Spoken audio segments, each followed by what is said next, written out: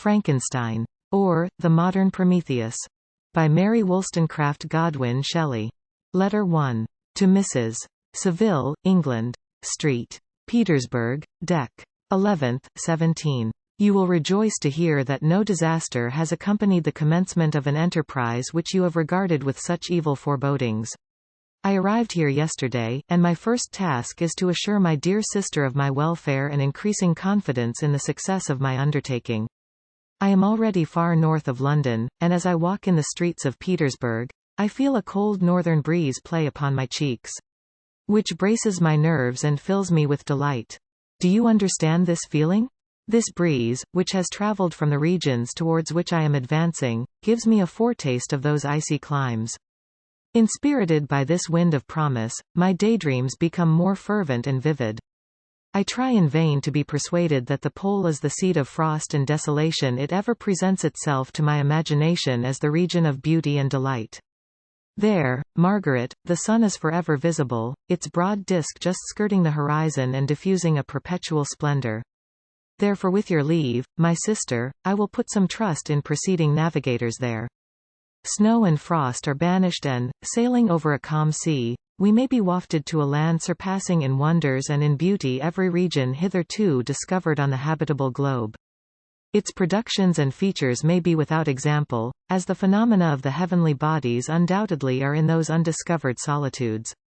What may not be expected in a country of eternal light? I may there discover the wondrous power which attracts the needle and may regulate 1,000 celestial observations that require only this voyage to render their seeming eccentricities consistent forever. I shall satiate my ardent curiosity with the sight of a part of the world never before visited, and may tread a land never before imprinted by the foot of man.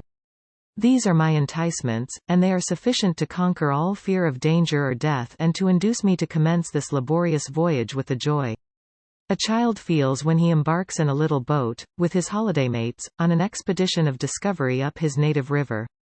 But supposing all these conjectures to be false, you cannot contest the inestimable benefit which I shall confer on all mankind, to the last generation, by discovering a passage near the pole to those countries, to reach which at present so many months are requisite, or by ascertaining the secret of the magnet, which, if at all possible, can only be effected by an undertaking such as mine. These reflections have dispelled the agitation with which I began my letter, and I feel my heart glow with an enthusiasm which elevates me to heaven, for nothing contributes so much to tranquilize the mind as a steady purpose, a point on which the soul may fix its intellectual eye. This expedition has been the favorite dream of my early years. I have read with ardor the accounts of the various voyages which have been made in the prospect of arriving at the North Pacific Ocean through the seas which surround the pole. You may remember that a history of all the voyages made for purposes of discovery composed the whole of our good Uncle Thomas's library. My education was neglected, yet I was passionately fond of reading. These volumes were my study day and night, and my familiarity with them increased that regret which I had felt, as a child, on learning that my father's dying injunction had forbidden my uncle to allow me to embark in a seafaring life. These visions faded when I perused, for the first time, those poets whose effusions entranced my soul and lifted it to heaven. I also became a poet, and for 1 year lived in a paradise of my own creation. I imagined that I also might obtain a niche in the temple where the names of Homer and Shakespeare are consecrated. You are well acquainted with my failure and how heavily I bore the disappointment. But just at that time I inherited the fortune of my cousin, and my thoughts were turned into the channel of their earlier bent. 6 years have passed since I resolved on my present undertaking. I can, even now, remember the hour from which I dedicated myself to this great enterprise. I commenced by inuring my body to hardship. I accompanied the whale fishers on several expeditions to the North Sea. I voluntarily endured cold, famine, thirst, and want of sleep. I often worked harder than the common sailors during the day and devoted my nights to the study of mathematics, the theory of medicine, and those branches of physical science from which a naval adventurer might derive the greatest practical advantage. Twice I actually hired myself as an undermate in a Greenland whaler, and acquitted myself to admiration. I must own I felt a little proud when my captain offered me the second dignity in the vessel. and entreated me to remain with the greatest earnestness, so valuable did he consider my services. And now, dear Margaret, do I not deserve to accomplish some great purpose? My life might have been passed in ease and luxury. But I preferred glory to every enticement that wealth placed in my path. Oh, that some encouraging voice would answer in the affirmative. My courage and my resolution is firm. But my hopes fluctuate, and my spirits are often depressed. I am about to proceed on a long and difficult voyage. The emergencies of which will demand all my fortitude I am required not only to raise the spirits of others, but sometimes to sustain my own, when theirs are failing. This is the most favorable period for traveling in Russia. They fly quickly over the snow in their sledges. The motion is pleasant, and, in my opinion, far more agreeable than that of an English stagecoach. The cold is not excessive, if you are wrapped in furs, a dress which I have already adopted, for there is a great difference between walking the deck and remaining seated motionless for hours, when no exercise prevents the blood from actually freezing in your veins. I have no ambition to lose my life on the post road between St.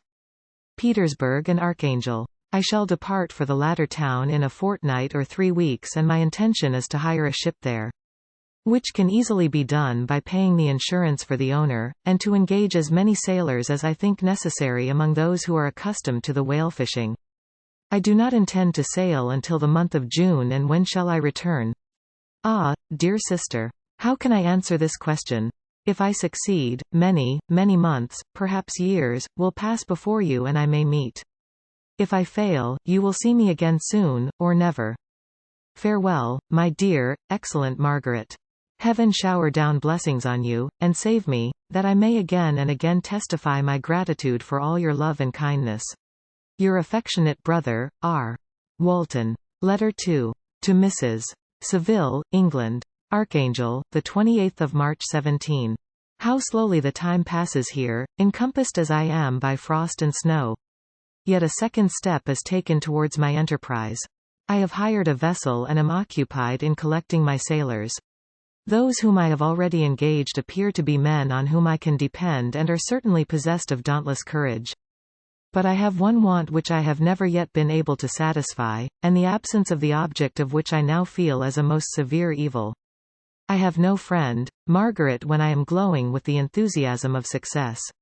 There will be none to participate my joy if I am assailed by disappointment, no one will endeavor to sustain me in dejection. I shall commit my thoughts to paper, it is true, but that is a poor medium for the communication of feeling. I desire the company of a man who could sympathize with me, whose eyes would reply to mine. You may deem me romantic, my dear sister, but I bitterly feel the want of a friend.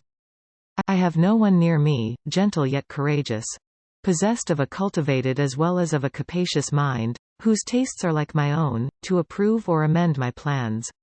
How would such a friend repair the faults of your poor brother? I am too ardent in execution and too impatient of difficulties. But it is a still greater evil to me that I am self-educated for the first 14 years of my life. I ran wild on a common and read nothing but our Uncle Thomas's books of voyages. At that age I became acquainted with the celebrated poets of our own country, but it was only when it had ceased to be in my power to derive its most important benefits from such a conviction, that I perceived the necessity of becoming acquainted with more languages than that of my native country. Now I am 28 and am in reality more illiterate than many schoolboys of 15. It is true that I have thought more and that my daydreams are more extended and magnificent. But they want, as the painters call it, keeping, and I greatly need a friend who would have sense enough not to despise me as romantic, and affection enough for me to endeavor to regulate my mind. Well, these are useless complaints. I shall certainly find no friend on the wide ocean, nor even here in Archangel, among merchants and seamen. Yet some feelings, unallied to the dross of human nature, beat even in these rugged bosoms. My lieutenant, for instance, is a man of wonderful courage and enterprise. He is madly desirous of glory. Or rather, to word my phrase more characteristically, of advancement in his profession. He is an Englishman, and in the midst of national and professional prejudices, unsoftened by cultivation, retains some of the noblest endowments of humanity. I first became acquainted with him on board a whale vessel. Finding that he was unemployed in this city, I easily engaged him to assist in my enterprise. The master is a person of an excellent disposition and is remarkable in the ship for his gentleness and the mildness of his discipline. This circumstance, added to his well-known integrity and dauntless courage, made me very desirous to engage him.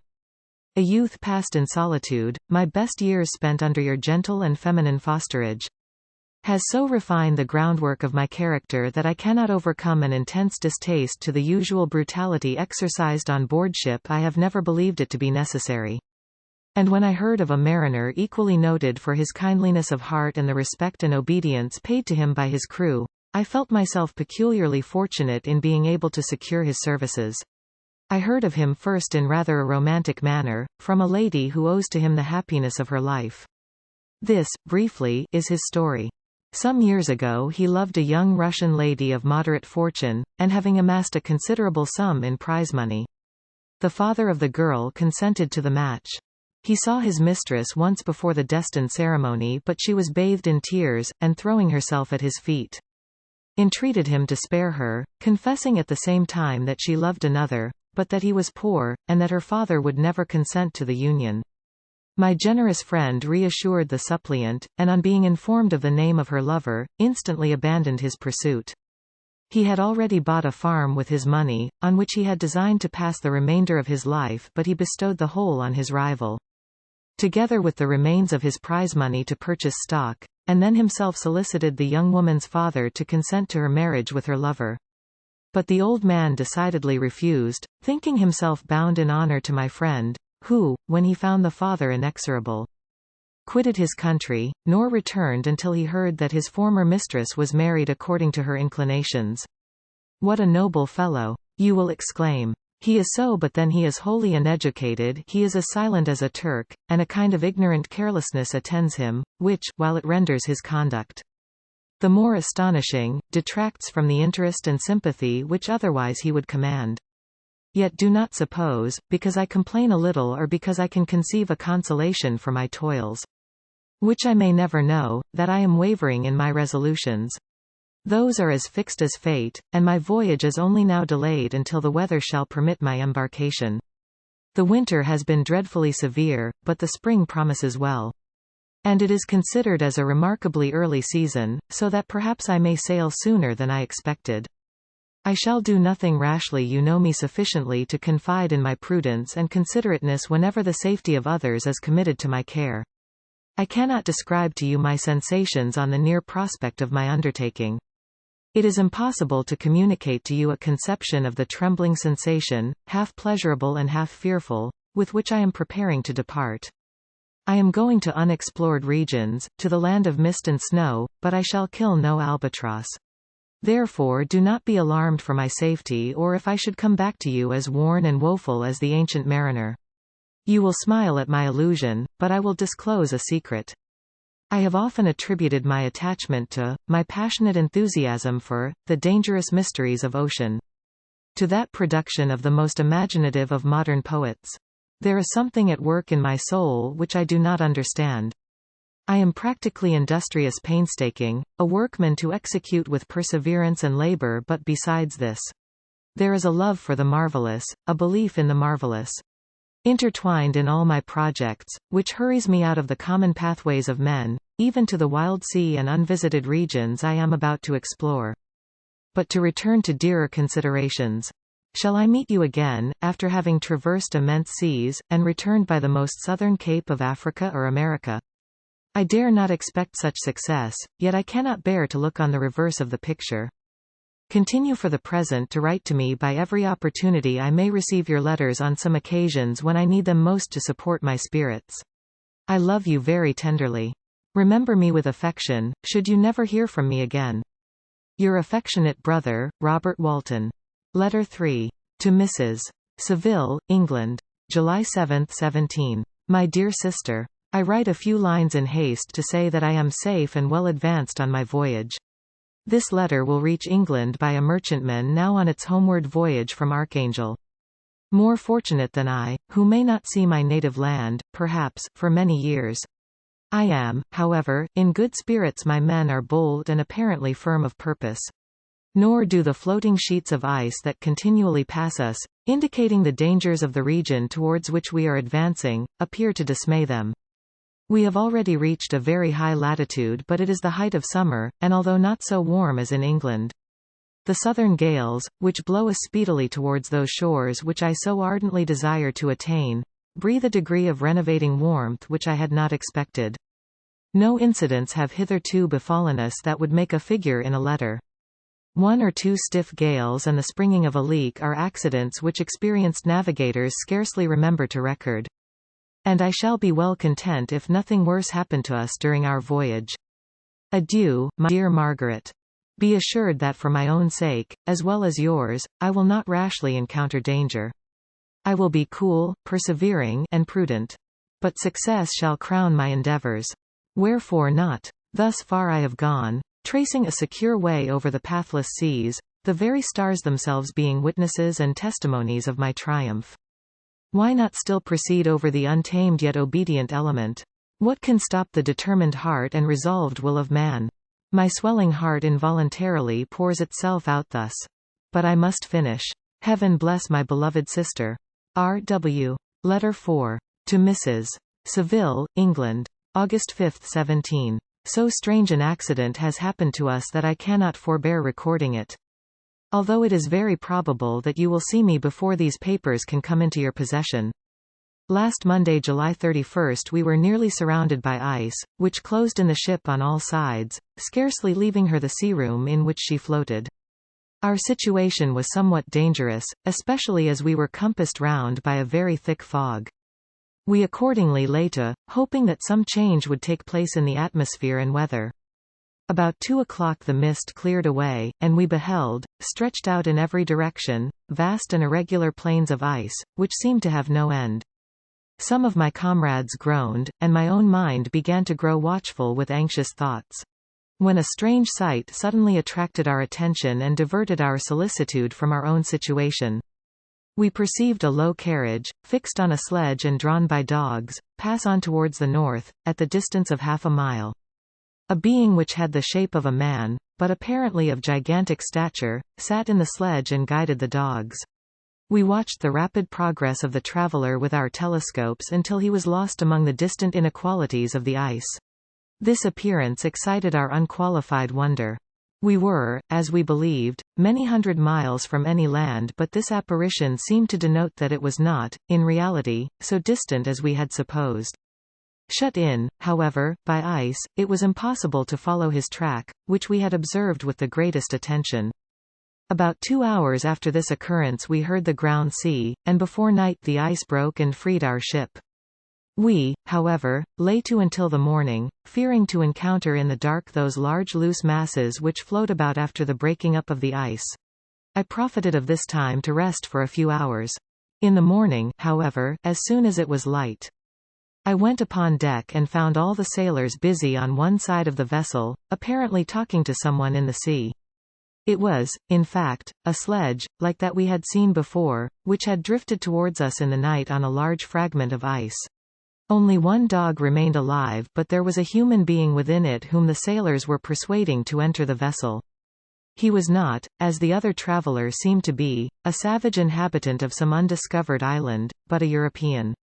When I appeared on deck the master said, "Here is our captain, and he will not allow you to perish on the open sea." On perceiving me, the stranger addressed me in English, although with a foreign accent. "Before I come on board your vessel," said he, "will you have the kindness to inform me whither you are bound?" You may conceive my astonishment on hearing such a question addressed to me from a man on the brink of destruction and to whom I should have supposed that my vessel would have been a resource, which he would not have exchanged for the most precious wealth the earth can afford. I replied, however, that we were on a voyage of discovery towards the northern pole. Upon hearing this he appeared satisfied and consented to come on board. Good God! Margaret, if you had seen the man who thus capitulated for his safety, your surprise would have been boundless.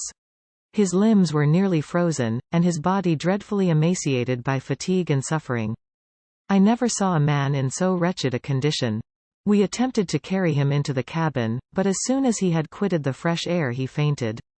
We accordingly brought him back to the deck and restored him to animation by rubbing him with brandy and forcing him to swallow a small quantity. As soon as he showed signs of life, we wrapped him up in blankets and placed him near the chimney of the kitchen stove. By slow degrees he recovered and ate a little soup, which restored him wonderfully. 2 days passed in this manner before he was able to speak, and I often feared that his sufferings had deprived him of understanding.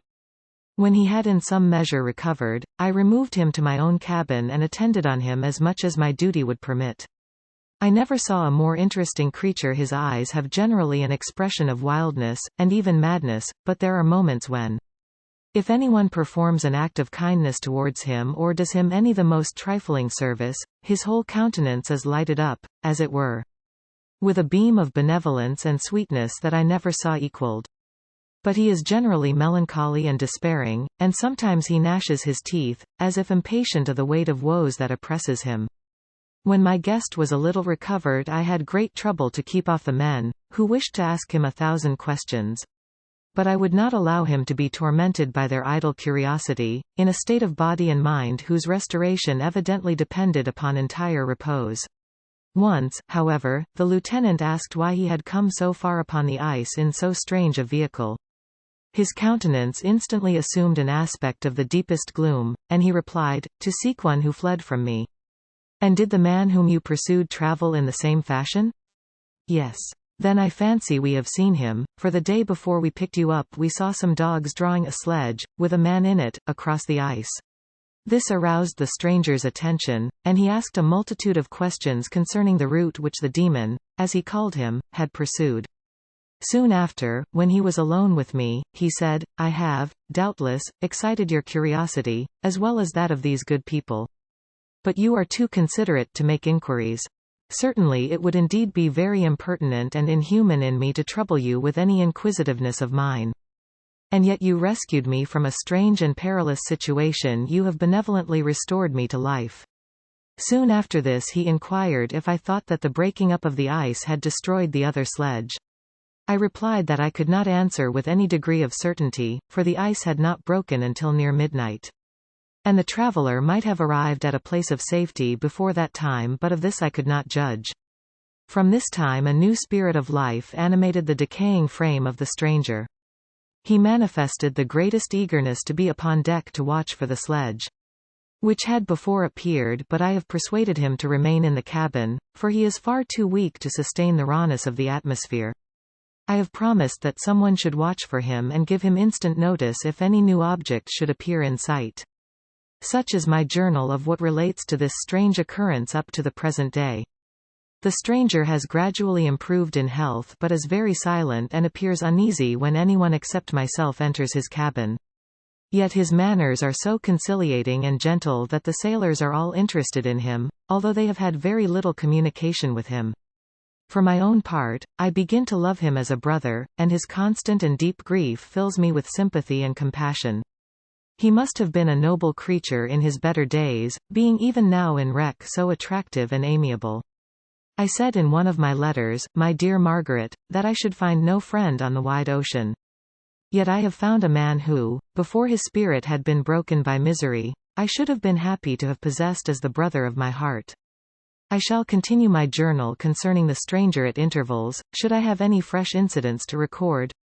August 13, 17. My affection for my guest increases every day. He excites at once my admiration and my pity to an astonishing degree. How can I see so noble a creature destroyed by misery without feeling the most poignant grief? He is so gentle, yet so wise, his mind is so cultivated, and when he speaks, although his words are culled with the choicest art, yet they flow with rapidity and unparalleled eloquence. He is now much recovered from his illness and is continually on the deck, apparently watching for the sledge that preceded his own. Yet, although unhappy, he is not so utterly occupied by his own misery but that he interests himself deeply in the projects of others. He has frequently conversed with me on mine, which I have communicated to him without disguise. He entered attentively into all my arguments in favor of my eventual success and into every minute detail of the measures I had taken to secure it. I was easily led by the sympathy which he evinced to use the language of my heart, to give utterance to the burning ardor of my soul and to say, With all the fervor that warmed me, how gladly I would sacrifice my fortune, my existence, my every hope, to the furtherance of my enterprise. One man's life or death were but a small price to pay for the acquirement of the knowledge which I sought, for the dominion I should acquire and transmit over the elemental foes of our race. As I spoke, a dark gloom spread over my listener's countenance. At first I perceived that he tried to suppress his emotion. He placed his hands before his eyes, and my voice quivered and failed me as I beheld tears trickle fast from between his fingers. A groan burst from his heaving breast. I paused. At length he spoke, in broken accents. Unhappy man! Do you share my madness?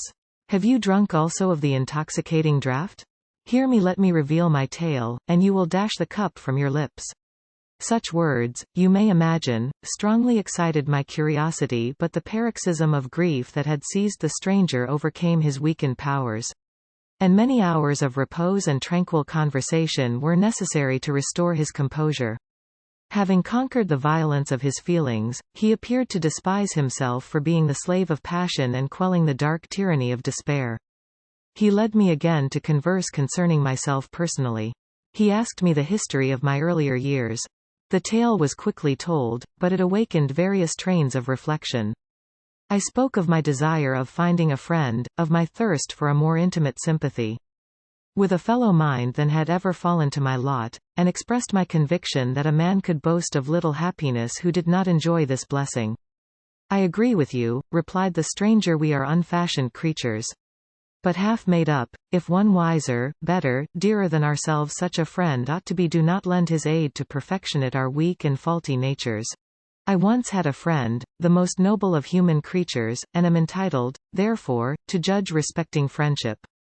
You have hope, and the world before you, and have no cause for despair. But I have lost everything and cannot begin life anew. As he said this, his countenance became expressive of a calm, settled grief that touched me to the heart. But he was silent and presently retired to his cabin. Even broken in spirit as he is, no one can feel more deeply than he does the beauties of nature. The starry sky, the sea, and every sight afforded by these wonderful regions seems still to have the power of elevating his soul from earth. Such a man has a double existence. He may suffer misery and be overwhelmed by disappointments, yet when he has retired into himself, he will be like a celestial spirit that has a halo around him, within whose circle no grief or folly ventures. Will you smile at the enthusiasm I express concerning this divine wanderer? You would not if you saw him. You have been tutored and refined by books and retirement from the world. And you are therefore somewhat fastidious, but this only renders you the more fit to appreciate the extraordinary merits of this wonderful man. Sometimes I have endeavored to discover what quality it is which he possesses that elevates him so immeasurably above any other person I ever knew. I believe it to be an intuitive discernment, a quick but never failing power of judgment, a penetration into the causes of things, unequaled for clearness and precision. Add to this a facility of expression and a voice whose varied intonations are soul-subduing music. August 19, 17. Yesterday the stranger said to me, "You may easily perceive, Captain Walton, that I have suffered great and unparalleled misfortunes. I had determined at one time that the memory of these evils should die with me, but you have won me to alter my determination. You seek for knowledge and wisdom, as I once did, and I ardently hope that the gratification of your wishes may not be a serpent to sting you, as mine has been. I do not know that the relation of my disasters will be useful to you yet, when I reflect that you are pursuing the same course, exposing yourself to the same dangers which have rendered me what I am. I imagine that you may deduce an apt moral from my tale, one that may direct you if you succeed in your undertaking and console you in case of failure. Prepare to hear of occurrences which are usually deemed marvelous. Were we among the tamer scenes of nature, I might fear to encounter your unbelief, perhaps your ridicule, but many things will appear possible in these wild and mysterious regions, which would provoke the laughter of those unacquainted with the ever-varied powers of nature. Nor can I doubt but that my tale conveys in its series internal evidence of the truth of the events of which it is composed. You may easily imagine that I was much gratified by the offered communication. Yet I could not endure that he should renew his grief by a recital of his misfortunes. I felt the greatest eagerness to hear the promised narrative. partly from curiosity and partly from a strong desire to ameliorate his fate if it were in my power. I expressed these feelings in my answer. "I thank you," he replied, "for your sympathy, but it is useless, my fate is nearly fulfilled. I wait but for one event, and then I shall repose in peace." "I understand your feeling," continued he, perceiving that I wished to interrupt him.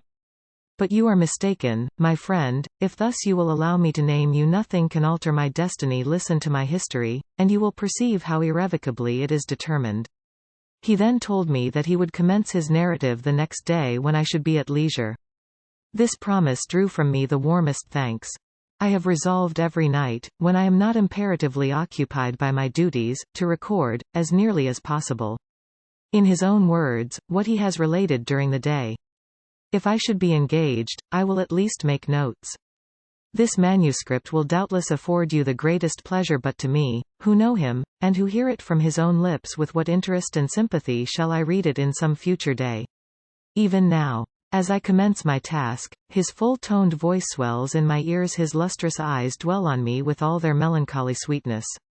I see his thin hand raised in animation, while the lineaments of his face are irradiated by the soul within. Strange and harrowing must be his story, frightful the storm which embraced the gallant vessel on its course and wrecked it thus.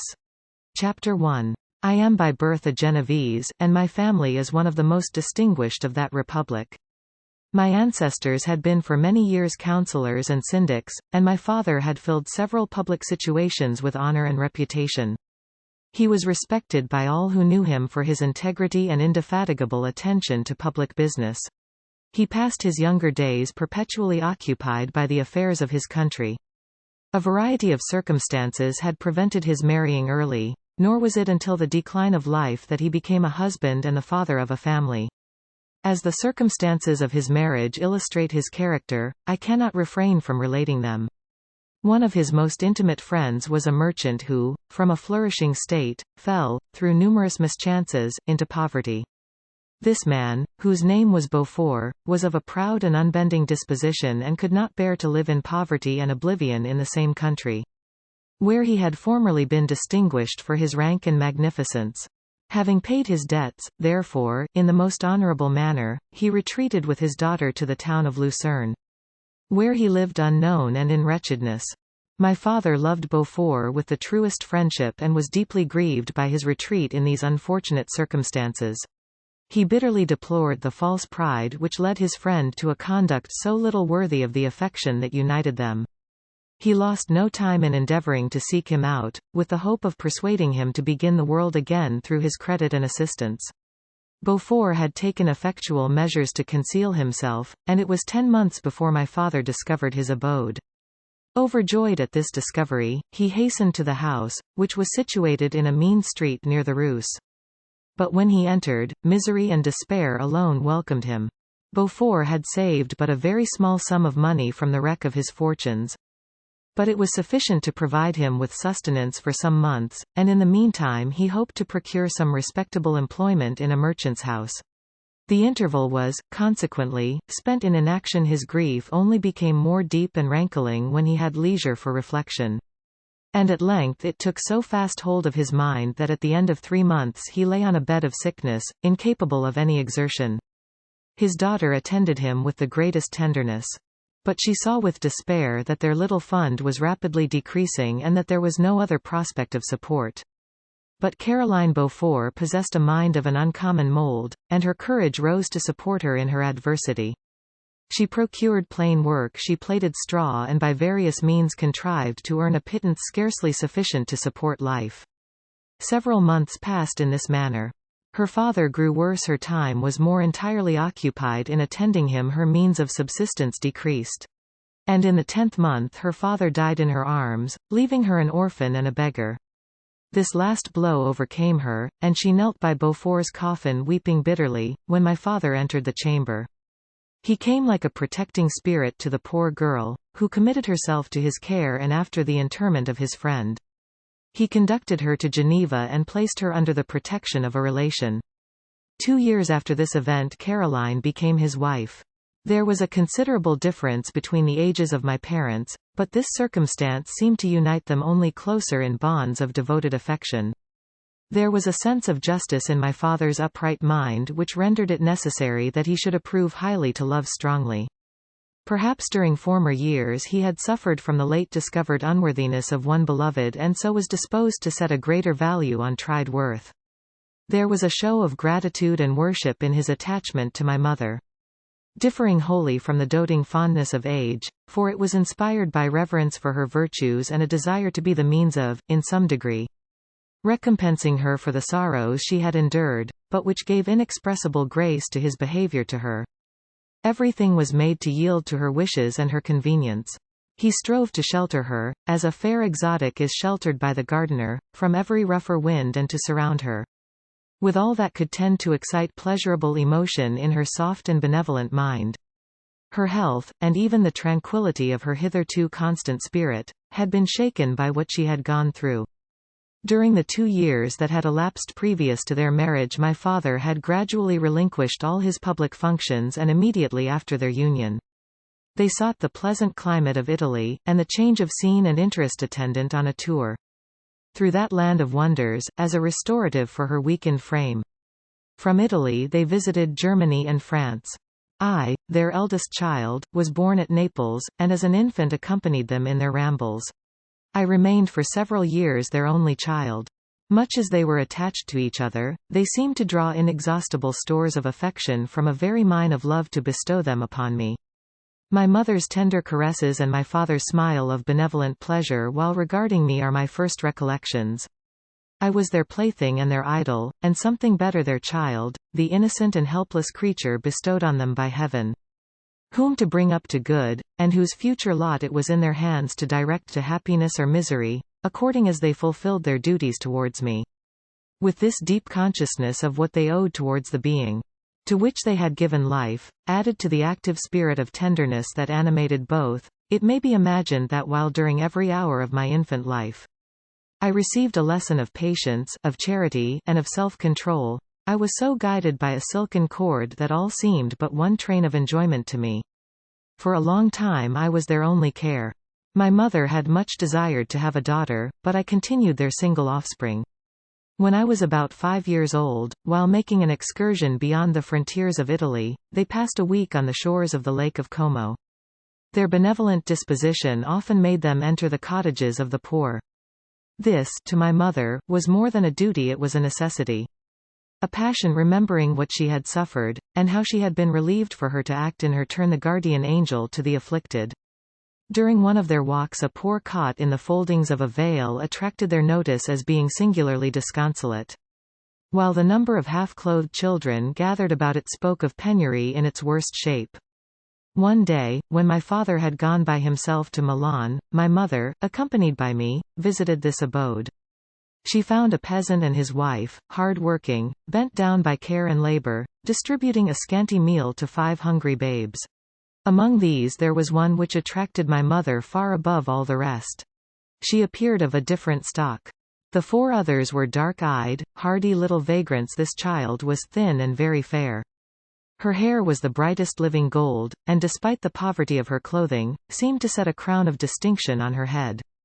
Her brow was clear and ample, her blue eyes cloudless, and her lips and the moulding of her face so expressive of sensibility and sweetness that none could behold her without looking on her as of a distinct species. A being heaven-sent, and bearing a celestial stamp in all her features.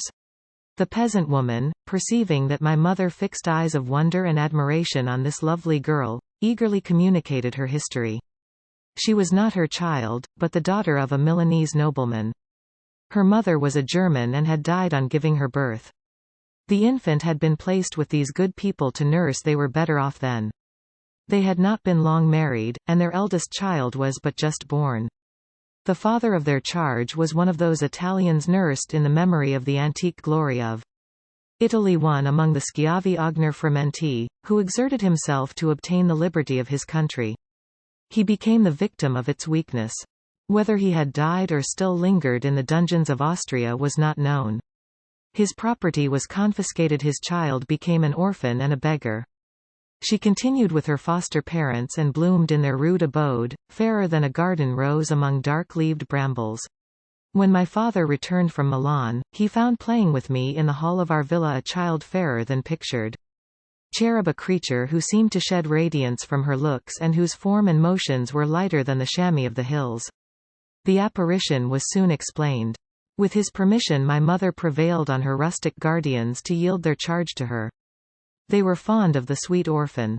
Her presence had seemed a blessing to them, but it would be unfair to her to keep her in poverty and want when Providence afforded her such powerful protection.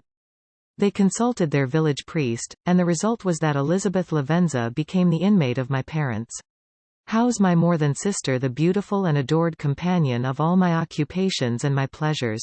Everyone loved Elizabeth. The passionate and almost reverential attachment with which all regarded her became, while I shared it, my pride and my delight. On the evening previous to her being brought to my home, my mother had said playfully, "I have a pretty present for my Victor, tomorrow he shall have it." And when, on the morrow, she presented Elizabeth to me as her promised gift, I, with childish seriousness, interpreted her words literally and looked upon Elizabeth as mine to protect, love, and cherish. All praises bestowed on her I received as made to a possession of my own. We called each other familiarly by the name of cousin. No word, no expression could body forth the kind of relation in which she stood to me, my more than sister, since till death she was to be mine only. Chapter 2. We were brought up together. There was not quite a year difference in our ages. I need not say that we were strangers to any species of disunion or dispute. Harmony was the soul of our companionship, and the diversity and contrast that subsisted in our characters drew us nearer together. Elizabeth was of a calmer and more concentrated disposition, but, with all my ardor, I was capable of a more intense application and was more deeply smitten with the thirst for knowledge. She busied herself with following the aerial creations of the poets and in the majestic and wondrous scenes which surrounded our Swiss home. The sublime shapes of the mountains, the changes of the seasons, tempest and calm, the silence of winter, and the life and turbulence of our alpine summers she found ample scope for admiration and delight. While my companion contemplated with a serious and satisfied spirit the magnificent appearances of things, I delighted in investigating their causes. The world was to me a secret which I desired to divine. Curiosity, earnest research to learn the hidden laws of nature, gladness akin to rapture, as they were unfolded to me, are among the earliest sensations I can remember. On the birth of a second son, my junior by 7 years, my parents gave up entirely their wandering life and fixed themselves in their native country. We possessed a house in Geneva, and a campagne on Belle Rive, the eastern shore of the lake, at the distance of rather more than a league from the city. We resided principally in the latter, and the lives of my parents were passed in considerable seclusion. It was my temper to avoid a crowd and to attach myself fervently to a few. I was indifferent, therefore, to my schoolfellows in general, but I united myself in the bonds of the closest friendship to one among them. Henry Clerval was the son of a merchant of Geneva. He was a boy of singular talent and fancy. He loved enterprise, hardship, and even danger for its own sake. He was deeply read in books of chivalry and romance. He composed heroic songs and began to write many a tale of enchantment and knightly adventure.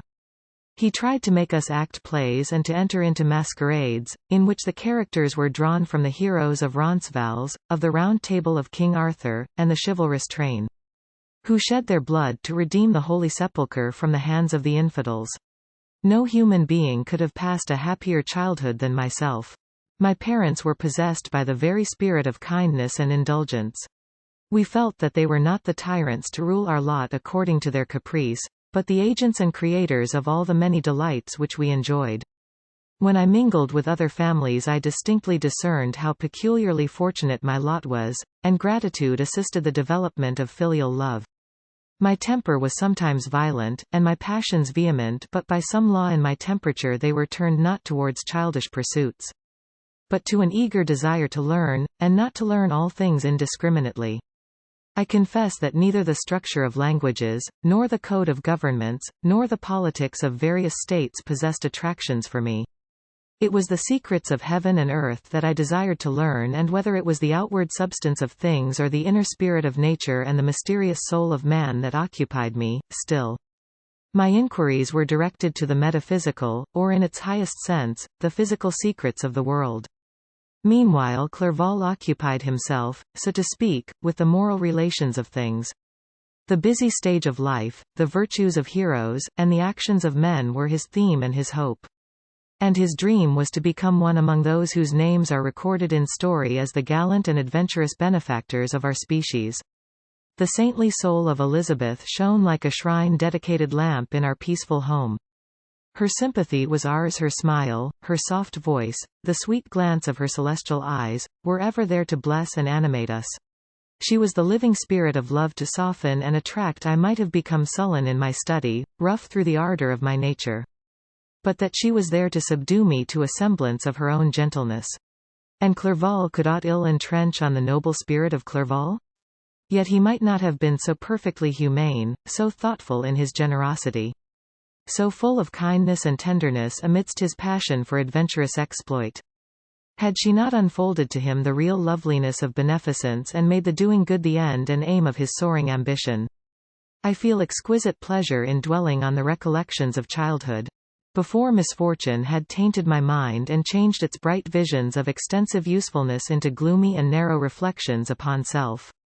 Besides, in drawing the picture of my early days, I also record those events which led, by insensible steps, to my after tale of misery, for when I would account to myself for the birth of that passion, which afterwards ruled my destiny, I find it arise, like a mountain river, from ignoble and almost forgotten sources, but, swelling as it proceeded, it became the torrent, which, in its course, has swept away all my hopes and joys. Natural philosophy is the genius that has regulated my fate. I desire, therefore, in this narration, to state those facts which led to my predilection for that science. When I was 13 years of age, we all went on a party of pleasure to the baths near Thonon. The inclemency of the weather obliged us to remain a day confined to the inn. In this house I chanced to find a volume of the works of Cornelius Agrippa. I opened it with apathy. The theory which he attempts to demonstrate and the wonderful facts which he relates soon changed this feeling into enthusiasm. A new light seemed to dawn upon my mind, and bounding with joy, I communicated my discovery to my father. My father looked carelessly at the title page of my book and said, "Ah, Cornelius Agrippa. My dear Victor, do not waste your time upon this, it is sad trash." If, instead of this remark, my father had taken the pains to explain to me that the principles of Agrippa had been entirely exploded, and that a modern system of science had been introduced, which possessed much greater powers than the ancient, because the powers of the latter were chimerical, while those of the former were real and practical, under such circumstances, I should certainly have thrown Agrippa aside and have contented my imagination, warmed as it was, by returning with greater ardor to my former studies.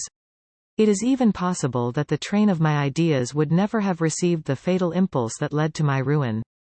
But the cursory glance my father had taken of my volume by no means assured me that he was acquainted with its contents. And I continued to read with the greatest avidity. When I returned home, my first care was to procure the whole works of this author, and afterwards of Paracelsus and Albertus Magnus. I read and studied the wild fancies of these writers with delight. They appeared to me treasures known to few besides myself. I have described myself as always having been imbued with a fervent longing to penetrate the secrets of nature. In spite of the intense labor and wonderful discoveries of modern philosophers, I always came from my studies discontented and unsatisfied. Sir Isaac Newton is said to have avowed that he felt like a child picking up shells beside the great and unexplored ocean of truth.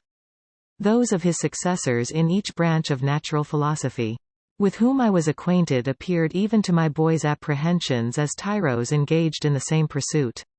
The untaught peasant beheld the elements around him and was acquainted with their practical uses.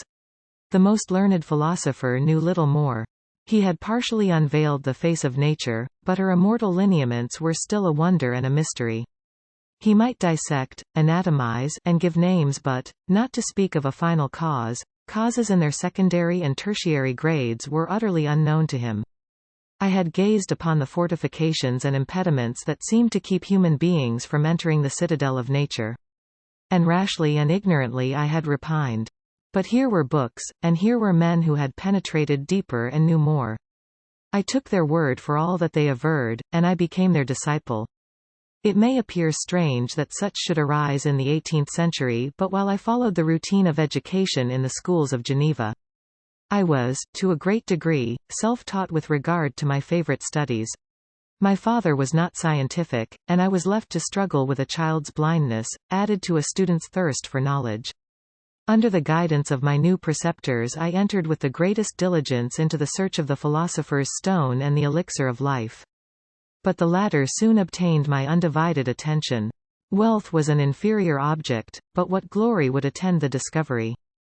If I could banish disease from the human frame and render man invulnerable to any but a violent death. Nor were these my only visions.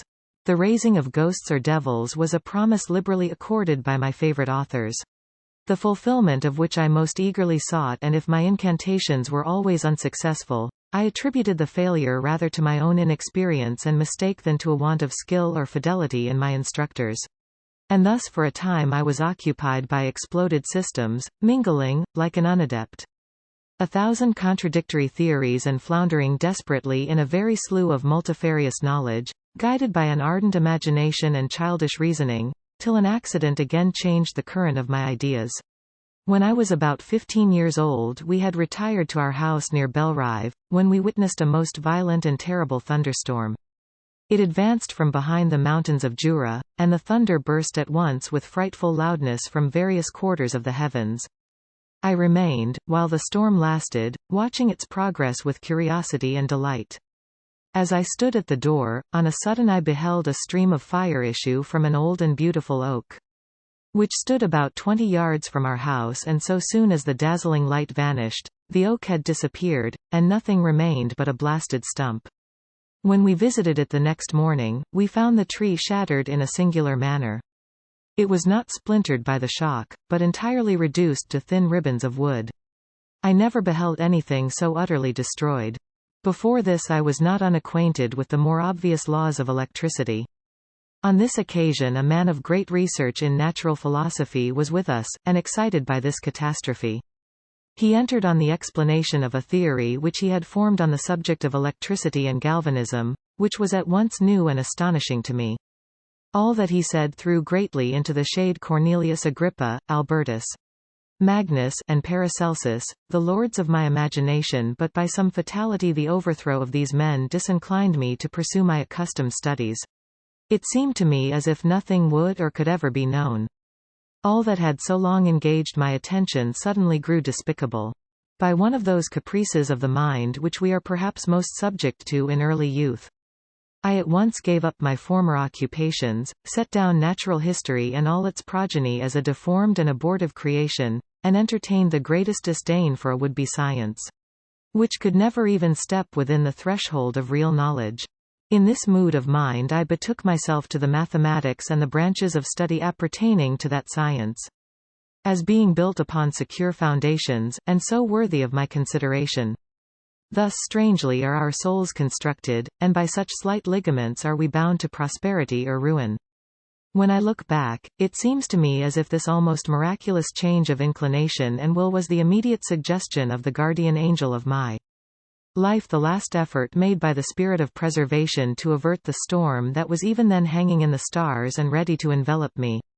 Her victory was announced by an unusual tranquility and gladness of soul which followed the relinquishing of my ancient and latterly tormenting studies. It was thus that I was to be taught to associate evil with their prosecution, happiness with their disregard. It was a strong effort of the spirit of good, but it was ineffectual. Destiny was too potent, and her immutable laws had decreed my utter and terrible destruction. Chapter 3. When I had attained the age of 17, my parents resolved that I should become a student at the University of Ingolstadt. I had hitherto attended the schools of Geneva, but my father thought it necessary for the completion of my education that I should be made acquainted with other customs than those of my native country. My departure was therefore fixed at an early date. But before the day resolved upon could arrive, the first misfortune of my life occurred, an omen, as it were, of my future misery.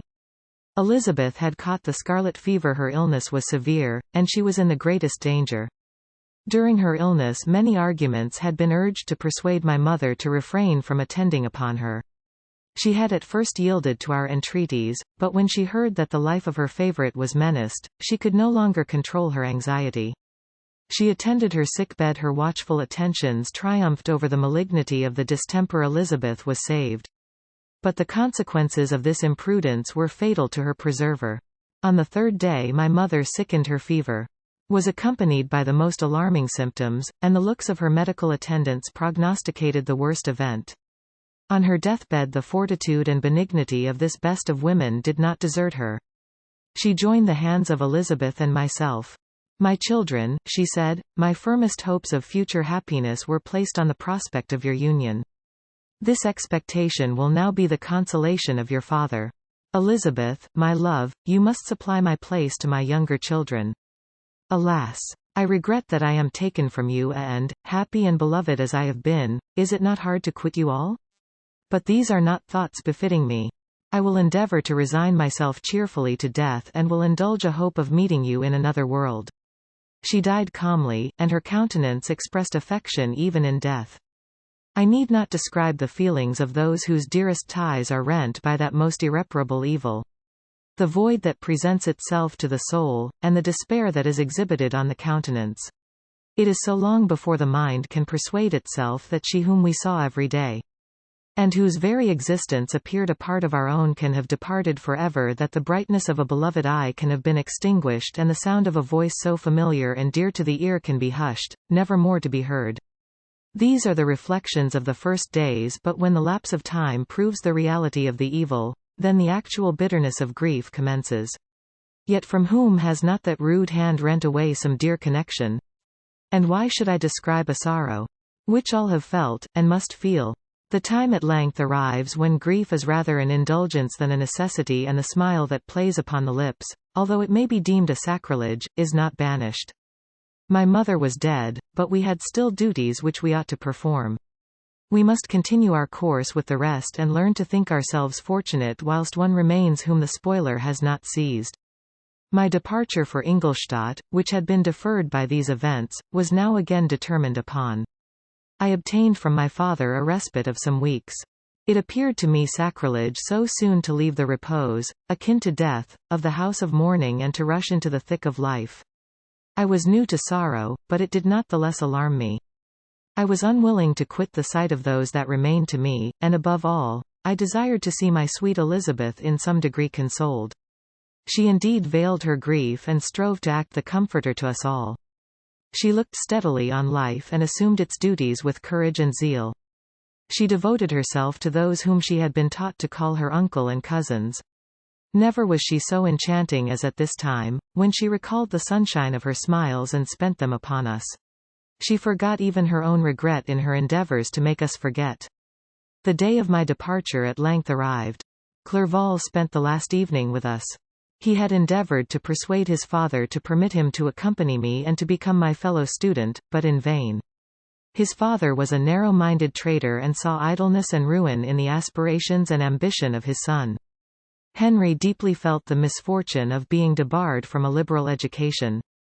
He said little, but when he spoke I read in his kindling eye and in his animated glance a restrained but firm resolve not to be chained to the miserable details of commerce. We sat late. We could not tear ourselves away from each other nor persuade ourselves to say the word farewell. It was said, and we retired under the pretence of seeking repose, each fancying that the other was deceived. But when at morning's dawn I descended to the carriage which was to convey me away, they were all there, my father again to bless me, Clerval to press my hand once more, my Elizabeth to renew her entreaties that I would write often and to bestow the last feminine attentions on her playmate and friend. I threw myself into the chaise that was to convey me away and indulged in the most melancholy reflections. I, who had ever been surrounded by amiable companions, continually engaged in endeavouring to bestow mutual pleasure, I was now alone.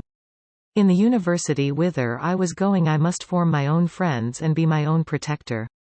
My life had hitherto been remarkably secluded and domestic, and this had given me invincible repugnance to new countenances. I loved my brothers, Elizabeth, and Clerval. These were old familiar faces, but I believed myself totally unfitted for the company of strangers. Such were my reflections as I commenced my journey, but as I proceeded, my spirits and hopes rose. I ardently desired the acquisition of knowledge. I had often, when at home, thought it hard to remain during my youth. Cooped up in one place, and had longed to enter the world and take my station among other human beings. Now my desires were complied with, and it would, indeed, have been folly to repent.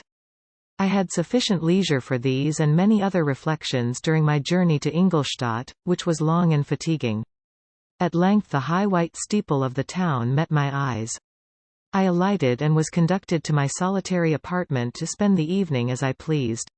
The next morning I delivered my letters of introduction and paid a visit to some of the principal professors.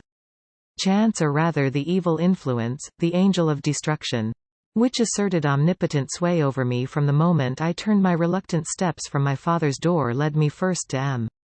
Krempe, professor of natural philosophy. He was an uncouth man, but deeply imbued in the secrets of his science. He asked me several questions concerning my progress in the different branches of science appertaining to natural philosophy. I replied carelessly, and partly in contempt, mentioned the names of my alchemists as the principal authors I had studied. The professor stared. "Have you," he said, "really spent your time in studying such nonsense?" I replied in the affirmative. "Every minute," continued M. Krempe with warmth, "every instant that you have wasted on those books is utterly and entirely lost. You have burdened your memory with exploded systems and useless names. Good God! In what desert land have you lived, where no one was kind enough to inform you that these fancies, which you have so greedily imbibed, are 1,000 years old and as musty as they are ancient? I little expected, in this enlightened and scientific age, to find a disciple of Albertus Magnus and Paracelsus. My dear sir, you must begin your studies entirely anew." So saying, he stepped aside and wrote down a list of several books treating of natural philosophy, which he desired me to procure, and dismissed me after mentioning that in the beginning of the following week he intended to commence a course of lectures upon natural philosophy in its general relations, and that M. Waldman, a fellow professor, would lecture upon chemistry the alternate days that he omitted. I returned home not disappointed, for I have said that I had long considered those authors useless whom the professor reprobated. But I returned not at all the more inclined to recur to these studies in any shape. M. Krempe was a little squat man with a gruff voice and a repulsive countenance. The teacher, therefore, did not prepossess me in favor of his pursuits. In rather a too philosophical and connected a strain, perhaps, I have given an account of the conclusions I had come to concerning them in my early years. As a child I had not been content with the results promised by the modern professors of natural science. With a confusion of ideas only to be accounted for by my extreme youth and my want of a guide on such matters, I had retrod the steps of knowledge along the paths of time and exchanged the discoveries of recent inquirers for the dreams of forgotten alchemists. Besides, I had a contempt for the uses of modern natural philosophy. It was very different when the masters of the science sought immortality and power. Such views, although futile, were grand, but now the scene was changed. The ambition of the inquirer seemed to limit itself to the annihilation of those visions on which my interest in science was chiefly founded. I was required to exchange chimeras of boundless grandeur for realities of little worth. Such were my reflections during the first 2 or 3 days of my residence at Ingolstadt, which were chiefly spent in becoming acquainted with the localities and the principal residents in my new abode. But as the ensuing week commenced, I thought of the information which M. Krempe had given me concerning the lectures. And although I could not consent to go and hear that little conceited fellow deliver sentences out of a pulpit, I recollected what he had said of M. Waldman, whom I had never seen, as he had hitherto been out of town. Partly from curiosity and partly from idleness, I went into the lecturing room, which M. Waldman entered shortly after. This professor was very unlike his colleague. He appeared about 50 years of age, but with an aspect expressive of the greatest benevolence. A few grey hairs covered his temples, but those at the back of his head were nearly black. His person was short but remarkably erect, and his voice the sweetest I had ever heard. He began his lecture by a recapitulation of the history of chemistry and the various improvements made by different men of learning, pronouncing with fervor the names of the most distinguished discoverers. He then took a cursory view of the present state of the science and explained many of its elementary terms. After having made a few preparatory experiments, he concluded with a panegyric upon modern chemistry, the terms of which I shall never forget. The ancient teachers of this science, said he, promised impossibilities and performed nothing. The modern masters promise very little. They know that metals cannot be transmuted and that the elixir of life is a chimera, but these philosophers, whose hands seem only made to dabble in dirt, and their eyes to pore over the microscope or crucible, have indeed performed miracles. They penetrate into the recesses of nature and show how she works in her hiding places. They ascend into the heavens. They have discovered how the blood circulates, and the nature of the air we breathe. They have acquired new and almost unlimited powers. They can command the thunders of heaven, mimic the earthquake, and even mock the invisible world with its own shadows. Such were the professor's words, rather let me say such the words of the fate enounced to destroy me. As he went on, I felt as if my soul were grappling with a palpable enemy. One by one the various keys were touched, which formed the mechanism of my being. Chord after chord was sounded, and soon my mind was filled with one thought, one conception, one purpose.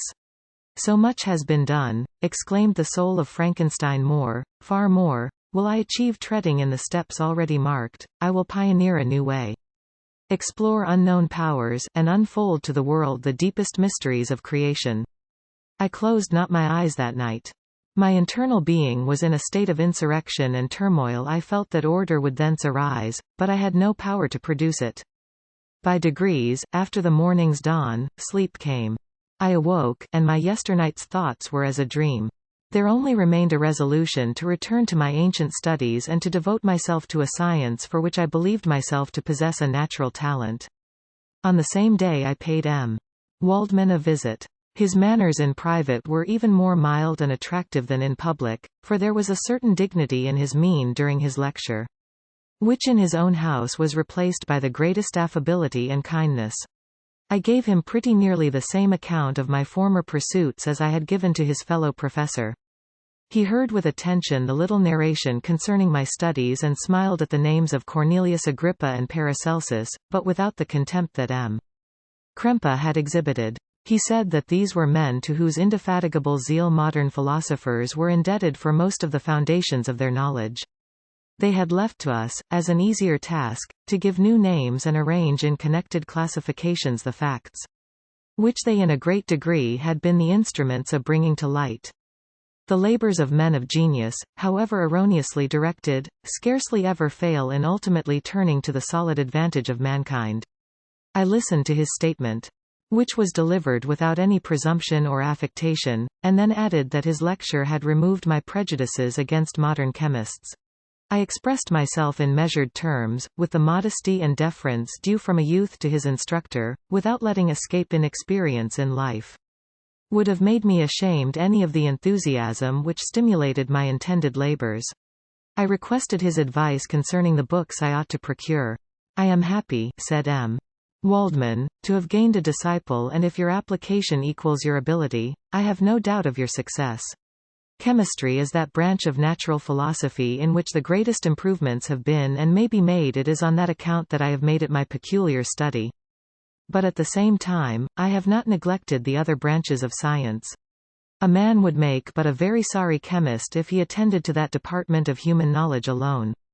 If your wish is to become really a man of science and not merely a petty experimentalist, I should advise you to apply to every branch of natural philosophy, including mathematics. He then took me into his laboratory and explained to me the uses of his various machines, instructing me as to what I ought to procure and promising me the use of his own when I should have advanced far enough in the science not to derange their mechanism. He also gave me the list of books which I had requested, and I took my leave. Thus ended a day memorable to me. It decided my future destiny. Chapter 4. From this day natural philosophy, and particularly chemistry, in the most comprehensive sense of the term, became nearly my sole occupation.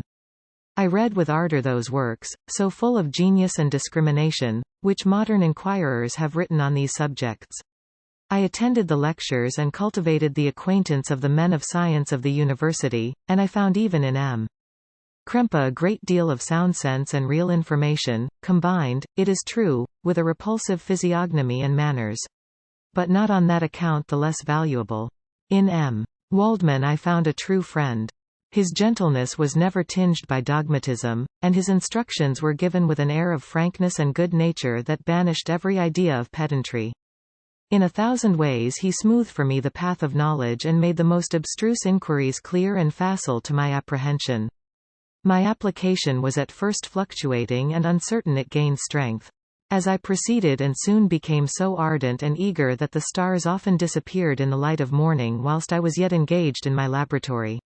As I applied so closely, it may be easily conceived that my progress was rapid.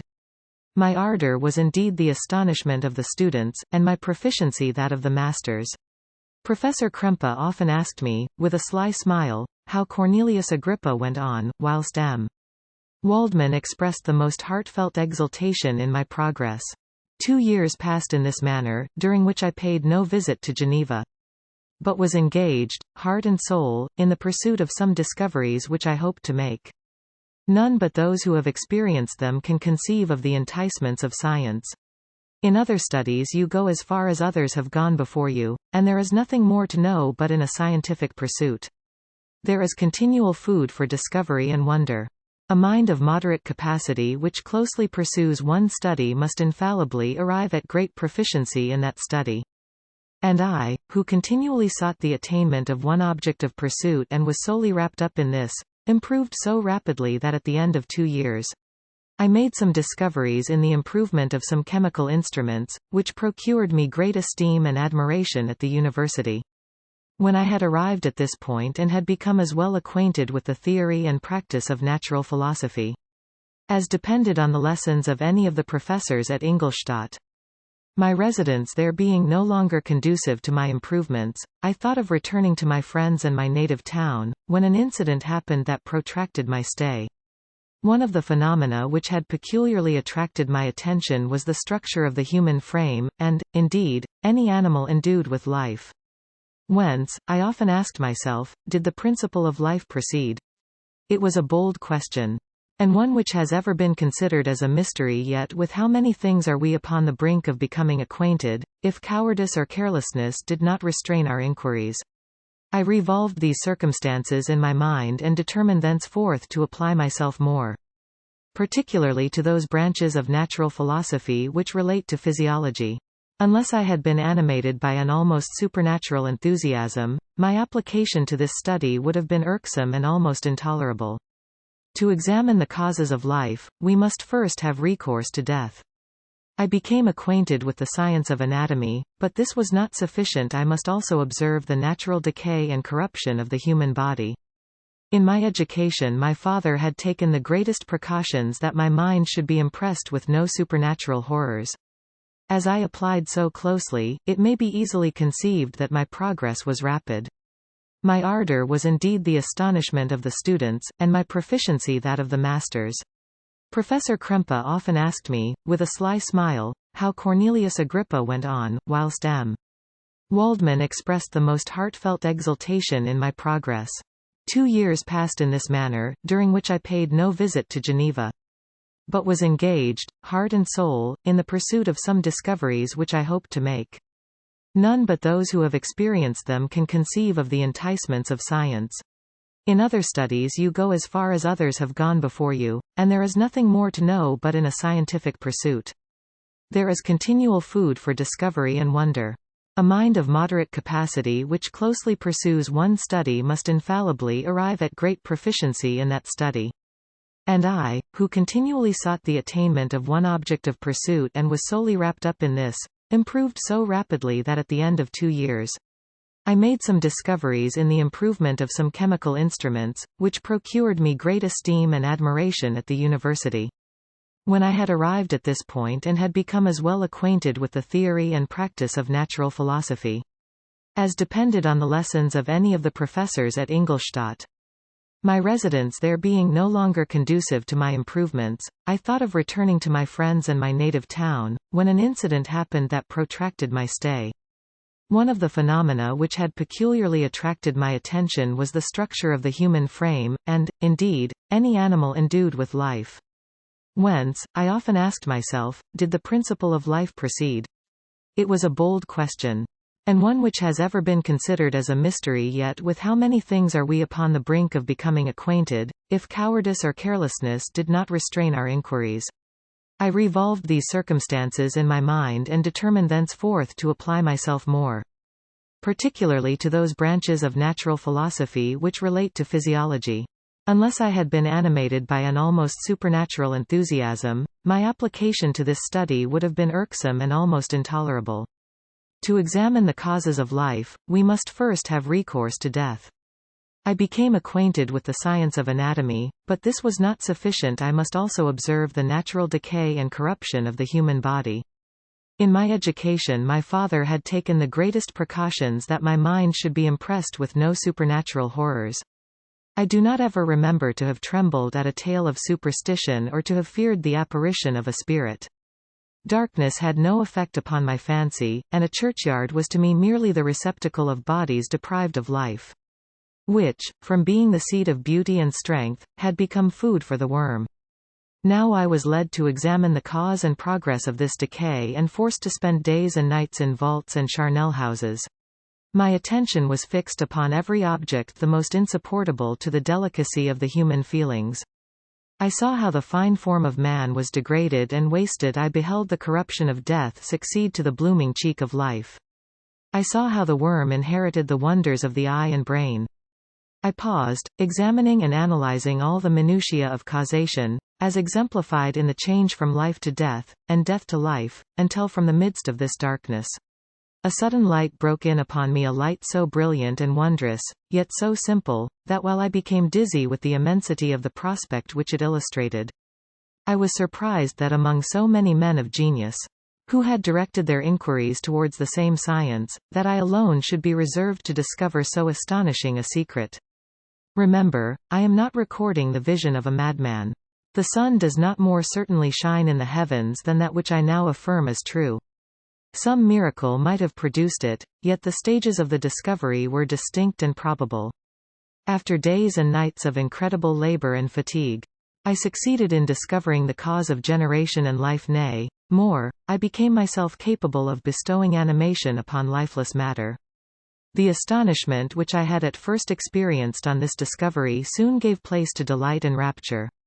After so much time spent in painful labor, to arrive at once at the summit of my desires was the most gratifying consummation of my toils. But this discovery was so great and overwhelming that all the steps by which I had been progressively led to it were obliterated, and I beheld only the result. What had been the study and desire of the wisest men since the creation of the world was now within my grasp. Not that, like a magic scene, it all opened upon me at once. The information I had obtained was of a nature rather to direct my endeavors so soon as I should point them towards the object of my search than to exhibit that object already accomplished. I was like the Arabian who had been buried with the dead and found a passage to life, aided only by one glimmering and seemingly ineffectual light. I see by your eagerness and the wonder and hope which your eyes express, my friend, that you expect to be informed of the secret with which I am acquainted that cannot be. Listen patiently until the end of my story, and you will easily perceive why I am reserved upon that subject. I will not lead you on, unguarded and ardent as I then was, to your destruction and infallible misery. Learn from me, if not by my precepts, at least by my example. How dangerous is the acquirement of knowledge, and how much happier that man is who believes his native town to be the world, than he who aspires to become greater than his nature will allow. When I found so astonishing a power placed within my hands, I hesitated a long time concerning the manner in which I should employ it. Although I possessed the capacity of bestowing animation, yet to prepare a frame for the reception of it, with all its intricacies of fibers, muscles, and veins, still remained a work of inconceivable difficulty and labor. I doubted at first whether I should attempt the creation of a being like myself, or one of simpler organization. But my imagination was too much exalted by my first success to permit me to doubt of my ability to give life to an animal as complex and wonderful as man. The materials at present within my command hardly appeared adequate to so arduous an undertaking, but I doubted not that I should ultimately succeed. I prepared myself for a multitude of reverses. My operations might be incessantly baffled, and at last my work be imperfect, yet when I considered the improvement which every day takes place in science and mechanics, I was encouraged to hope my present attempts would at least lay the foundations of future success. Nor could I consider the magnitude and complexity of my plan as any argument of its impracticability. It was with these feelings that I began the creation of a human being. As the minuteness of the parts formed a great hindrance to my speed, I resolved, contrary to my first intention, to make the being of a gigantic stature, that is to say, about 8 feet in height, and proportionably large. After having formed this determination and having spent some months in successfully collecting and arranging my materials, I began. No one can conceive the variety of feelings which bore me onwards, like a hurricane, in the first enthusiasm of success. Life and death appeared to me ideal bounds, which I should first break through, and pour a torrent of light into our dark world. A new species would bless me as its creator and source. Many happy and excellent natures would owe their being to me. No father could claim the gratitude of his child so completely as I should deserve theirs. Pursuing these reflections, I thought that if I could bestow animation upon lifeless matter, I might in process of time. Although I now found it impossible renew life where death had apparently devoted the body to corruption.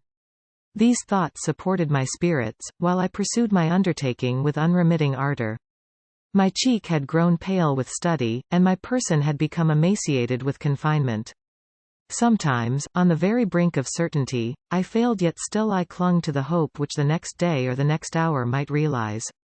One secret which I alone possessed was the hope to which I had dedicated myself, and the moon gazed on my midnight labors. While, with unrelaxed and breathless eagerness, I pursued nature to her hiding places. Who shall conceive the horrors of my secret toil as I dabbled among the unhallowed damps of the grave or tortured the living animal to animate the lifeless clay? My limbs now tremble, and my eyes swim with the remembrance.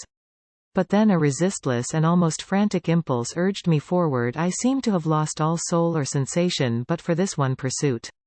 It was indeed but a passing trance, that only made me feel with renewed acuteness so soon as, the unnatural stimulus ceasing to operate, I had returned to my old habits.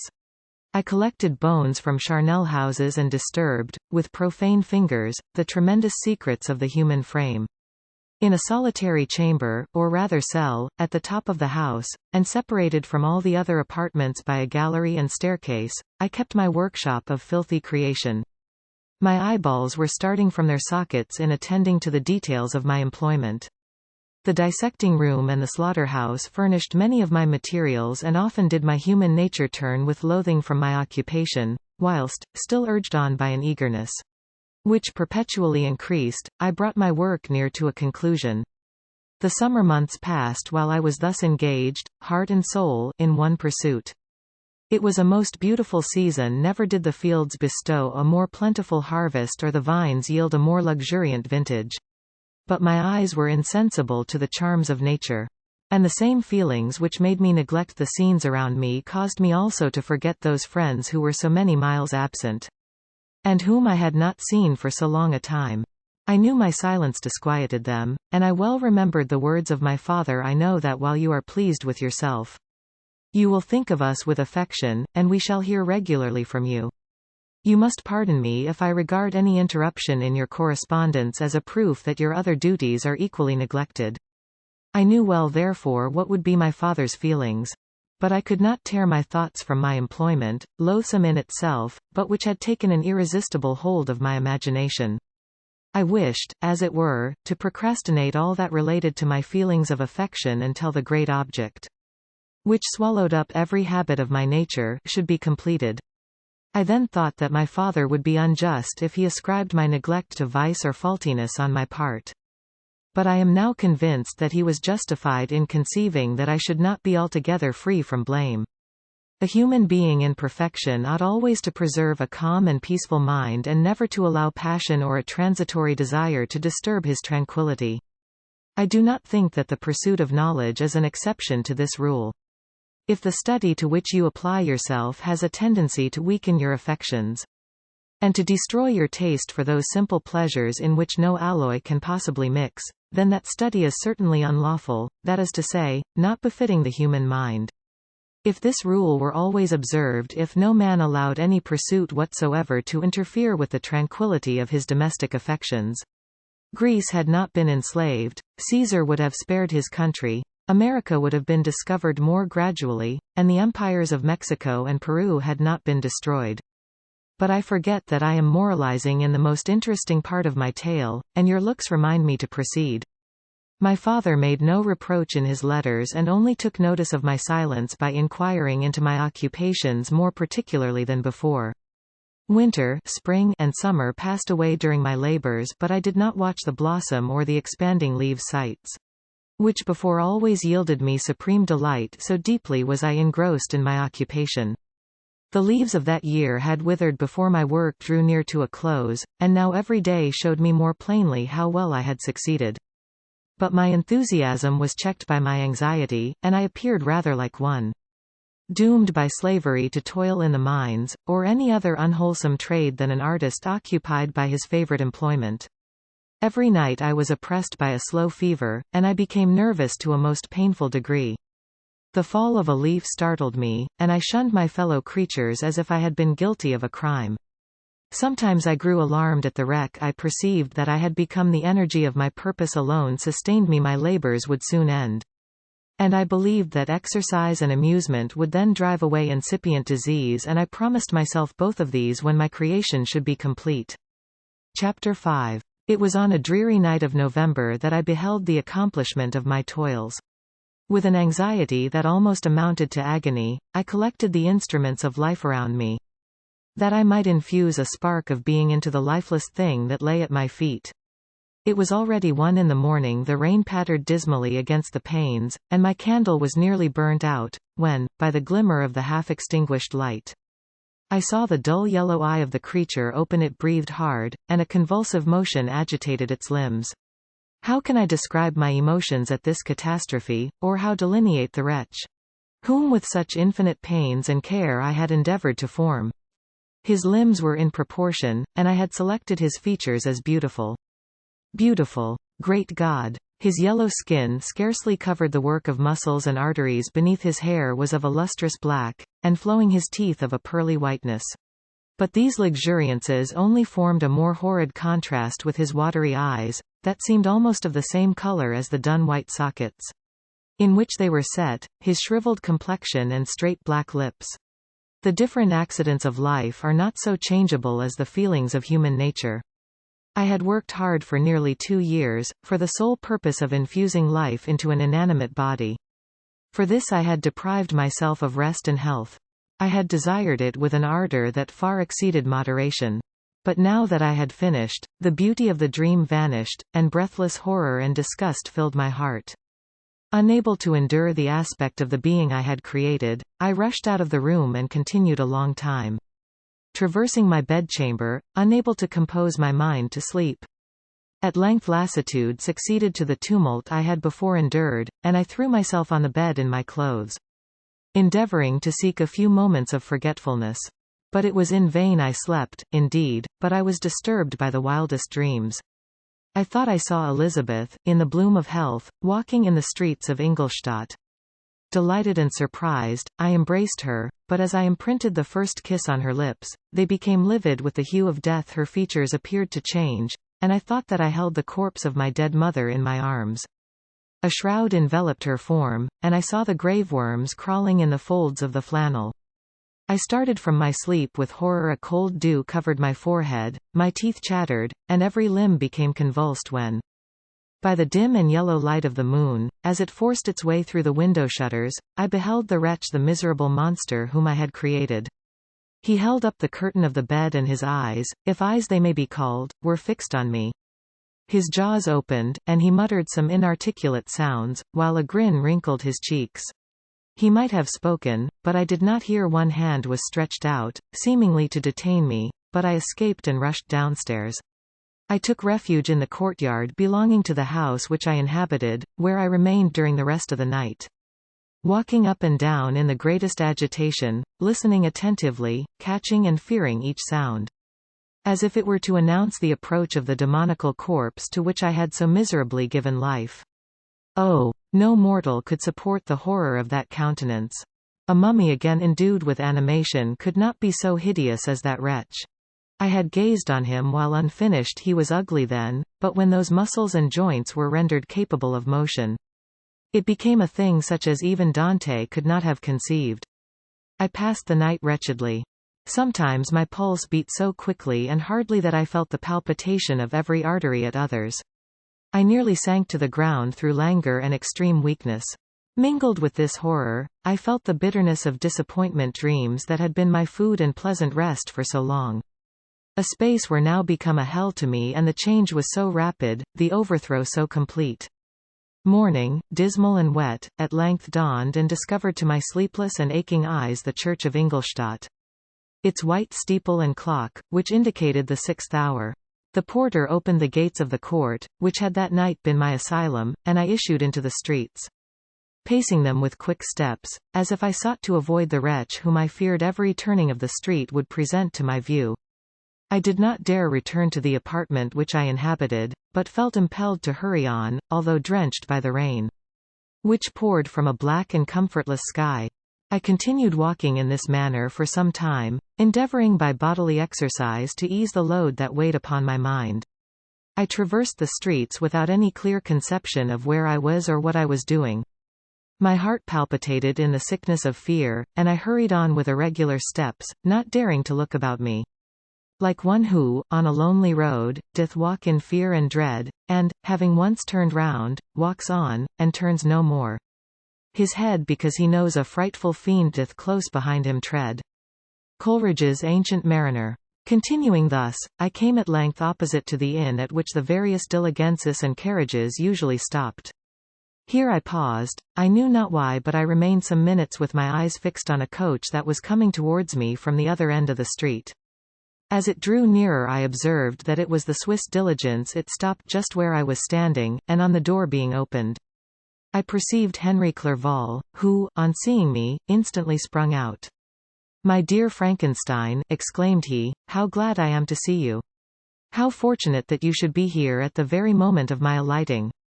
Nothing could equal my delight on seeing Clerval. His presence brought back to my thoughts my father, Elizabeth, and all those scenes of home so dear to my recollection. I grasped his hand, and in a moment forgot my horror and misfortune. I felt suddenly, and for the first time during many months, calm and serene joy. I welcomed my friend, therefore, in the most cordial manner, and we walked towards my college. Clerval continued talking for some time about our mutual friends and his own good fortune in being permitted to come to Ingolstadt. "You may easily believe," said he, "how great was the difficulty to persuade my father that all necessary knowledge was not comprised in the noble art of bookkeeping. And, indeed, I believe I left him incredulous to the last, for his constant answer to my unwearied entreaties was the same as that of the Dutch schoolmaster in The Vicar of Wakefield: I have 10,000 florins a year without Greek. I eat heartily without Greek."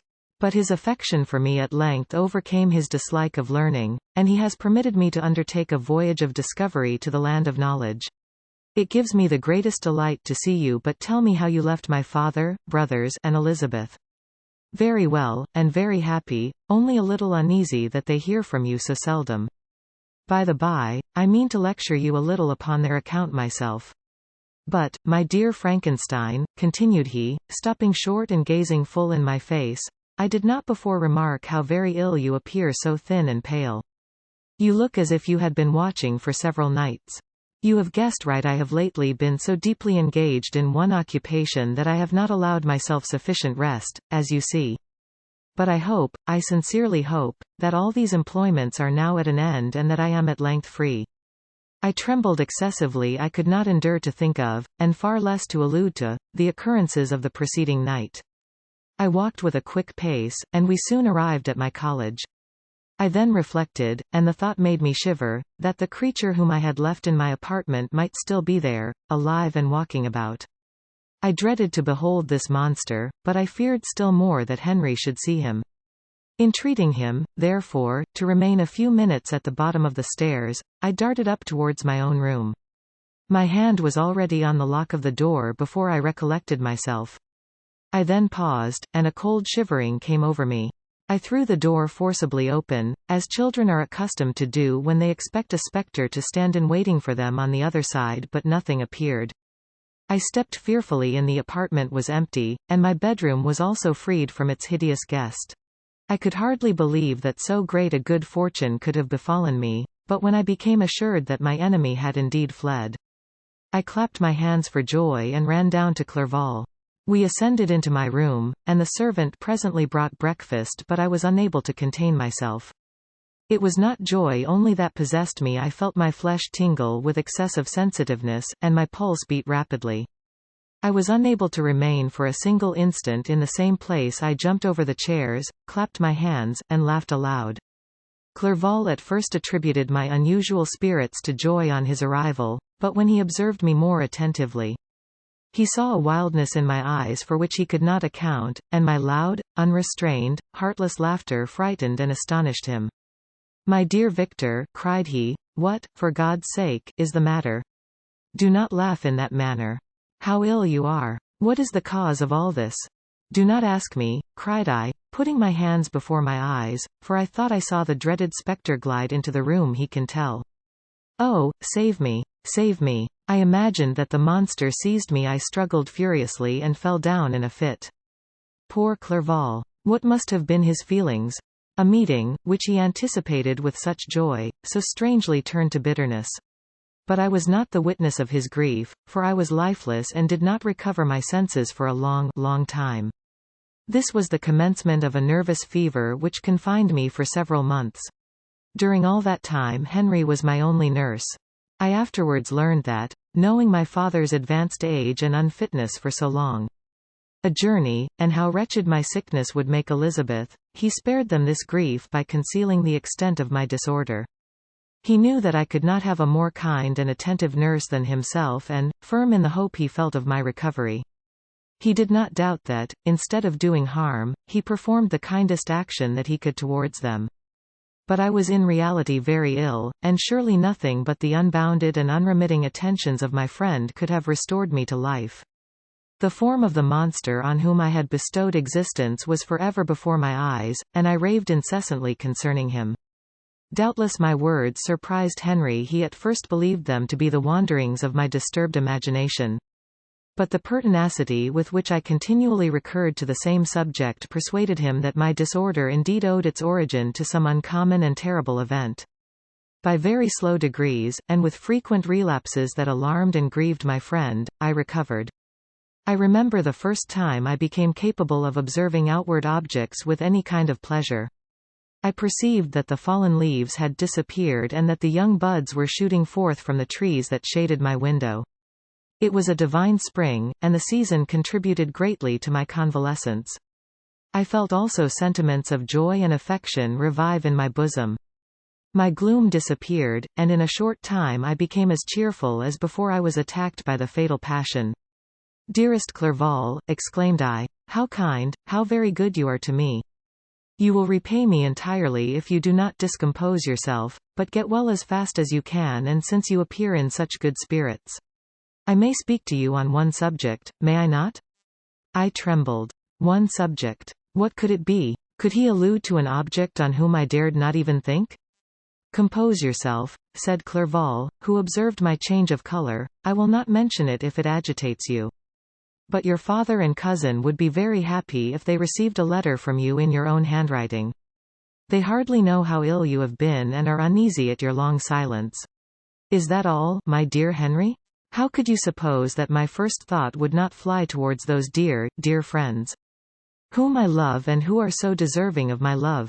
If this is your present temper, my friend, you will perhaps be glad to see a letter that has been lying here some days for you. It is from your cousin, I believe." Chapter 6.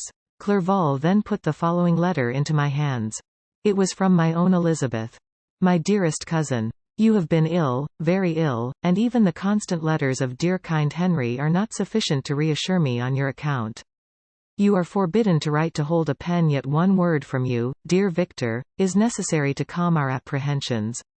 For a long time I have thought that each post would bring this line, and my persuasions have restrained my uncle from undertaking a journey to Ingolstadt. I have prevented his encountering the inconveniences and perhaps dangers of so long a journey, yet how often have I regretted not being able to perform it myself.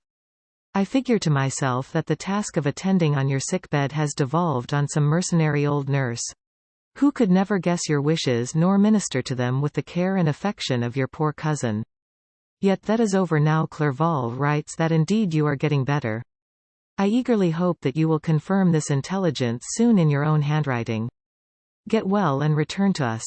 You will find a happy, cheerful home and friends who love you dearly. Your father's health is vigorous, and he asks but to see you, but to be assured that you are well, and not a care will ever cloud his benevolent countenance. How pleased you would be to remark the improvement of our Ernest. He is now 16 and full of activity and spirit. He is desirous to be a true Swiss and to enter into foreign service, but we cannot part with him, at least until his elder brother returns to us. My uncle is not pleased with the idea of a military career in a distant country, but Ernest never had your powers of application. He looks upon study as an odious fetter. His time is spent in the open air, climbing the hills or rowing on the lake. I fear that he will become an idler unless we yield the point and permit him to enter on the profession which he has selected. Little alteration, except the growth of our dear children, has taken place since you left us. The blue lake and snow-clad mountains, they never change, and I think our placid home and our contented hearts are regulated by the same immutable laws. My trifling occupations take up my time and amuse me, and I am rewarded for any exertions by seeing none but happy, kind faces around me. Since you left us, but one change has taken place in our little household.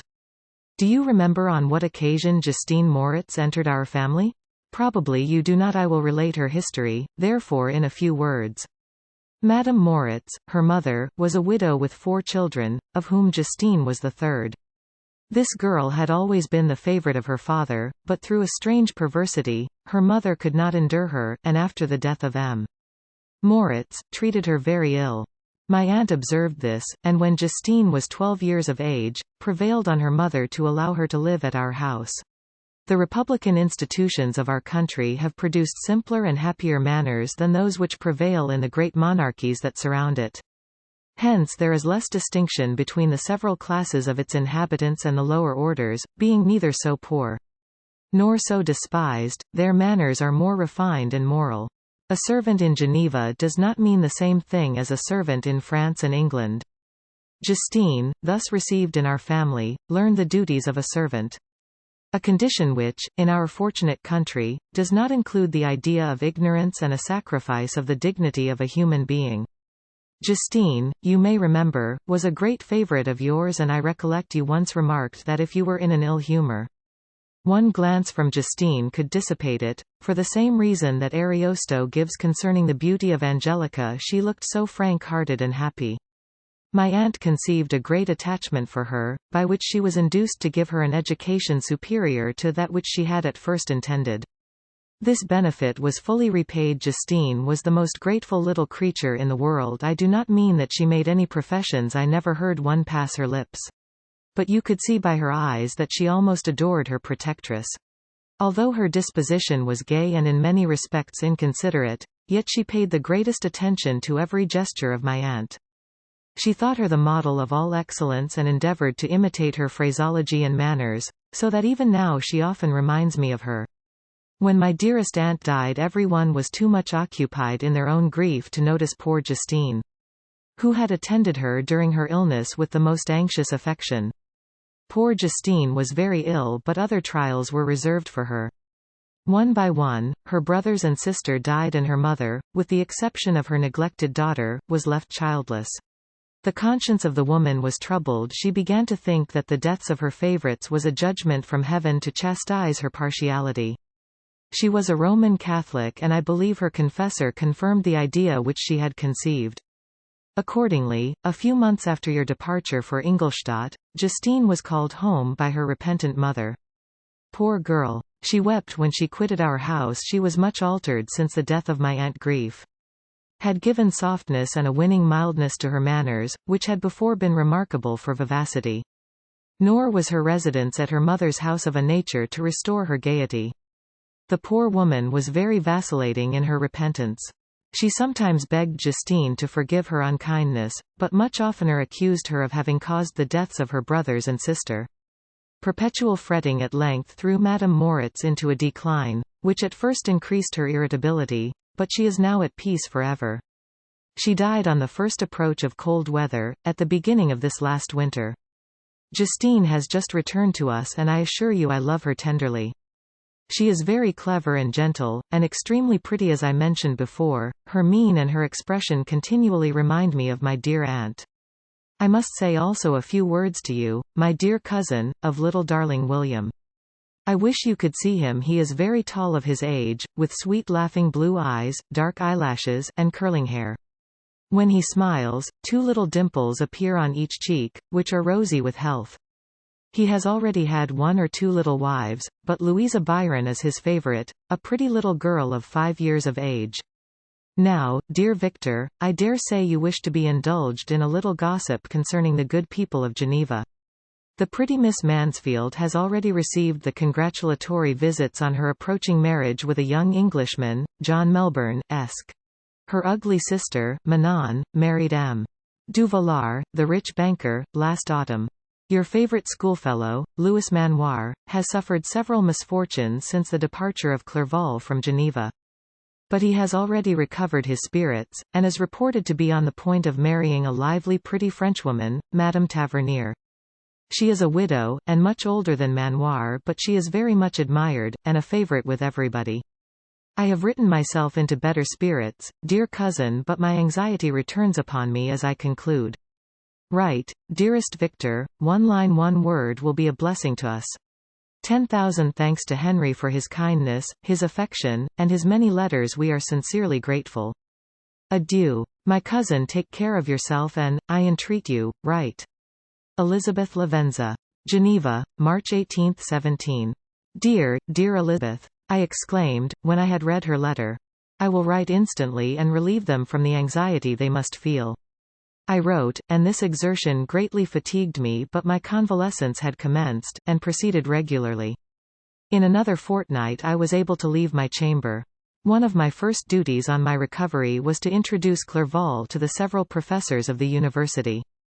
In doing this, I underwent a kind of rough usage, ill befitting the wounds that my mind had sustained. Ever since the fatal night, the end of my labors, and the beginning of my misfortunes, I had conceived a violent antipathy even to the name of natural philosophy. When I was otherwise quite restored to health, the sight of a chemical instrument would renew all the agony of my nervous symptoms. Henry saw this, and had removed all my apparatus from my view. He had also changed my apartment, for he perceived that I had acquired a dislike for the room which had previously been my laboratory. But these cares of Clerval were made of no avail when I visited the professors. M. Waldman inflicted torture when he praised, with kindness and warmth, the astonishing progress I had made in the sciences. He soon perceived that I disliked the subject, but not guessing the real cause.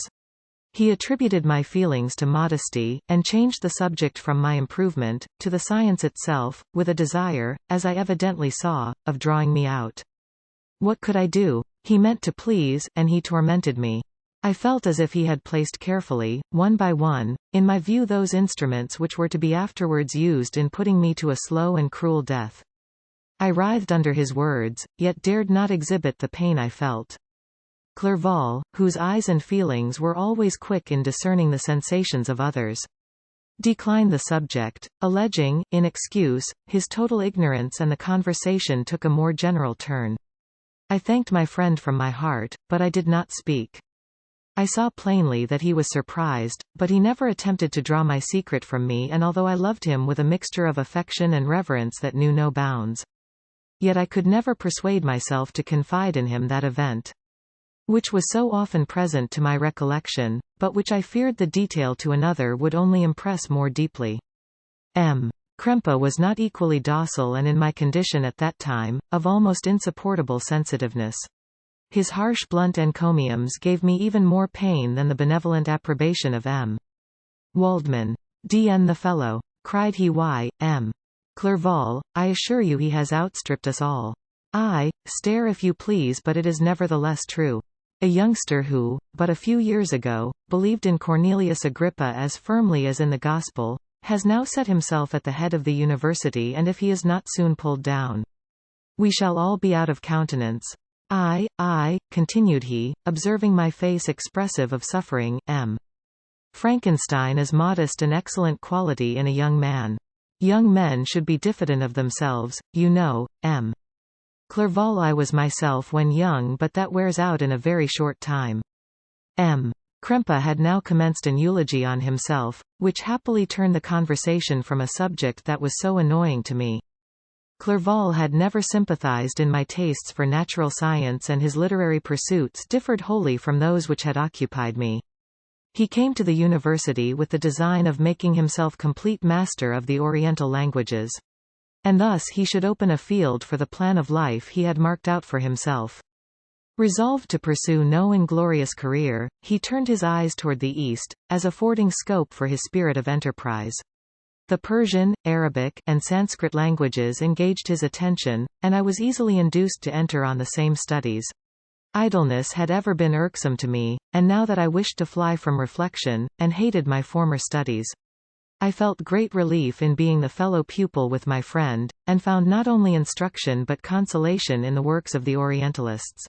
I did not, like him, attempt a critical knowledge of their dialects, for I did not contemplate making any other use of them than temporary amusement. I read merely to understand their meaning, and they well repaid my labors. Their melancholy is soothing, and their joy elevating, to a degree I never experienced in studying the authors of any other country. When you read their writings, life appears to consist in a warm sun and a garden of roses, in the smiles and frowns of a fair enemy, and the fire that consumes your own heart. How different from the manly and heroical poetry of Greece and Rome! Summer passed away in these occupations, and my return to Geneva was fixed for the latter end of autumn, but being delayed by several accidents, winter and snow arrived. The roads were deemed impassable, and my journey was retarded until the ensuing spring. I felt this delay very bitterly, for I longed to see my native town and my beloved friends. My return had only been delayed so long, from an unwillingness to leave Clerval in a strange place, before he had become acquainted with any of its inhabitants. The winter, however, was spent cheerfully, and although the spring was uncommonly late, when it came its beauty compensated for its dilatoriness. The month of May had already commenced, and I expected the letter daily, which was to fix the date of my departure, when Henry proposed a pedestrian tour in the environs of Ingolstadt, that I might bid a personal farewell to the country I had so long inhabited. I acceded with pleasure to this proposition. I was fond of exercise, and Clerval had always been my favorite companion in the ramble of this nature that I had taken among the scenes of my native country. We passed a fortnight in these perambulations. My health and spirits had long been restored, and they gained additional strength from the salubrious air I breathed, the natural incidents of our progress, and the conversation of my friend. Study had before secluded me from the intercourse of my fellow creatures, and rendered me unsocial, but Clerval called forth the better feelings of my heart. He again taught me to love the aspect of nature, and the cheerful faces of children. Excellent friend! How sincerely you did love me, and endeavor to elevate my mind until it was on a level with your own.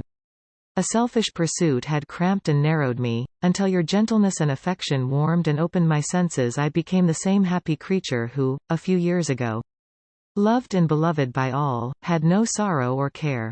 When happy, inanimate nature had the power of bestowing on me the most delightful sensations. A serene sky and verdant fields filled me with ecstasy. The present season was indeed divine. The flowers of spring bloomed in the hedges, while those of summer were already in bud. I was undisturbed by thoughts which during the preceding year had pressed upon me, notwithstanding my endeavors to throw them off, with an invincible burden. Henry rejoiced in my gaiety, and sincerely sympathized in my feelings. He exerted himself to amuse me, while he expressed the sensations that filled his soul. The resources of his mind on this occasion were truly astonishing. His conversation was full of imagination, and very often, in imitation of the Persian and Arabic writers, he invented tales of wonderful fancy and passion. At other times he repeated my favorite poems, or drew me out into arguments, which he supported with great ingenuity. We returned to our college on a Sunday afternoon. The peasants were dancing, and everyone we met appeared gay and happy. My own spirits were high, and I bounded along with feelings of unbridled joy and hilarity. Chapter 7. On my return, I found the following letter from my father. My dear Victor, you have probably waited impatiently for a letter to fix the date of your return to us, and I was at first tempted to write only a few lines, merely mentioning the day on which I should expect you. But that would be a cruel kindness, and I dare not do it. What would be your surprise, my son, when you expected a happy and glad welcome, to behold, on the contrary, tears and wretchedness? And how, Victor, can I relate our misfortune? Absence cannot have rendered you callous to our joys and griefs, and how shall I inflict pain on my long-absent son? I wish to prepare you for the woeful news. But I know it is impossible. Even now your eye skims over the page to seek the words which are to convey to you the horrible tidings. William is dead. That sweet child, whose smiles delighted and warmed my heart, who was so gentle, yet so gay. Victor, he is murdered. I will not attempt to console you, but will simply relate the circumstances of the transaction. Last Thursday, May 7th, I, my niece, and your 2 brothers, went to walk in Plainpalais.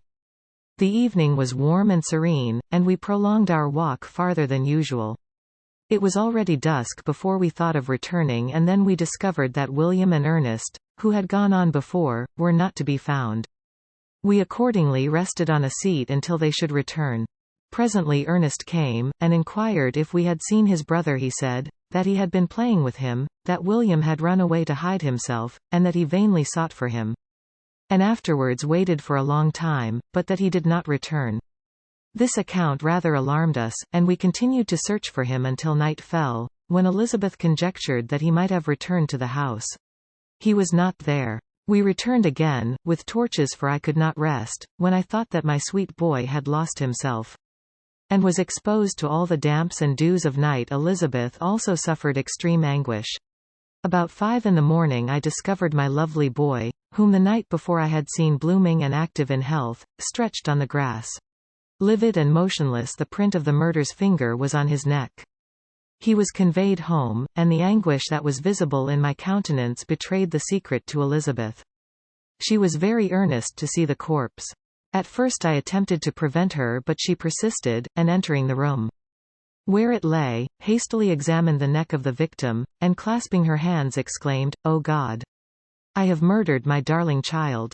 She fainted, and was restored with extreme difficulty. When she again lived, it was only to weep and sigh. She told me, that same evening William had teased her to let him wear a very valuable miniature that she possessed of your mother. This picture is gone, and was doubtless the temptation which urged the murderer to the deed. We have no trace of him at present, although our exertions to discover him are unremitted, but they will not restore my beloved William.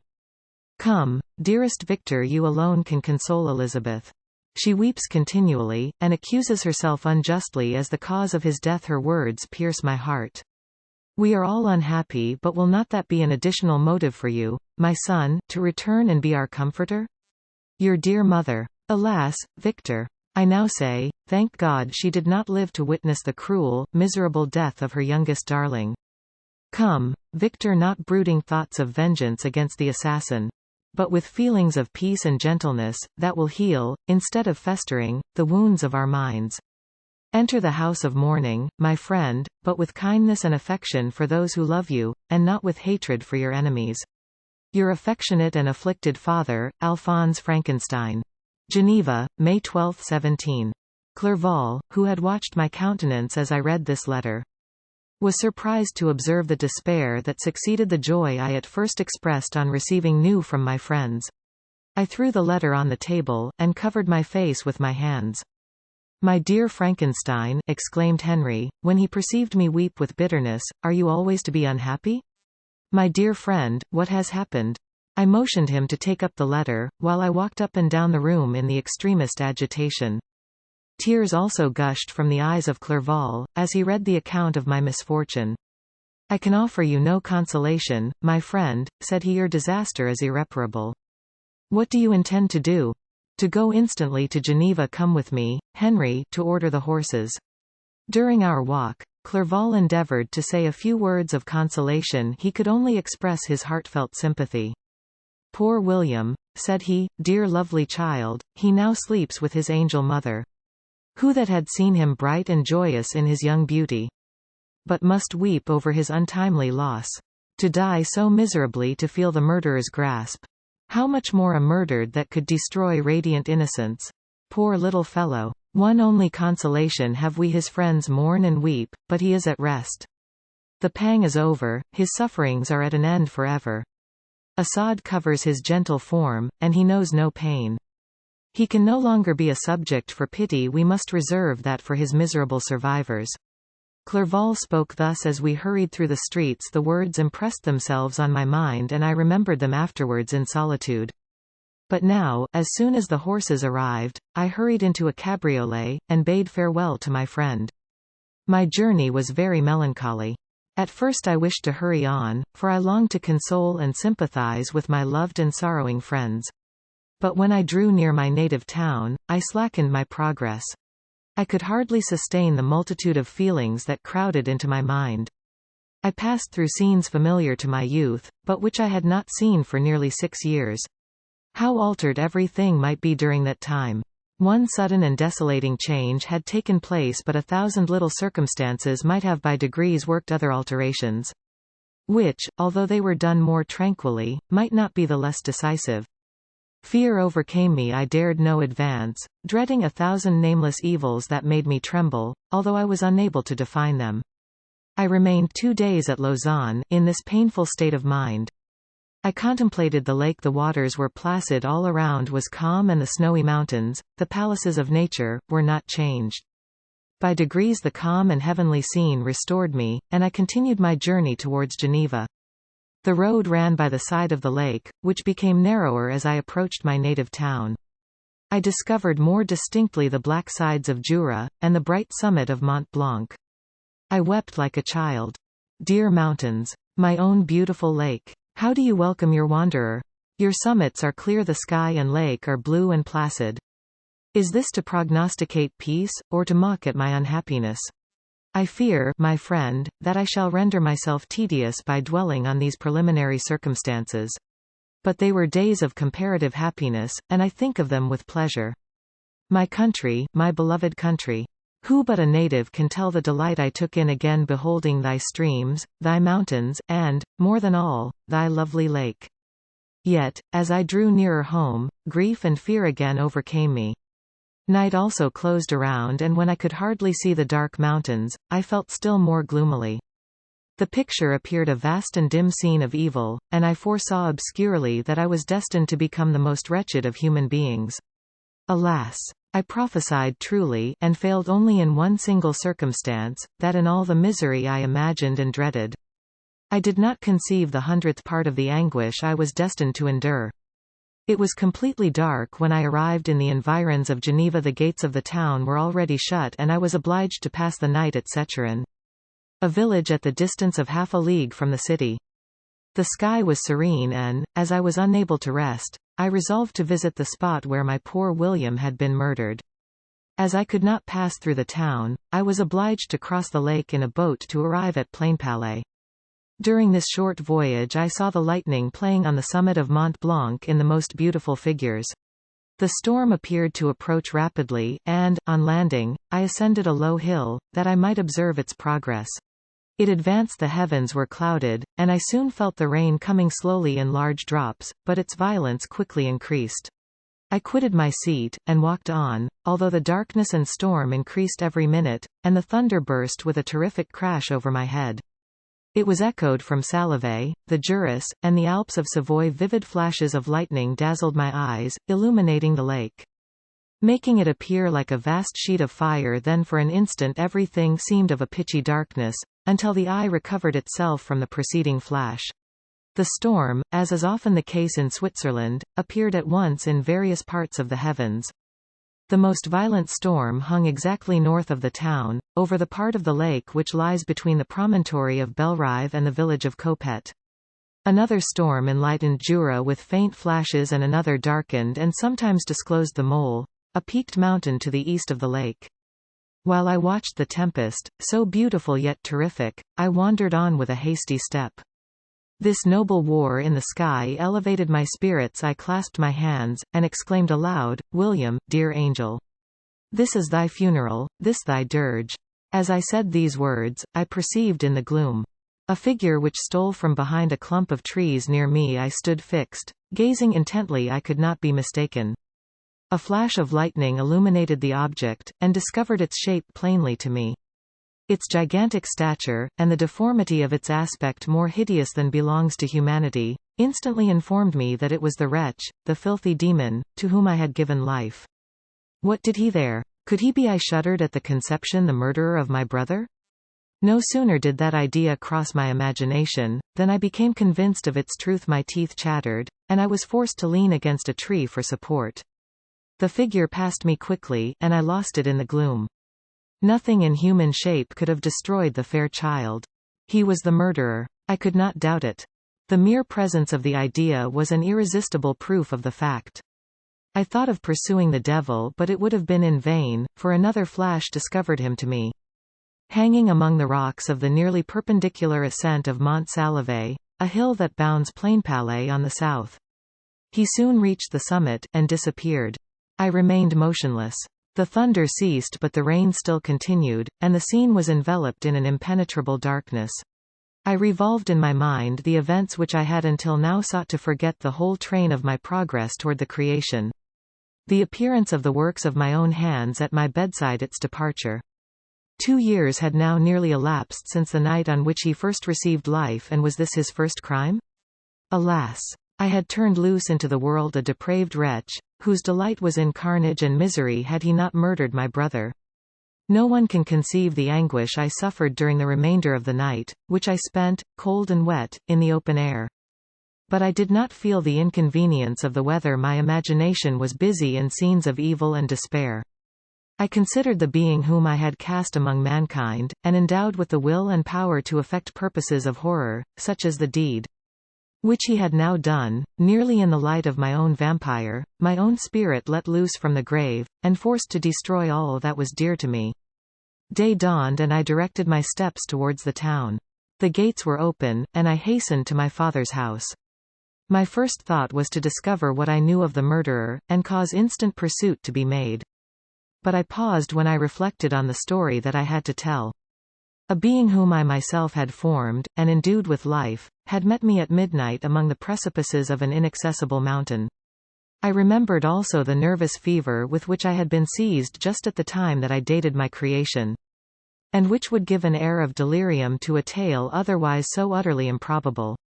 I well knew that if any other had communicated such a relation to me, I should have looked upon it as the ravings of insanity. Besides, the strange nature of the animal would elude all pursuit, even if I were so far credited as to persuade my relatives to commence it. And then of what use would be pursuit? Who could arrest a creature capable of scaling the overhanging sides of Mont Salve?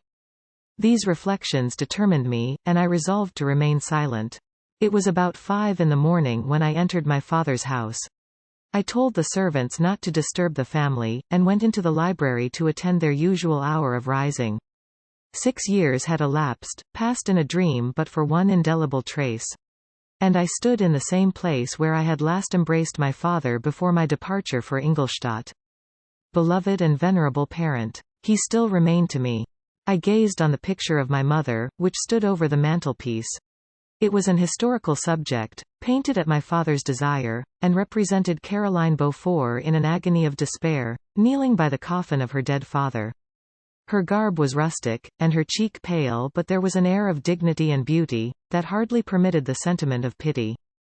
Below this picture was a miniature of William, and my tears flowed when first looked upon it.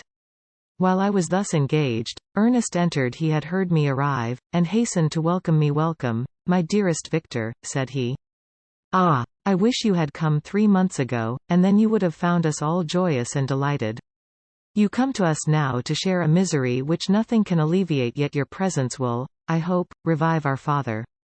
who seems sinking under his misfortune, and your persuasions will induce poor Elizabeth to cease her vain and tormenting self-accusations. Poor William, he was our darling and our pride. Tears, unrestrained, fell from my brother's eyes. A sense of mortal agony crept over my frame. Before, I had only imagined the wretchedness of my desolated home. The reality came on me as a new, and a not less terrible, disaster. I tried to calm Ernest. I inquired more minutely concerning my father, and here I named my cousin. She most of all, said Ernest, requires consolation. She accused herself of having caused the death of my brother, and that made her very wretched. But since the murderer has been discovered. The murderer discovered. Good God! How can that be? Who could attempt to pursue him? It is impossible. One might as well try to overtake the winds, or confine a mountain stream with a straw. I saw him too. He was free last night. I do not know what you mean, replied my brother, in accents of wonder, but to us the discovery we have made completes our misery. No one would believe it at first, and even now Elizabeth will not be convinced, notwithstanding all the evidence. Indeed, who would credit that Justine Moritz, who was so amiable, and fond of all the family, could suddenly become so capable of so frightful, so appalling a crime? Justine Moritz. Poor, poor girl, is she the accused? But it is wrongfully. Everyone knows that. No one believes it, surely, Ernest? No one did at first, but several circumstances came out, that have almost forced conviction upon us. And her own behavior has been so confused, as to add to the evidence of facts await that, I fear, leaves no hope for doubt. But she will be tried today, and you will then hear all. He then related that, the morning on which the murder of poor William had been discovered, Justine had been taken ill, and confined to her bed for several days. During this interval, one of the servants, happening to examine the apparel she had worn on the night of the murder, had discovered in her pocket the picture of my mother, which had been judged to be the temptation of the murderer.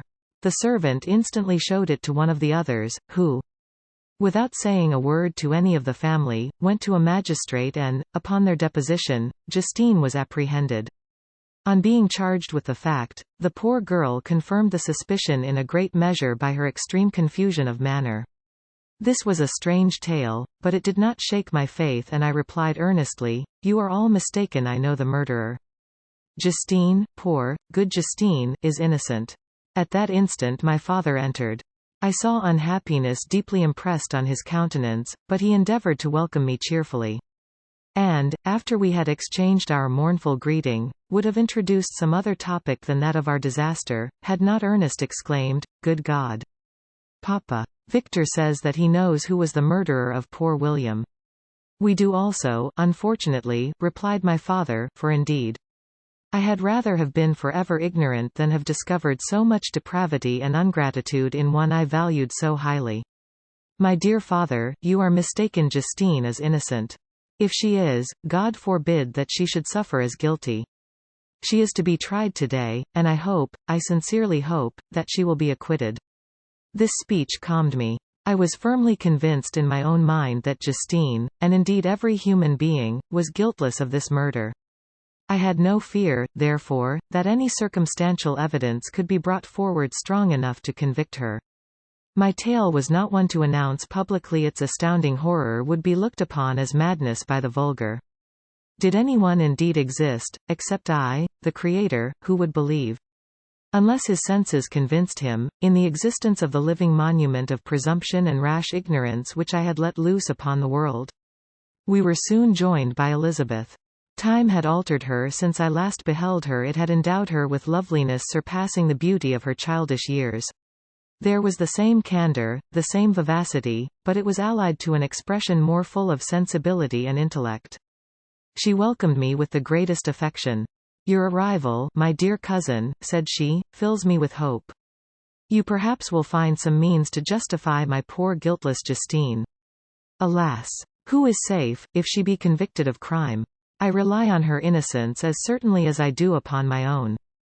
Our misfortune is doubly hard to us. We have not only lost that lovely darling boy, but this poor girl, whom I sincerely love, is to be torn away by even a worse fate. If she is condemned, I never shall know joy more. But she will not, I am sure she will not, and then I shall be happy again, even after the sad death of my little William." "She is innocent, my Elizabeth," said I, "and that shall be proved. Fear nothing, but let your spirits be cheered by the assurance of her acquittal. How kind and generous you are! Every one else believes in her guilt." And that made me wretched, for I knew that it was impossible, and to see every one else prejudiced in so deadly a manner rendered me hopeless and despairing. She wept. "Dearest niece," said my father, "dry your tears. If she is, as you believe, innocent, rely on the justice of our laws, and the activity with which I shall prevent the slightest shadow of partiality." Chapter 8. We passed a few sad hours until 11 o'clock, when the trial was to commence. My father and the rest of the family being obliged to attend as witnesses, I accompanied them to the court. During the whole of this wretched mockery of justice I suffered living torture. It was to be decided whether the result of my curiosity and lawless devices would cause the death of two of my fellow beings, one a smiling babe full of innocence and joy, the other far more dreadfully murdered, with every aggravation of infamy that could make the murder memorable in horror. Justine also was a girl of merit and possessed qualities which promised to render her life happy now. All was to be obliterated in an ignominious grave, and I the cause. 1,000 times rather would I have confessed myself guilty of the crime ascribed to Justine. But I was absent when it was committed, and such a declaration would have been considered as the ravings of a madman and would not have exculpated her who suffered through me. The appearance of Justine was calm. She was dressed in mourning, and her countenance, always engaging, was rendered, by the solemnity of her feelings, exquisitely beautiful. Yet she appeared confident in innocence and did not tremble, although gazed on and execrated by thousands, for all the kindness which her beauty might otherwise have excited was obliterated in the minds of the spectators by the imagination of the enormity she was supposed to have committed. She was tranquil, yet her tranquillity was evidently constrained, and as her confusion had before been adduced as a proof of her guilt. She worked up her mind to an appearance of courage. When she entered the court she threw her eyes round it and quickly discovered where we were seated. A tear seemed to dim her eye when she saw us, but she quickly recovered herself, and a look of sorrowful affection seemed to attest her utter guiltlessness. The trial began, and after the advocate against her had stated the charge, several witnesses were called. Several strange facts combined against her, which might have staggered anyone who had not such proof of her innocence as I had. She had been out the whole of the night on which the murder had been committed, and towards morning had been perceived by a market woman, not far from the spot where the body of the murdered child had been afterwards found. The woman asked her what she did there, but she looked very strangely and only returned a confused and unintelligible answer. She returned to the house about 8 o'clock, and when one inquired where she had passed the night, she replied that she had been looking for the child and demanded earnestly if anything had been heard concerning him. When shown the body, she fell into violent hysterics and kept her bed for several days. The picture was then produced which the servant had found in her pocket, and when Elizabeth, in a faltering voice, proved that it was the same which, an hour before the child had been missed, she had placed round his neck, a murmur of horror and indignation filled the court.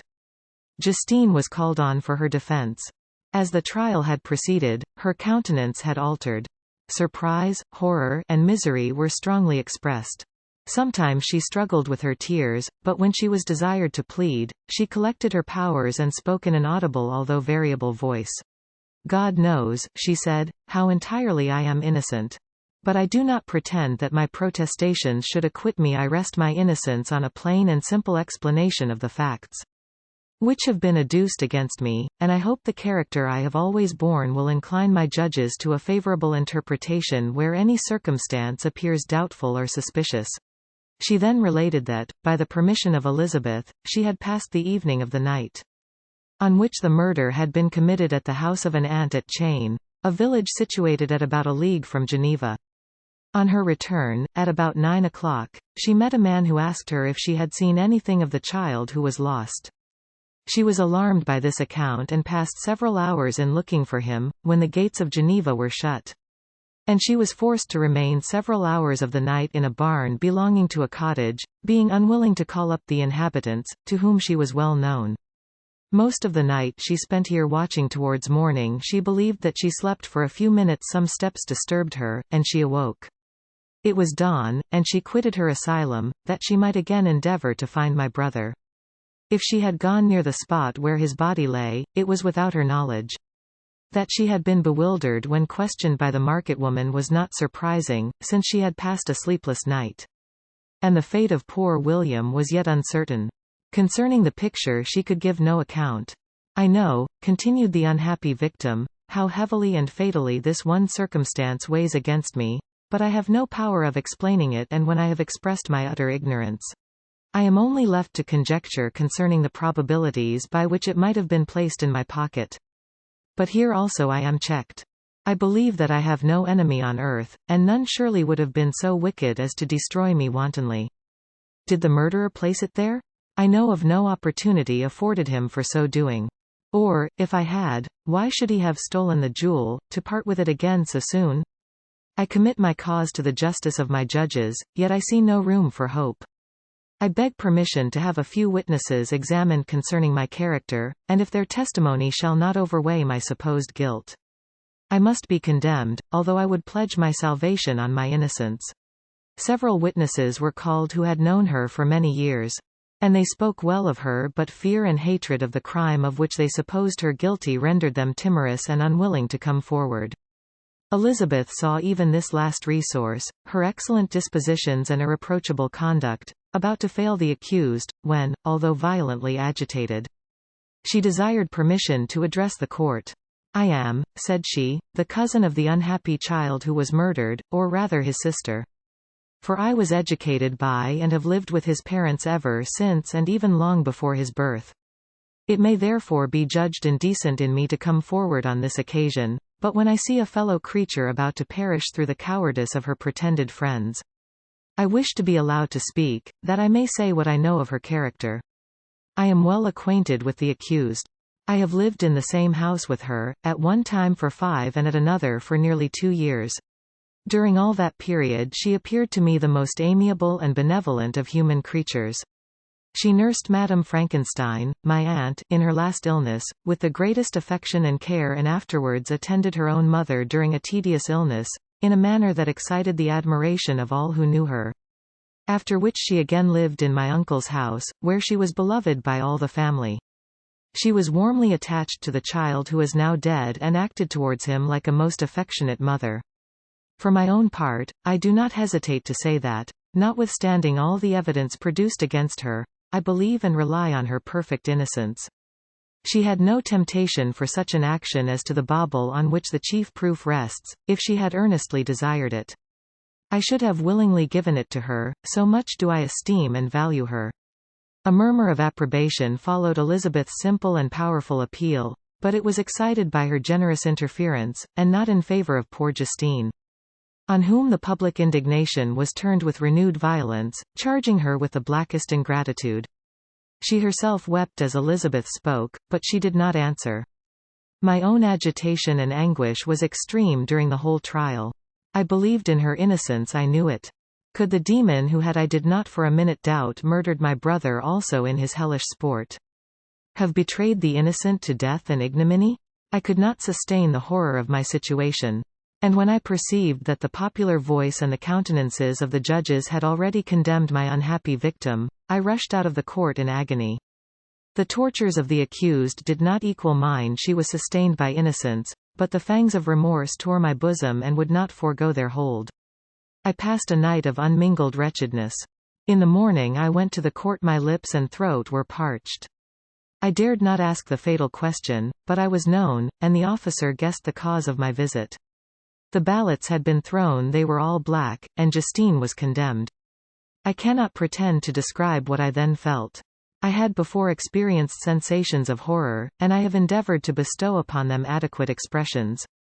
But words cannot convey an idea of the heart-sickening despair that I then endured. The person to whom I addressed myself added that Justine had already confessed her guilt.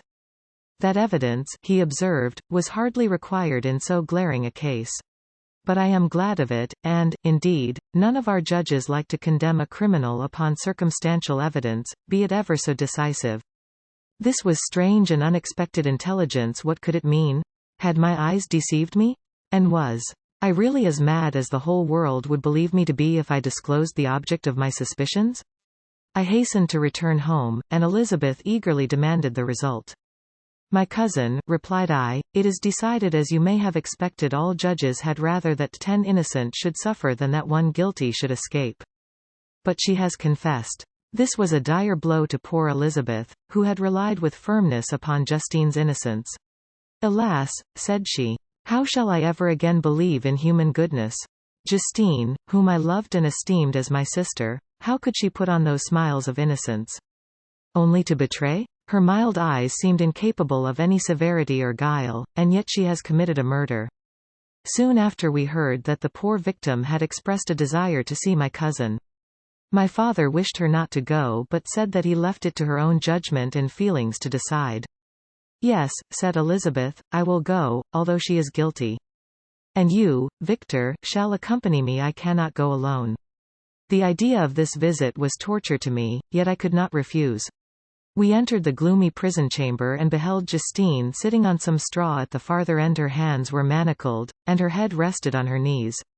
She rose on seeing us enter, and when we were left alone with her, she threw herself at the feet of Elizabeth, weeping bitterly. My cousin wept also. Oh, Justine, said she. Why did you rob me of my last consolation? I relied on your innocence, and although I was then very wretched, I was not so miserable as I am now. And do you also believe that I am so very wicked? Do you also join with my enemies to crush me, to condemn me as a murderer? Her voice was suffocated with sobs. Rise, my poor girl, said Elizabeth. Why do you kneel, if you are innocent? I am not one of your enemies. I believed you guiltless, notwithstanding every evidence, until I heard that you had yourself declared your guilt.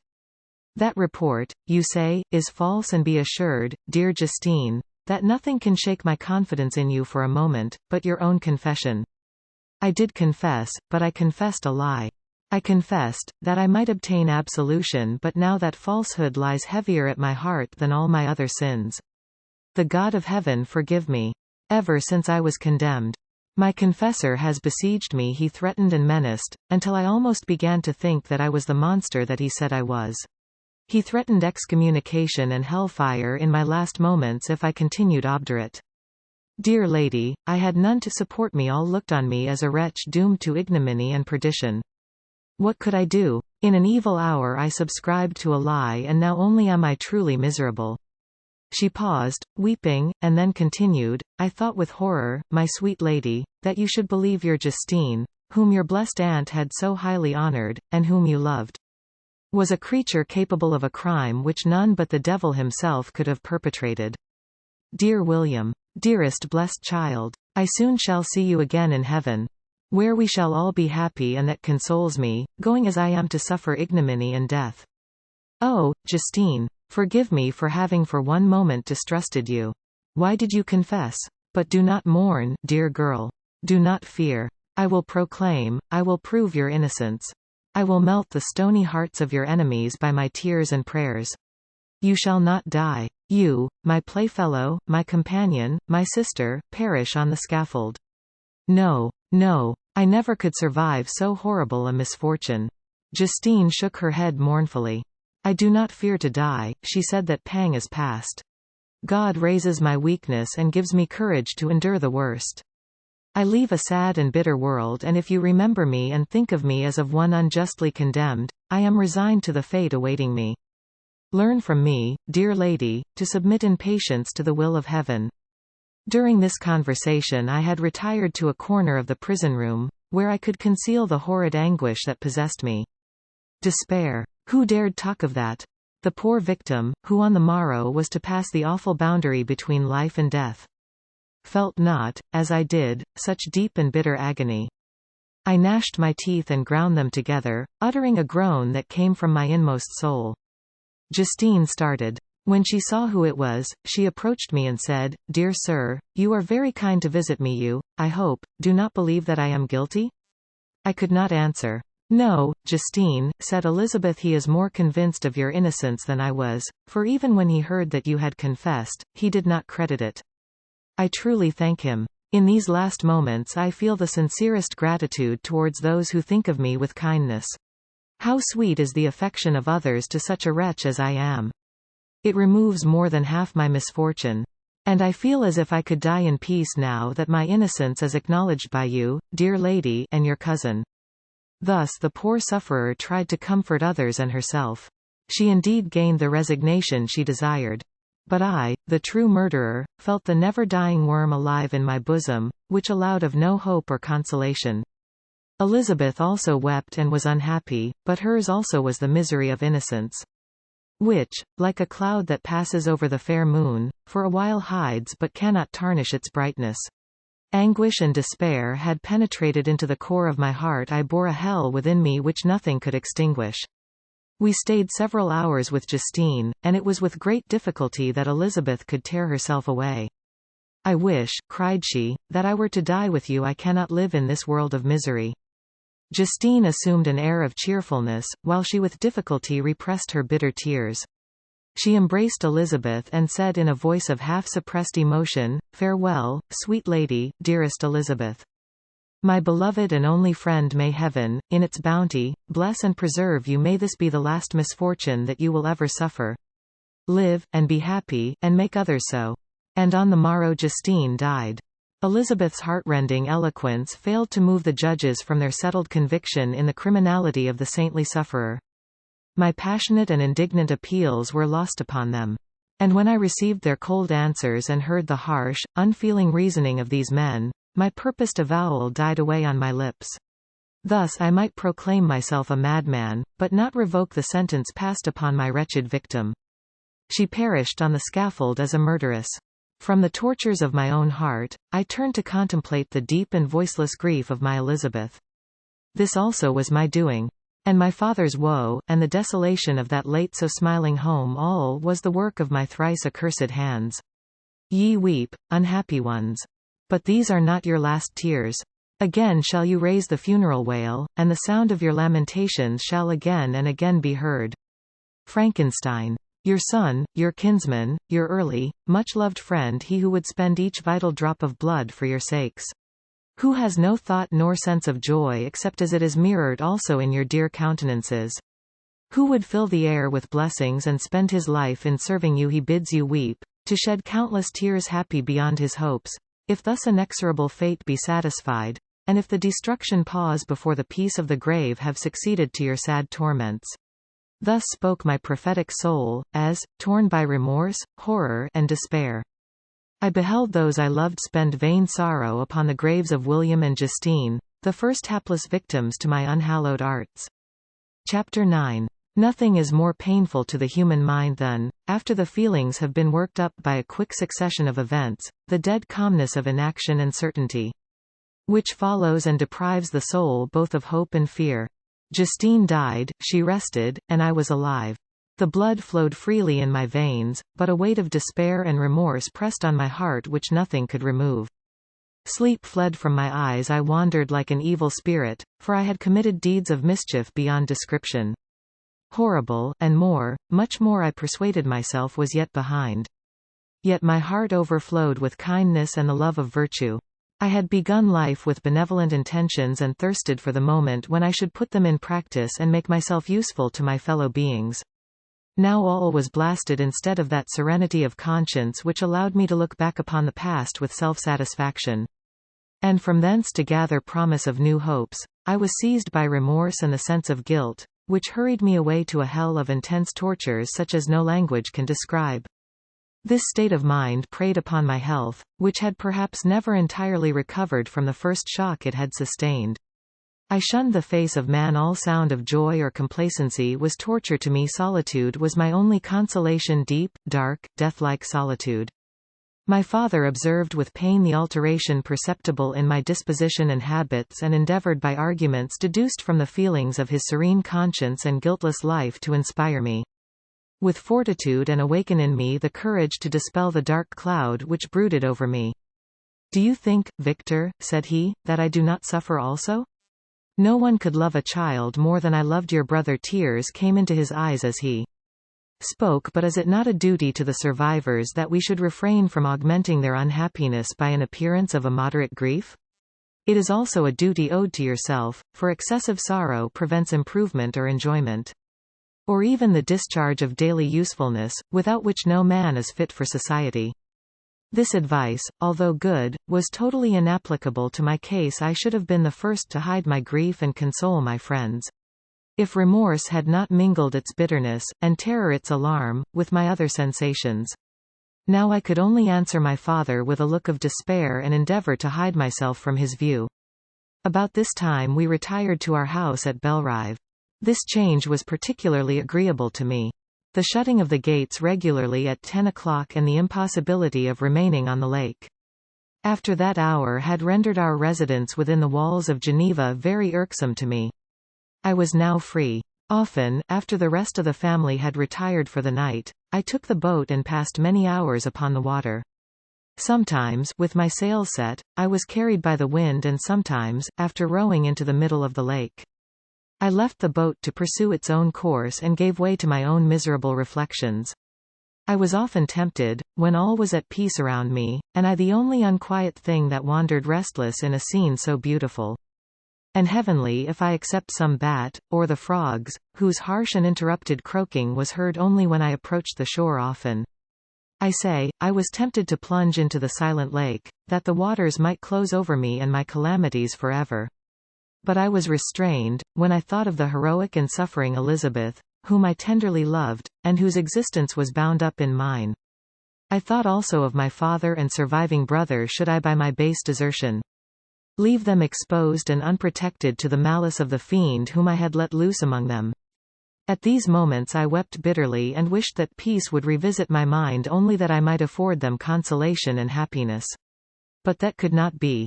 Remorse extinguished every hope. I had been the author of unalterable evils, and I lived in daily fear lest the monster whom I had created should perpetrate some new wickedness.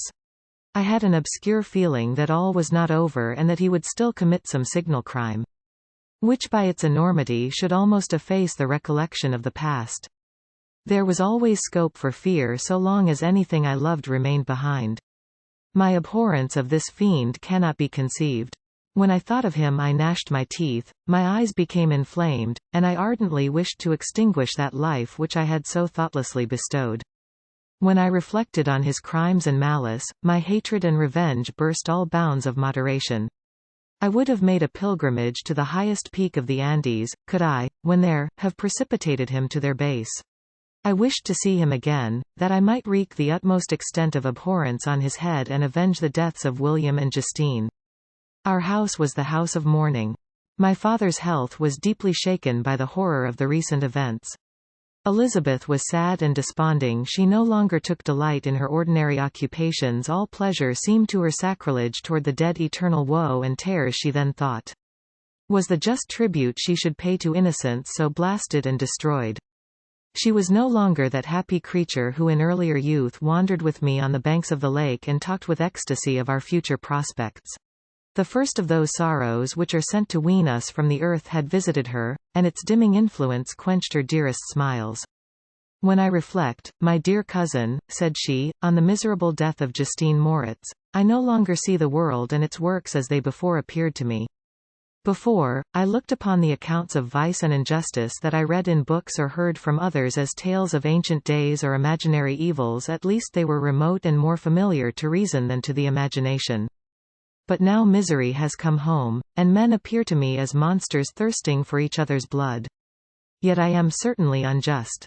Everybody believed that poor girl to be guilty, and if she could have committed the crime for which she suffered, assuredly she would have been the most depraved of human creatures. For the sake of a few jewels, to have murdered the son of her benefactor and friend, a child whom she had nursed from its birth, and appeared to love as if it had been her own. I could not consent to the death of any human being. But certainly I should have thought such a creature unfit to remain in the society of men.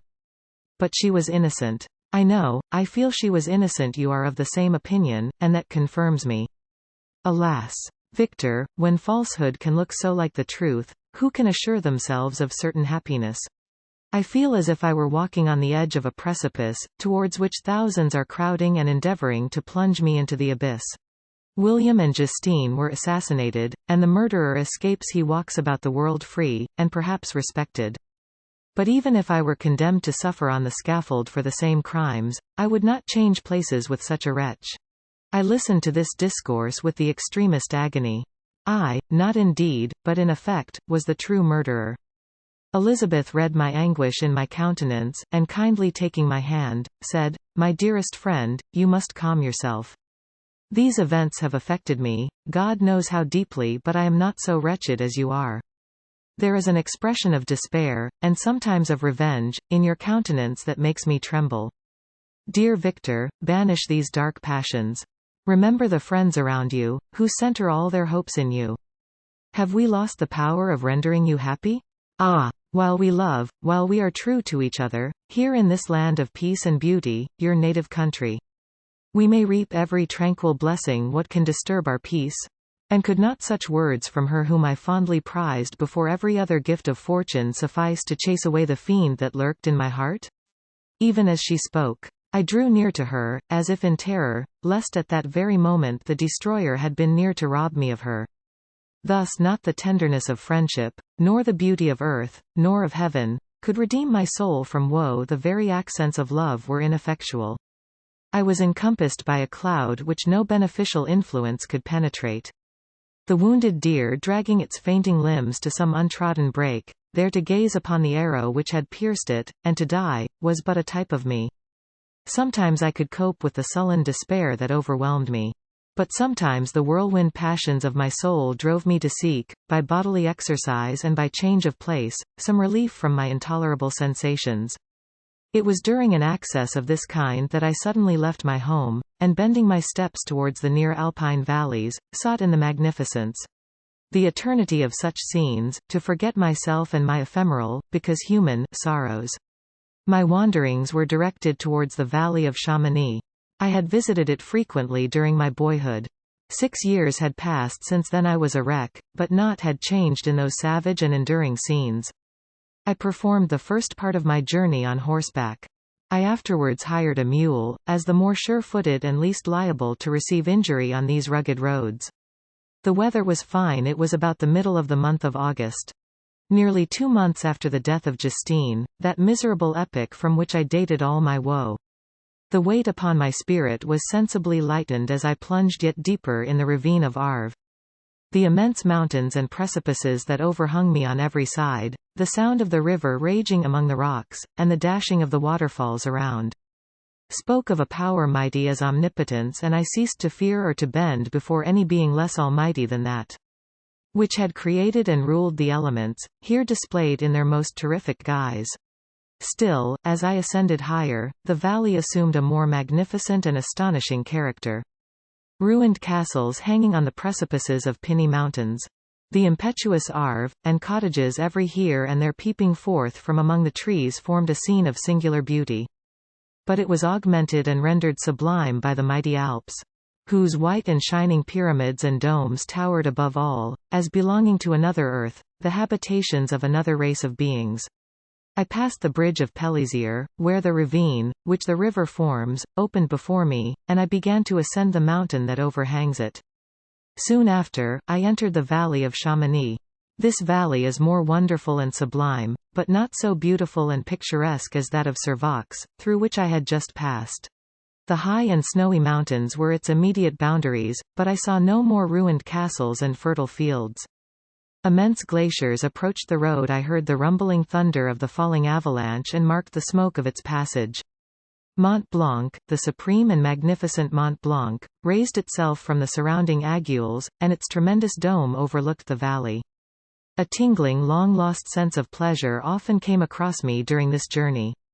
Some turn in the road, some new object, suddenly perceived and recognized, reminded me of days gone by, and were associated with the light-hearted gaiety of boyhood. The very winds whispered in soothing accents, and maternal nature bade me weep no more. Then again the kindly influence ceased to act. One found myself fettered again to grief and indulging in all the misery of reflection. Then I spurred on my animal, striving so to forget the world, my fears, and more than all, myself, or, in a more desperate fashion, I alighted and threw myself on the grass, weighed down by horror and despair. At length I arrived at the village of Chamonix. Exhaustion succeeded to the extreme fatigue both of body and of mind which I had endured. For a short space of time I remained at the window, watching the pallid lightnings that played above Mont Blanc and listening to the rushing of the Arve, which pursued its noisy way beneath. The same lulling sounds acted as a lullaby to my too keen sensations when I placed my head upon my pillow. Sleep crept over me. I felt it as it came and blessed the giver of oblivion. Chapter 10. I spent the following day roaming through the valley. I stood beside the sources of the Arveiron, which take their rise in a glacier, that with slow pace is advancing down from the summit of the hills to barricade the valley.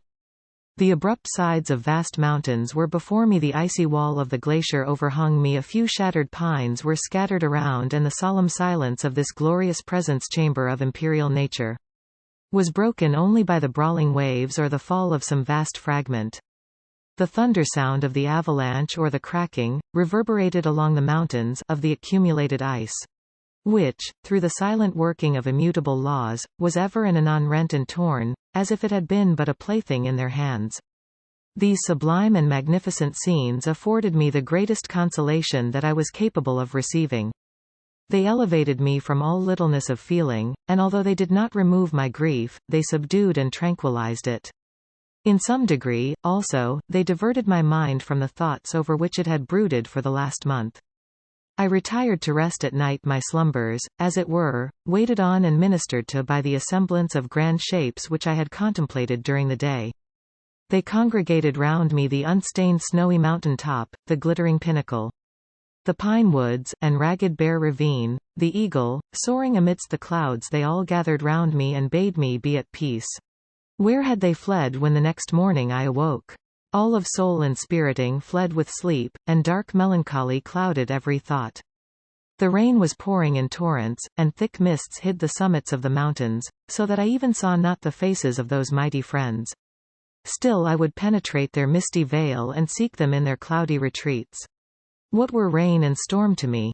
My mule was brought to the door, and I resolved to ascend to the summit of Montanvert. I remembered the effect that the view of the tremendous and ever-moving glacier had produced upon my mind when I first saw it.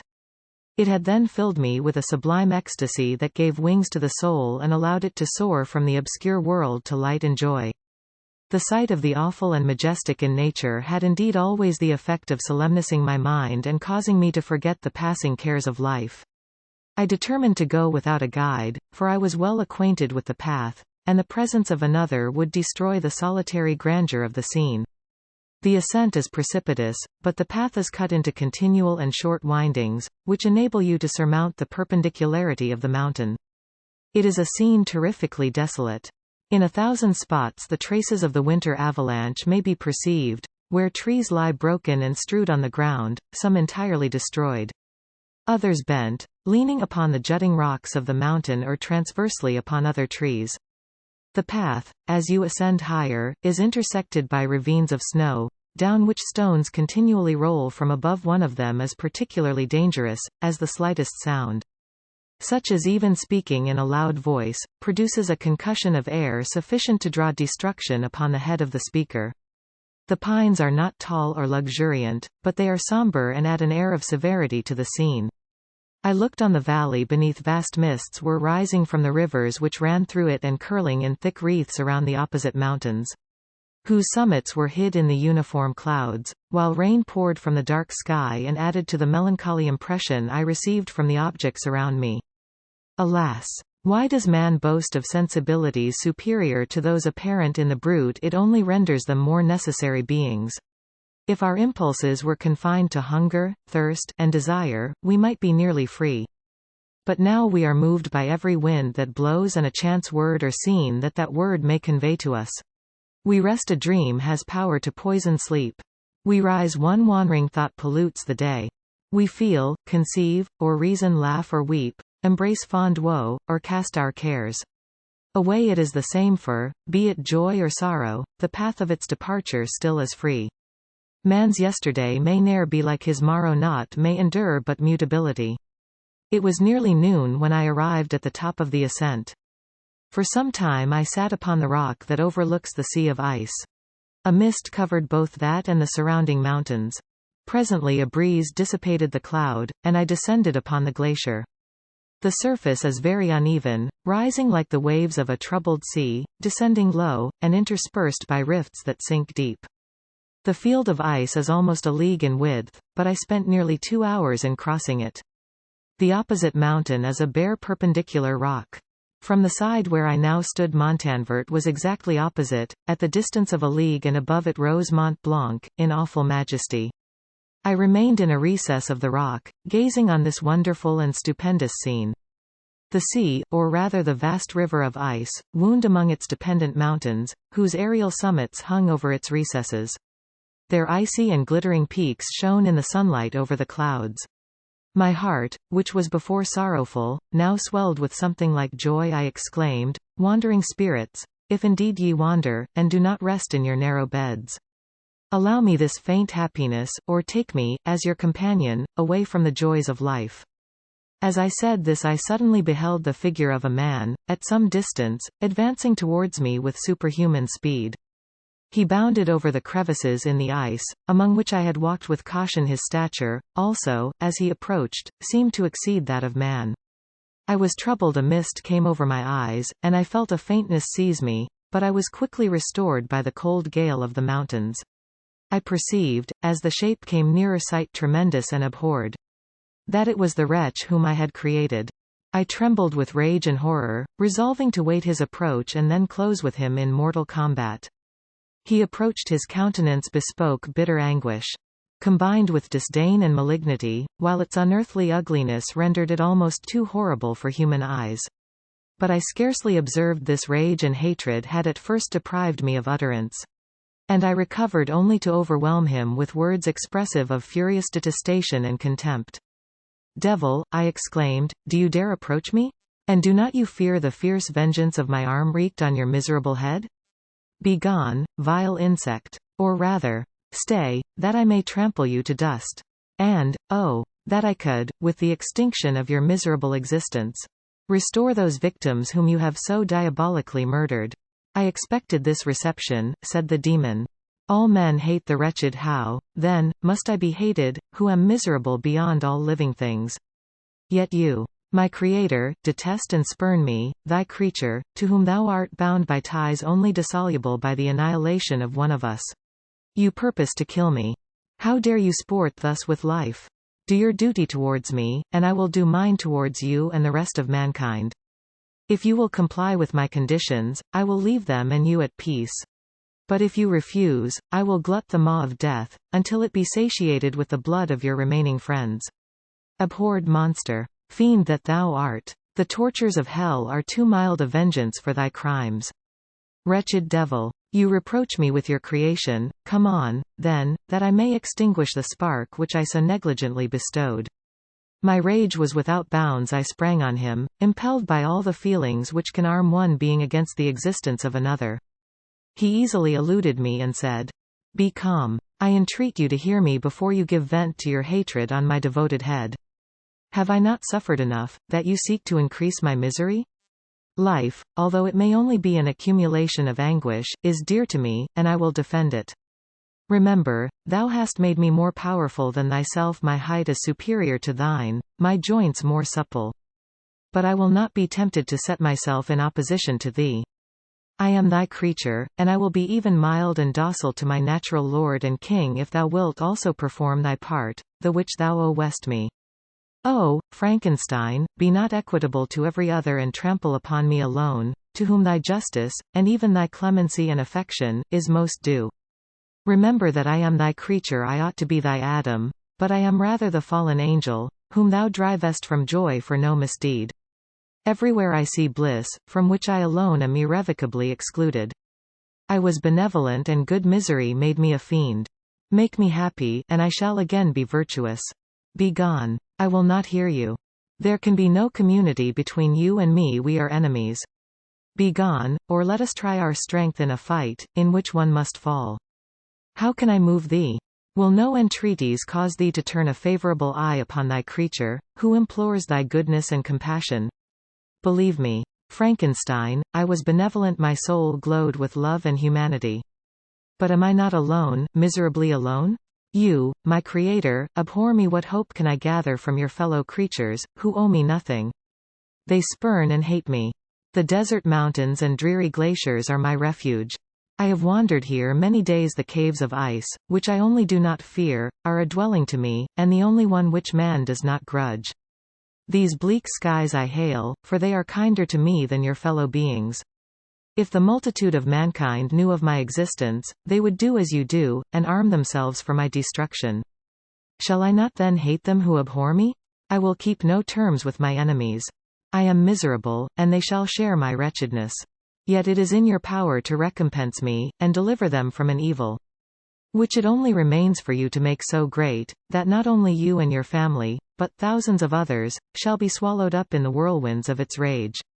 Let your compassion be moved, and do not disdain me.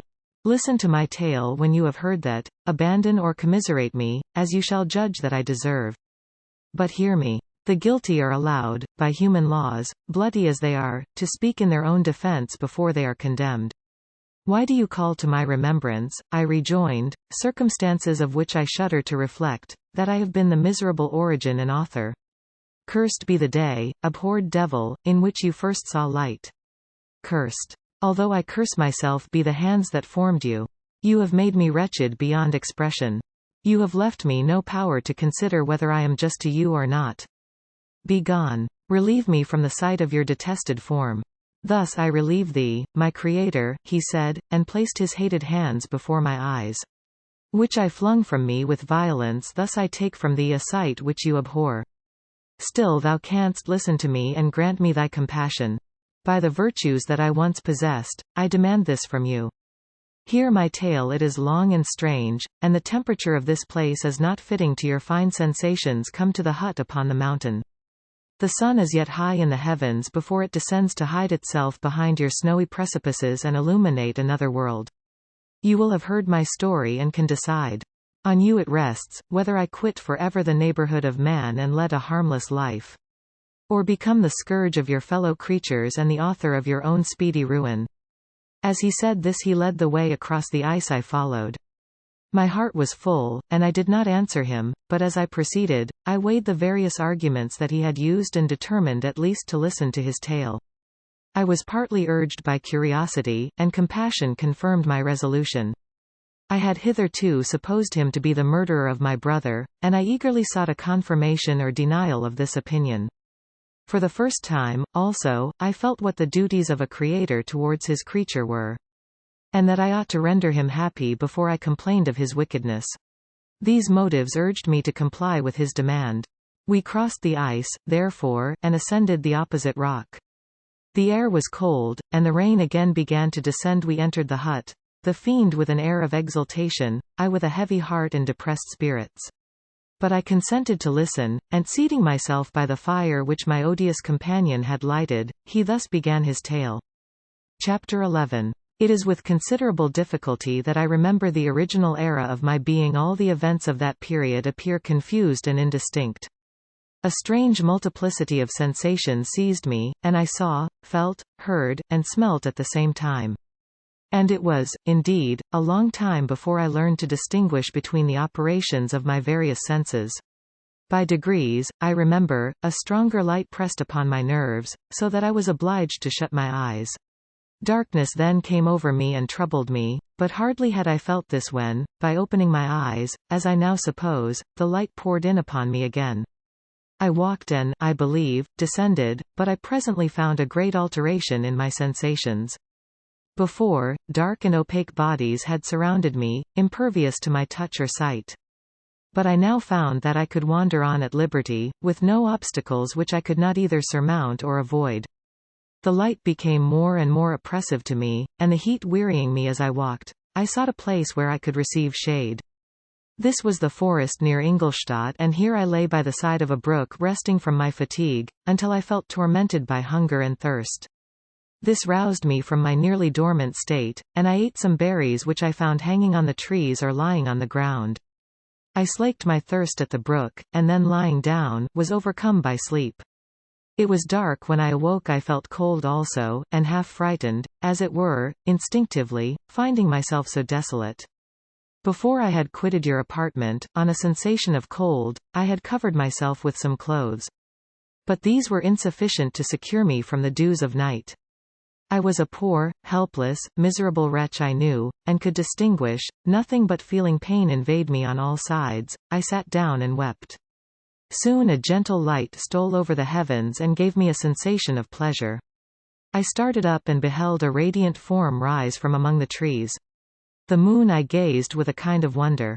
It moved slowly, but it enlightened my path, and I again went out in search of berries. I was still cold when under one of the trees I found a huge cloak, with which I covered myself, and sat down upon the ground. No distinct ideas occupied my mind, all was confused. I felt light, and hunger, and thirst, and darkness. Innumerable sounds rang in my ears, and on all sides. Various scents saluted me. The only object that I could distinguish was the bright moon, and I fixed my eyes on that with pleasure. Several changes of day and night passed, and the orb of night had greatly lessened, when I began to distinguish my sensations from each other. I gradually saw plainly the clear stream that supplied me with drink and the trees that shaded me with their foliage. I was delighted when I first discovered that a pleasant sound, which often saluted my ears, proceeded from the throats of the little winged animals who had often intercepted the light from my eyes. I began also to observe, with greater accuracy, the forms that surrounded me and to perceive the boundaries of the radiant roof of light which canopied me. Sometimes I tried to imitate the pleasant songs of the birds but was unable. Sometimes I wished to express my sensations in my own mode, but the uncouth and inarticulate sounds which broke from me frightened me into silence again.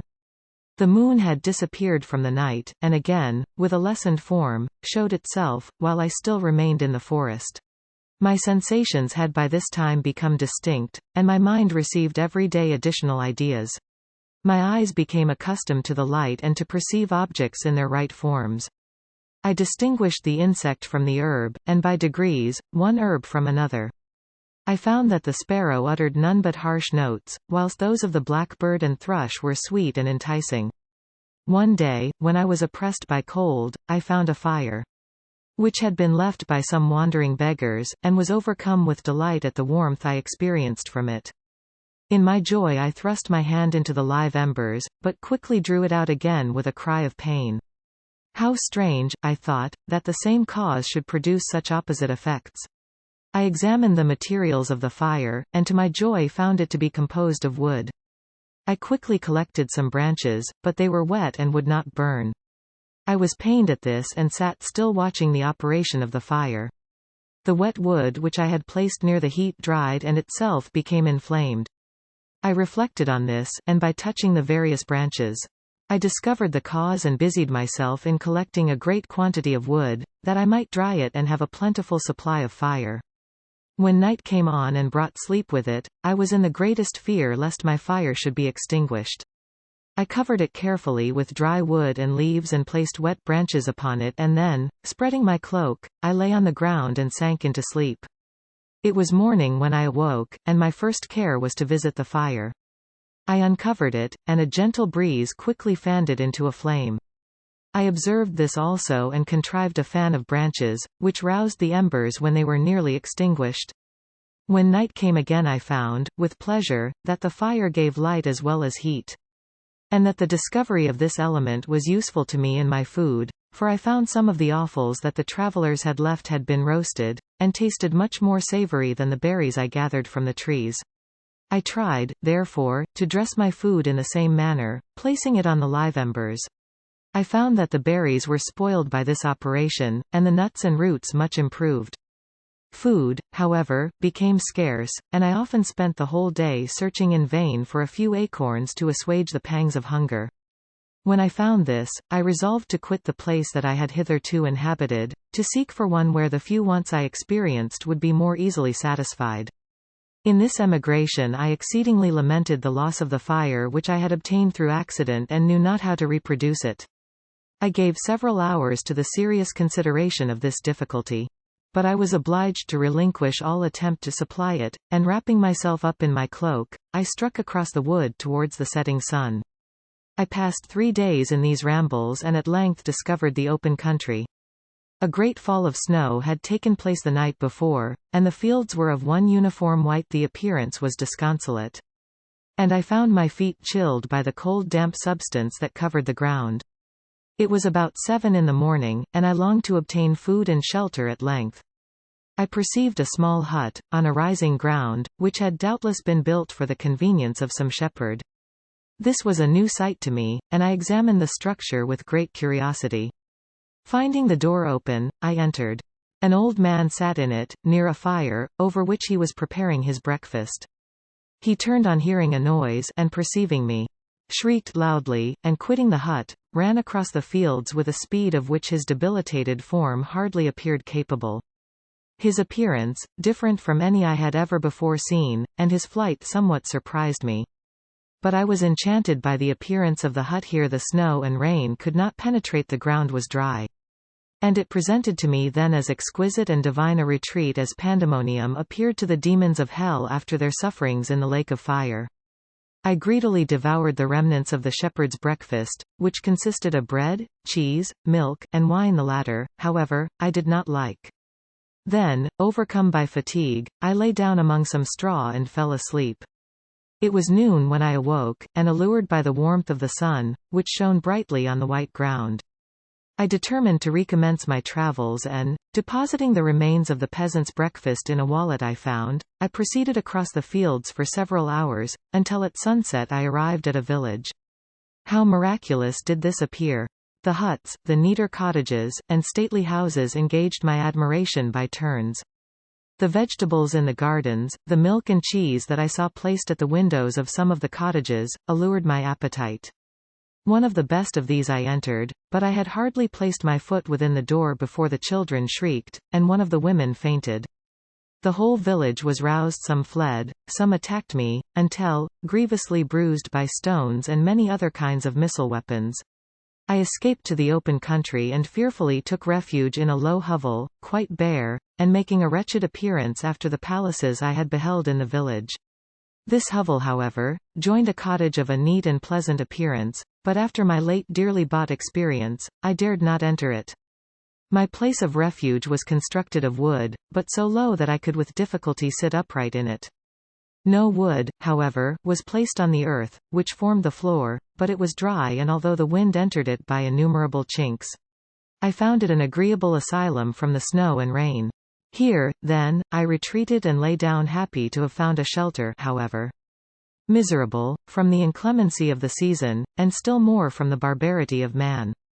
As soon as morning dawned I crept from my kennel, that I might view the adjacent cottage and discover if I could remain in the habitation I had found.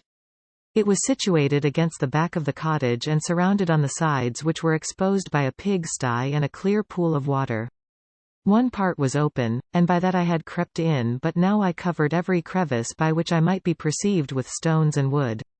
Yet in such a manner that I might move them on occasion to pass out. All the light I enjoyed came through the sty, and that was sufficient for me. Having thus arranged my dwelling and carpeted it with clean straw, I retired, for I saw the figure of a man at a distance, and I remembered too well my treatment the night before to trust myself in his power. I had first, however, provided for my sustenance for that day by a loaf of coarse bread, which I purloined, and a cup with which I could drink more conveniently than from my hand of the pure water which flowed by my retreat. The floor was a little raised, so that it was kept perfectly dry, and by its vicinity to the chimney of the cottage it was tolerably warm. Being thus provided, I resolved to reside in this hovel until something should occur which might alter my determination. It was indeed a paradise compared to the bleak forest, my former residence, the rain-dropping branches, and dank earth. I ate my breakfast with pleasure and was about to remove a plank to procure myself a little water when I heard a step, and looking through a small chink, I beheld a young creature, with a pail on her head, passing before my hovel. The girl was young and of gentle demeanor, unlike what I have since found cottagers and farmhouse servants to be. Yet she was meanly dressed, a coarse blue petticoat and a linen jacket being her only garb. Her fair hair was plaited but not adorned. She looked patient yet sad. I lost sight of her, and in about a quarter of an hour she returned bearing the pail, which was now partly filled with milk. As she walked along, seemingly incommoded by the burden, a young man met her, whose countenance expressed a deeper despondence. Uttering a few with an air of melancholy, he took the pail from her head and bore it to the cottage himself. She followed, and they disappeared. Presently I saw the young man again, with some tools in his hand, cross the field behind the cottage, and the girl was also busied. Sometimes in the house and sometimes in the yard. On examining my dwelling, I found that one of the windows of the cottage had formerly occupied a part of it, but the panes had been filled up with wood. In one of these was a small and almost imperceptible chink through which the eye could just penetrate. Through this crevice a small room was visible, whitewashed and clean but very bare of furniture. In one corner, near a small fire, sat an old man, leaning his head on his hands in a disconsolate attitude. The young girl was occupied in arranging the cottage, but presently she took something out of a drawer, which employed her hands. And she sat down beside the old man, who, taking up an instrument, began to play and to produce sounds sweeter than the voice of the thrush or the nightingale. It was a lovely sight, even to me, poor wretch who had never beheld aught beautiful before. The silver hair and benevolent countenance of the aged cottager won my reverence, while the gentle manners of the girl enticed my love. He played a sweet mournful air which I perceived drew tears from the eyes of his amiable companion. Of which the old man took no notice, until she sobbed audibly. He then pronounced a few sounds, and the fair creature, leaving her work, knelt at his feet. He raised her and smiled with such kindness and affection that I felt sensations of a peculiar and overpowering nature. They were a mixture of pain and pleasure, such as I had never before experienced, either from hunger or cold, warmth or food, and I withdrew from the window, unable to bear these emotions. Soon after this the young man returned, bearing on his shoulders a load of wood. The girl met him at the door, helped to relieve him of his burden, and taking some of the fuel into the cottage, placed it on the fire. Then she and the youth went apart into a nook of the cottage, and he showed her a large loaf and a piece of cheese. She seemed pleased and went into the garden for some roots and plants, which she placed in water, and then upon the fire. She afterwards continued her work, whilst the young man went into the garden and appeared busily employed in digging and pulling up roots. After he had been employed thus about an hour, the young woman joined him and they entered the cottage together. The old man had, in the meantime, been pensive, but on the appearance of his companions he assumed a more cheerful air, and they sat down to eat. The meal was quickly dispatched. The young woman was again occupied in arranging the cottage. The old man walked before the cottage in the sun for a few minutes, leaning on the arm of the youth. Nothing could exceed in beauty the contrast between these two excellent creatures. One was old, with silver hairs and a countenance beaming with benevolence and love. The younger was slight and graceful in his figure, and his features were molded with the finest symmetry, yet his eyes and attitude expressed the utmost sadness and despondency. The old man returned to the cottage, and the youth, with tools different from those he had used in the morning, directed his steps across the fields. Night quickly shut in, but to my extreme wonder, I found that the cottagers had a means of prolonging light by the use of tapers, and was delighted to find that the setting of the sun did not put an end to the pleasure I experienced in watching my human neighbors. In the evening the young girl and her companion were employed in various occupations, which I did not understand, and the old man again took up the instrument which produced the divine sounds that had enchanted me in the morning. So soon as he had finished, the youth began, not to play, but to utter sounds that were monotonous, and neither resembling the harmony of the old man's instrument nor the songs of the birds I since found that he read aloud. But at that time I knew nothing of the science of words or letters. The family, after having been thus occupied for a short time, extinguished their lights and retired, as I conjectured, to rest. Chapter 12. I lay on my straw, but I could not sleep. I thought of the occurrences of the day. What chiefly struck me was the gentle manners of these people, and I longed to join them, but dared not. I remembered too well the treatment I had suffered the night before from the barbarous villagers, and resolved, whatever course of conduct I might hereafter think it right to pursue, that for the present I would remain quietly in my hovel, watching and endeavoring to discover the motives which influenced their actions. The cottagers arose the next morning before the sun. The young woman arranged the cottage and prepared the food, and the youth departed after the first meal. This day was passed in the same routine as that which preceded it. The young man was constantly employed out of doors, and the girl in various laborious occupations within. The old man, whom I soon perceived to be blind, employed his leisure hours on his instrument or in contemplation. Nothing could exceed the love and respect which the younger cottagers exhibited towards their venerable companion. They performed towards him every little office of affection and duty with gentleness, and he rewarded them by his benevolent smiles. They were not entirely happy. The young man and his companion often went apart and appeared to weep. I saw no cause for their unhappiness, but I was deeply affected by it. If such lovely creatures were miserable, it was less strange that I, an imperfect and solitary being, should be wretched. Yet why were these gentle beings unhappy? They possessed a delightful house, for such it was in my eyes, and every luxury. They had a fire to warm them when chill and delicious viands when hungry. They were dressed in excellent clothes and, still more, they enjoyed one another's company and speech, interchanging each day looks of affection and kindness. What did their tears imply? Did they really express pain? I was at first unable to solve these questions. But perpetual attention and time explained to me many appearances which were at first enigmatic. A considerable period elapsed before I discovered one of the causes of the uneasiness of this amiable family. It was poverty. And they suffered that evil in a very distressing degree. Their nourishment consisted entirely of the vegetables of their garden and the milk of one cow, which gave very little during the winter, when its masters could scarcely procure food to support it. They often, I believe, suffered the pangs of hunger very poignantly. Especially the two younger cottagers, for several times they placed food before the old man when they reserved none for themselves. This trait of kindness moved me sensibly. I had been accustomed, during the night, to steal a part of their store for my own consumption. But when I found that in doing this I inflicted pain on the cottagers, I abstained and satisfied myself with berries, nuts, and roots which I gathered from a neighboring wood. I discovered also another means through which I was enabled to assist their labors. I found that the youth spent a great part of each day in collecting wood for the family fire, and during the night I often took his tools. The use of which I quickly discovered, and brought home firing sufficient for the consumption of several days. I remember, the first time that I did this, the young woman, when she opened the door in the morning, appeared greatly astonished on seeing a great pile of wood on the outside. She uttered some words in a loud voice, and the youth joined her, who also expressed surprise.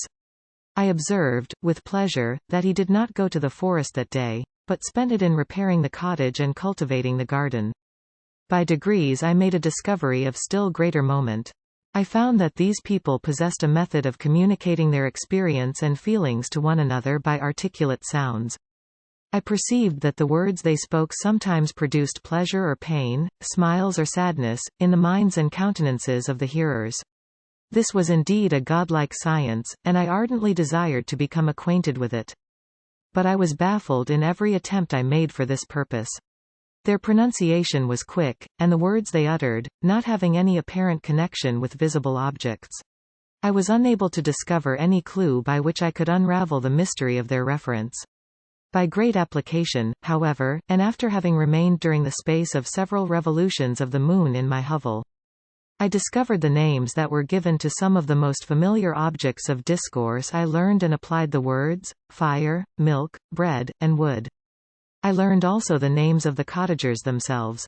The youth and his companion had each of them several names, but the old man had only one, which was father. The girl was called sister or Agatha, and the youth Felix, brother, or son. I cannot describe the delight I felt when I learned the ideas appropriated to each of these sounds and was able to pronounce them. I distinguished several other words without being able as yet to understand or apply them, such as good, dearest, unhappy. I spent the winter in this manner. The gentle manners and beauty of the cottagers greatly endeared them to me when they were unhappy. I felt depressed when they rejoiced, I sympathized in their joys. I saw few human beings besides them, and if any other happened to enter the cottage, their harsh manners and rude gait only enhanced to me the superior accomplishments of my friends. The old man, I could perceive, often endeavored to encourage his children, as sometimes I found that he called them, to cast off their melancholy. He would talk in a cheerful accent, with an expression of goodness that bestowed pleasure even upon me. Agatha listened with respect, her eyes sometimes filled with tears, which she endeavored to wipe away unperceived. But I generally found that her countenance and tone were more cheerful after having listened to the exhortations of her father. It was not thus with Felix. He was always the saddest of the group, and even to my unpracticed senses, he appeared to have suffered more deeply than his friends. But if his countenance was more sorrowful, his voice was more cheerful than that of his sister, especially when he addressed the old man. I could mention innumerable instances which, although slight, marked the dispositions of these amiable cottagers. In the midst of poverty and want, Felix carried with pleasure to his sister the first little white flower that peeped out from beneath the snowy ground. Early in the morning, before she had risen, he cleared away the snow that obstructed her path to the milk-house, drew water from the well, and brought the wood from the outhouse, where, to his perpetual astonishment, he found his store always replenished by an invisible hand. In the day, I believe, he worked sometimes for a neighboring farmer, because he often went forth and did not return until dinner, yet brought no wood with him. At other times he worked in the garden, but as there was little to do in the frosty season, he read to the old man and Agatha. This reading had puzzled me extremely at first, but by degrees I discovered that he uttered many of the same sounds when he read as when he talked. I conjectured, therefore, that he found on the paper signs for speech which he understood, and I ardently longed to comprehend these also. But how was that possible when I did not even understand the sounds for which they stood as signs? I improved, however, sensibly in this science, but not sufficiently to follow up any kind of conversation, although I applied my whole mind to the endeavor, for I easily perceived that, although I eagerly longed to discover myself to the cottagers, I ought not to make the attempt until I had first become master of their language, which knowledge might enable me to make them overlook the deformity of my figure, for with this also, the contrast perpetually presented to my eyes had made me acquainted. I had admired the perfect forms of my cottagers, their grace, beauty, and delicate complexions, but how was I terrified when I viewed myself in a transparent pool. At first, I started back, unable to believe that it was indeed I who was reflected in the mirror, and when I became fully convinced that I was in reality the monster that I am, I was filled with the bitterest sensations of despondence and mortification. Alas! I did not yet entirely know the fatal effects of this miserable deformity. As the sun became warmer and the light of day longer, the snow vanished, and I beheld the bare trees and the black earth. From this time Felix was more employed, and the heart-moving indications of impending famine disappeared. Their food, as I afterwards found, was coarse, but it was wholesome, and they procured a sufficiency of it. Several new kinds of plants sprang up in the garden, which they dressed, and these signs of comfort increased daily as the season advanced. The old man, leaning on his son, walked each day at noon, when it did not rain, as I found it was called when the heavens poured forth its waters. This frequently took place, but a high wind quickly dried the earth, and the season became far more pleasant than it had been. My mode of life in my hovel was uniform. During the morning I attended the motions of the cottagers, and when they were dispersed in various occupations, I slept. The remainder of the day was spent in observing my friends. When they had retired to rest, if there was any moon or the night was starlight, I went into the woods and collected my own food and fuel for the cottage. When I returned, as often as it was necessary, I cleared their path from the snow and performed those offices that I had seen done by Felix. I afterwards found that these labors, performed by an invisible hand, greatly astonished them, and once or twice I heard them, on these occasions, utter the words "good spirit," "wonderful." But I did not then understand the signification of these terms. My thoughts now became more active, and I longed to discover the motives and feelings of these lovely creatures. I was inquisitive to know why Felix appeared so miserable and Agatha so sad. I thought, foolish wretch, that it might be in my power to restore happiness to these deserving people. When I slept or was absent, the forms of the venerable blind father, the gentle Agatha, and the excellent Felix flitted before me. I looked upon them as superior beings who would be the arbiters of my future destiny. I formed in my imagination 1,000 pictures of presenting myself to them, and their reception of me. I imagined that they would be disgusted, until, by my gentle demeanor and conciliating words, I should first win their favor and afterwards their love. These thoughts exhilarated me and led me to apply with fresh ardor to the acquiring the art of language. My organs were indeed harsh, but supple, and although my voice was very unlike the soft music of their tones, yet I pronounced such words as I understood with tolerable ease. It was as the ass and the lapdog, yet surely the gentle ass whose intentions were affectionate, although his manners were rude, deserved better treatment than blows and execration. The pleasant showers and genial warmth of spring greatly altered the aspect of the earth. Men who before this change seemed to have been hid in caves dispersed themselves and were employed in various arts of cultivation. The birds sang in more cheerful notes, and the leaves began to bud forth on the trees. Happy, happy earth! Fit habitation for gods, which, so short a time before, was bleak, damp, and unwholesome. My spirits were elevated by the enchanting appearance of nature. The past was blotted from my memory, the present was tranquil, and the future gilded by bright rays of hope and anticipations of joy. Chapter 13. I now hasten to the more moving part of my story. I shall relate events that impressed me with feelings which, from what I had been, have made me what I am. Spring advanced rapidly, the weather became fine and the skies cloudless. It surprised me that what before was desert and gloomy should now bloom with the most beautiful flowers and verdure. My senses were gratified and refreshed by 1,000 scents of delight and 1,000 sights of beauty. It was on one of these days, when my cottagers periodically rested from labor, the old man played on his guitar, and the children listened to him, that I observed the countenance of Felix was melancholy beyond expression. He sighed frequently, and once his father paused in his music, and I conjectured by his manner that he inquired the cause of his son's sorrow. Felix replied in a cheerful accent, and the old man was recommencing his music when someone tapped at the door. It was a lady on horseback, accompanied by a countryman as a guide. The lady was dressed in a dark suit and covered with a thick black veil. Agatha asked a question, to which the stranger only replied by pronouncing, in a sweet accent, the name of Felix. Her voice was musical but unlike that of either of my friends. On hearing this word, Felix came up hastily to the lady, who, when she saw him, threw up her veil, and I beheld a countenance of angelic beauty and expression.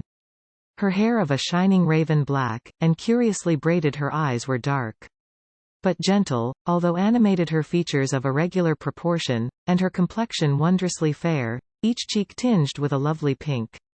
Felix seemed ravished with delight when he saw her. Every trait of sorrow vanished from his face, and it instantly expressed a degree of ecstatic joy, of which I could hardly have believed it capable. His eyes sparkled, as his cheek flushed with pleasure, and at that moment I thought him as beautiful as the stranger. She appeared affected by different feelings. Wiping a few tears from her lovely eyes, she held out her hand to Felix, who kissed it rapturously and called her, as well as I could distinguish, his sweet Arabian. She did not appear to understand him, but smiled. He assisted her to dismount, and dismissing her guide, conducted her into the cottage. Some conversation took place between him and his father, and the young stranger knelt at the old man's feet and would have kissed his hand. But he raised her and embraced her affectionately. I soon perceived that although the stranger uttered articulate sounds and appeared to have a language of her own, she was neither understood by nor herself understood the cottagers. They made many signs which I did not comprehend, but I saw that her presence diffused gladness through the cottage, dispelling their sorrow as the sun dissipates the morning mists. Felix seemed peculiarly happy and with smiles of delight welcomed his Arabian. Agatha, the ever-gentle Agatha, kissed the hands of the lovely stranger, and pointing to her brother, made signs, which appeared to me to mean that he had been sorrowful until she came. Some hours passed thus, while they, by their countenances, expressed joy, the cause of which I did not comprehend. Presently I found, by the frequent recurrence of some sound which the stranger repeated after them, that she was endeavoring to learn their language. And the idea instantly occurred to me that I should make use of the same instructions to the same end. The stranger learned about 20 words at the first lesson. Most of them, indeed, were those which I had before understood, but I profited by the others. As night came on, Agatha and the Arabian retired early. When they separated, Felix kissed the hand of the stranger and said, "Good night, sweet Safie." He sat up much longer, conversing with his father, and by the frequent repetition of her name I conjectured that their lovely guest was the subject of their conversation. I ardently desired to understand them, and bent every faculty towards that purpose, but found it utterly impossible. The next morning Felix went out to his work, and after the usual occupations of Agatha were finished, the Arabian sat at the feet of the old man, and taking his guitar, played some airs so entrancingly beautiful that they at once drew tears of sorrow and delight from my eyes. She sang, and her voice flowed in a rich cadence, swelling or dying away like a nightingale of the woods. When she had finished, she gave the guitar to Agatha, who at first declined it. She played a simple air, and her voice accompanied it in sweet accents, but unlike the wondrous strain of the stranger. The old man appeared enraptured and said some words which Agatha endeavoured to explain to Safie, and by which he appeared to wish to express that she bestowed on him the greatest delight by her music. The days now passed as peaceably as before, with the sole alteration that joy had taken place of sadness in the countenances of my friends. Safie was always gay and happy. She and I improved rapidly in the knowledge of language, so that in 2 months I began to comprehend most of the words uttered by my protectors. In the meanwhile also the black ground was covered with herbage, and the green banks interspersed with innumerable flowers, sweet to the scent and the eyes, stars of pale radiance among the moonlight woods. The sun became warmer. The nights clear and balmy, and my nocturnal rambles were an extreme pleasure to me, although they were considerably shortened by the late setting and early rising of the sun, for I never ventured abroad during daylight, fearful of meeting with the same treatment I had formerly endured in the first village which I entered. My days were spent in close attention, that I might more speedily master the language. And I may boast that I improved more rapidly than the Arabian, who understood very little and conversed in broken accents, whilst I comprehended and could imitate almost every word that was spoken. While I improved in speech, I also learned the science of letters as it was taught to the stranger. And this opened before me a wide field for wonder and delight. The book from which Felix instructed Safie was Volney's Ruins of Empires. I should not have understood the purport of this book had not Felix, in reading it, given very minute explanations. He had chosen this work, he said, because the declamatory style was framed in imitation of the Eastern authors. Through this work I obtained a cursory knowledge of history and a view of the several empires at present existing in the world. It gave me an insight into the manners, governments, and religions of the different nations of the earth. I heard of the slothful Asiatics, of the stupendous genius and mental activity of the Grecians, of the wars and wonderful virtue of the early Romans, of their subsequent degenerating, of the decline of that mighty empire, of chivalry, Christianity, and kings. I heard of the discovery of the American hemisphere and wept with Safie over the hapless fate of its original inhabitants. These wonderful narrations inspired me with strange feelings. Was man, indeed, at once so powerful, so virtuous and magnificent, yet so vicious and base? He appeared at one time a mere scion of the evil principle, and at another as all that can be conceived of noble and godlike. To be a great and virtuous man appeared the highest honor that can befall a sensitive being. To be base and vicious, as many on record have been, appeared the lowest degradation, a condition more abject than that of the blind mole or harmless worm. For a long time I could not conceive how one man could go forth to murder his fellow, or even why there were laws and governments, but when I heard details of vice and bloodshed, my wonder ceased and I turned away with disgust and loathing. Every conversation of the cottagers now opened new wonders to me. While I listened to the instructions which Felix bestowed upon the Arabian, the strange system of human society was explained to me. I heard of the division of property, of immense wealth and squalid poverty, of rank, descent, and noble blood. The words induced me to turn towards myself. I learned that the possessions most esteemed by your fellow creatures were high and unsullied descent united with riches. A man might be respected with only one of these advantages, but without either he was considered, except in very rare instances, as a vagabond and a slave, doomed to waste his powers for the profits of the chosen few. And what was I? Of my creation and creator I was absolutely ignorant. But I knew that I possessed no money, no friends, no kind of property. I was, besides, endued with a figure hideously deformed and loathsome. I was not even of the same nature as man. I was more agile than they and could subsist upon coarser diet. I bore the extremes of heat and cold with less injury to my frame. My stature far exceeded theirs. When I looked around I saw and heard of none like me. Was I, then, a monster, a blot upon the earth, from which all men fled and whom all men disowned? I cannot describe to you the agony that these reflections inflicted upon me. I tried to dispel them, but sorrow only increased with knowledge. Oh, that I had forever remained in my native wood, nor known nor felt beyond the sensations of hunger, thirst, and heat. Of what a strange nature is knowledge!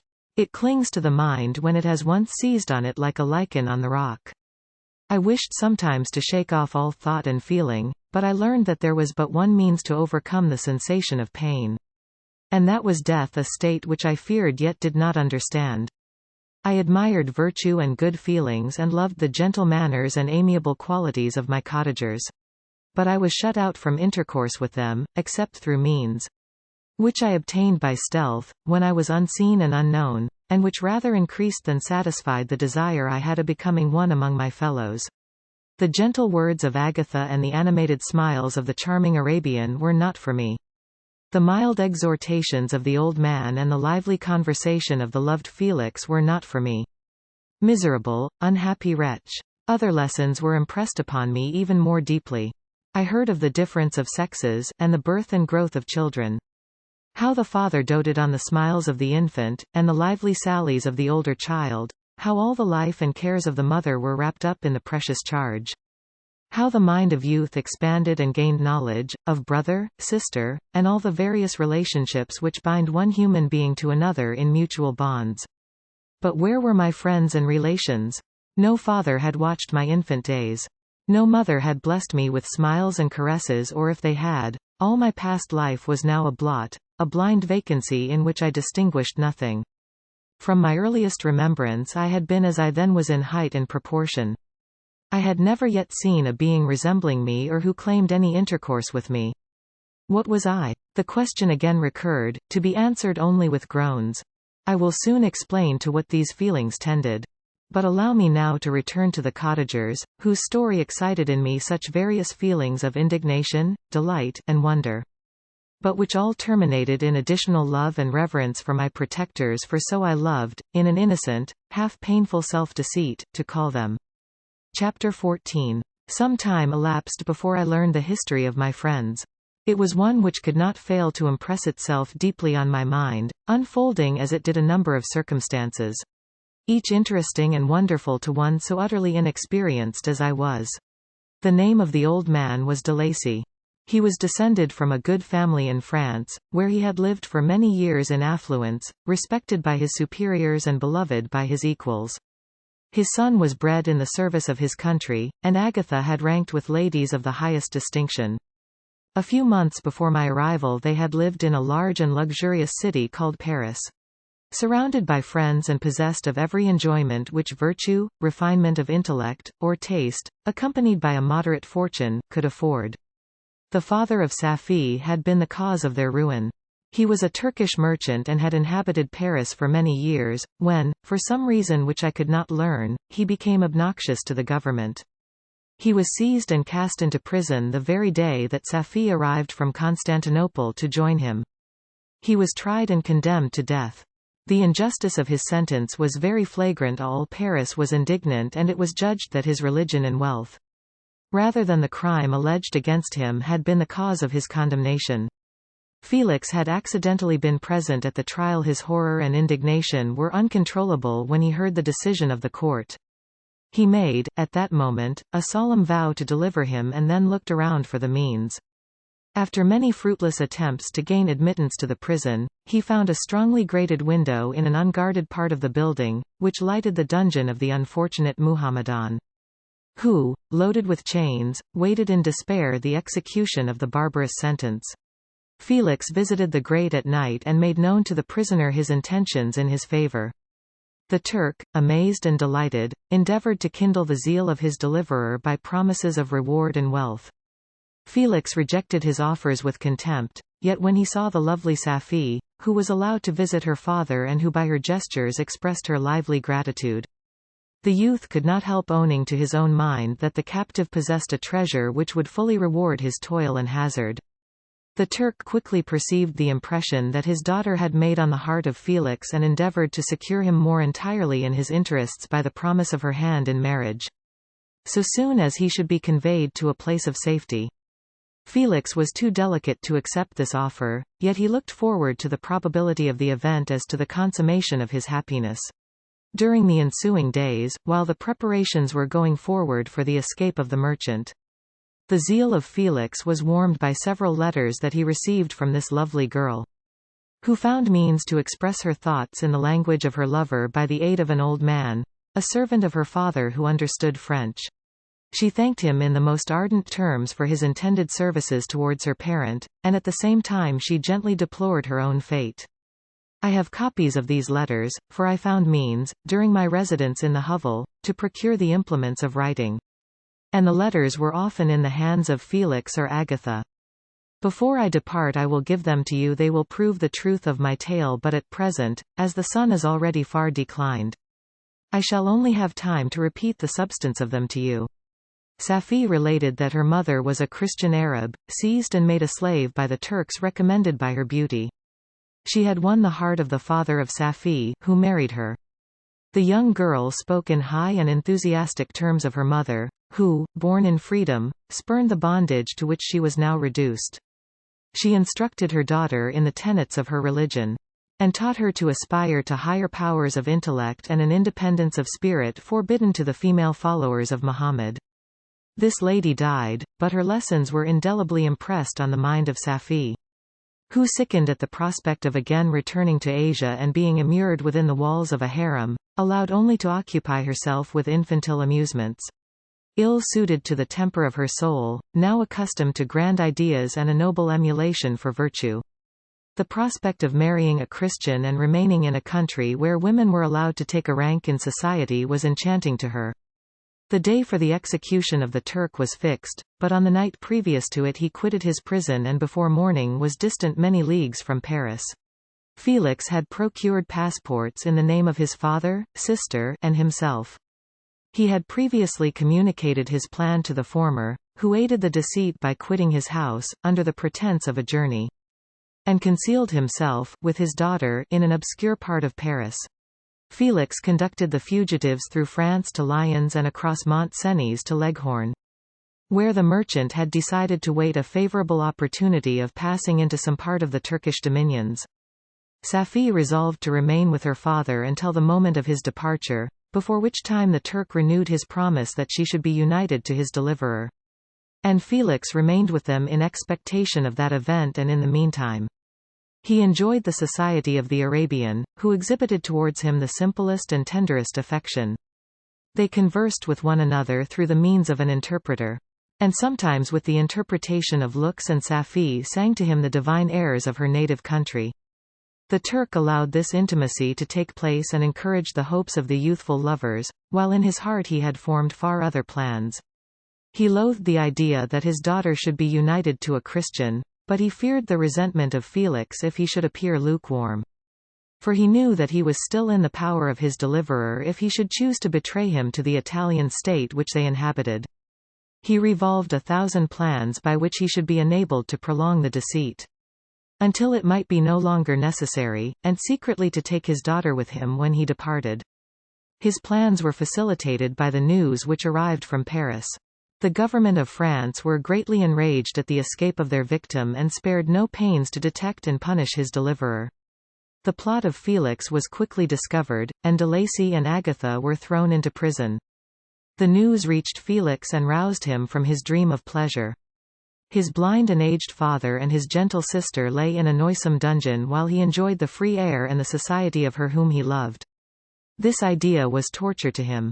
He quickly arranged with the Turk that if the latter should find a favorable opportunity for escape before Felix could return to Italy, Safie should remain as a boarder at a convent at Leghorn, and then, quitting the lovely Arabian, he hastened to Paris and delivered himself up to the vengeance of the law, hoping to free de Lacy and Agatha by this proceeding. He did not succeed. They remained confined for 5 months before the trial took place. The result of which deprived them of their fortune and condemned them to a perpetual exile from their native country. They found a miserable asylum in the cottage in Germany, where I discovered them. Felix soon learned that the treacherous Turk, for whom he and his family endured such unheard of oppression, on discovering that his deliverer was thus reduced to poverty and ruin, became a traitor to good feeling and honor and had quitted Italy with his daughter. Insultingly sending Felix a pittance of money to aid him, as he said, in some plan of future maintenance.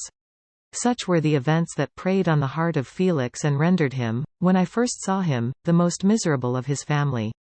He could have endured poverty, and while this distress had been the meed of his virtue, he gloried in it, but the ingratitude of the Turk and the loss of his beloved Safie were misfortunes more bitter and irreparable.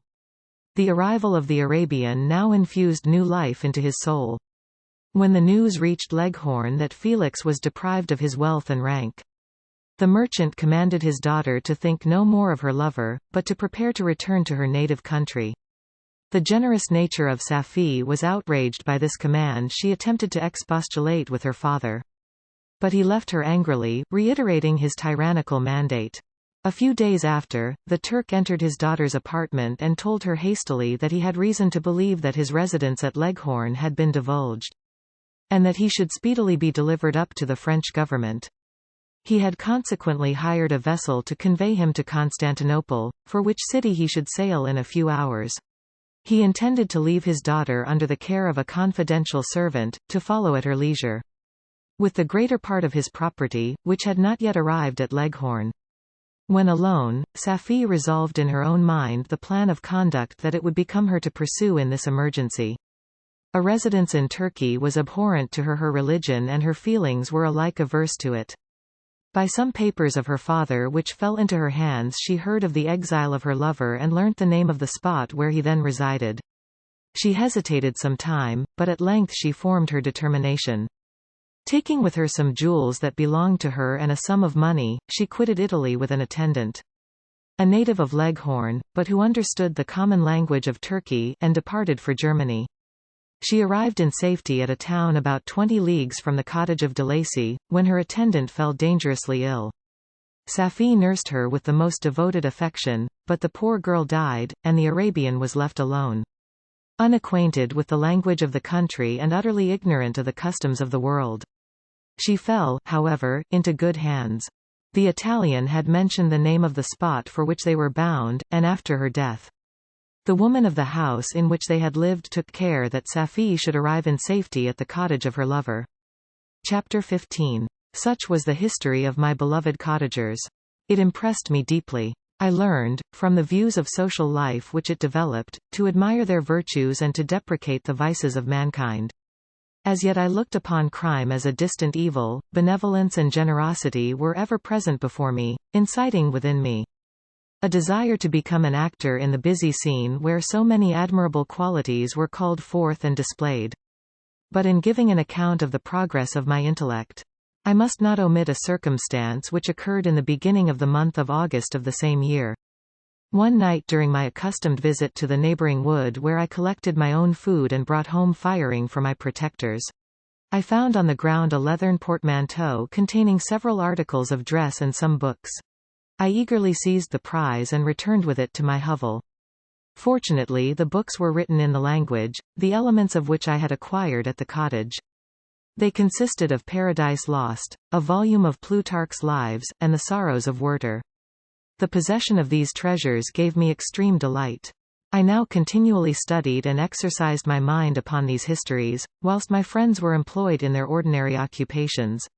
I can hardly describe to you the effect of these books.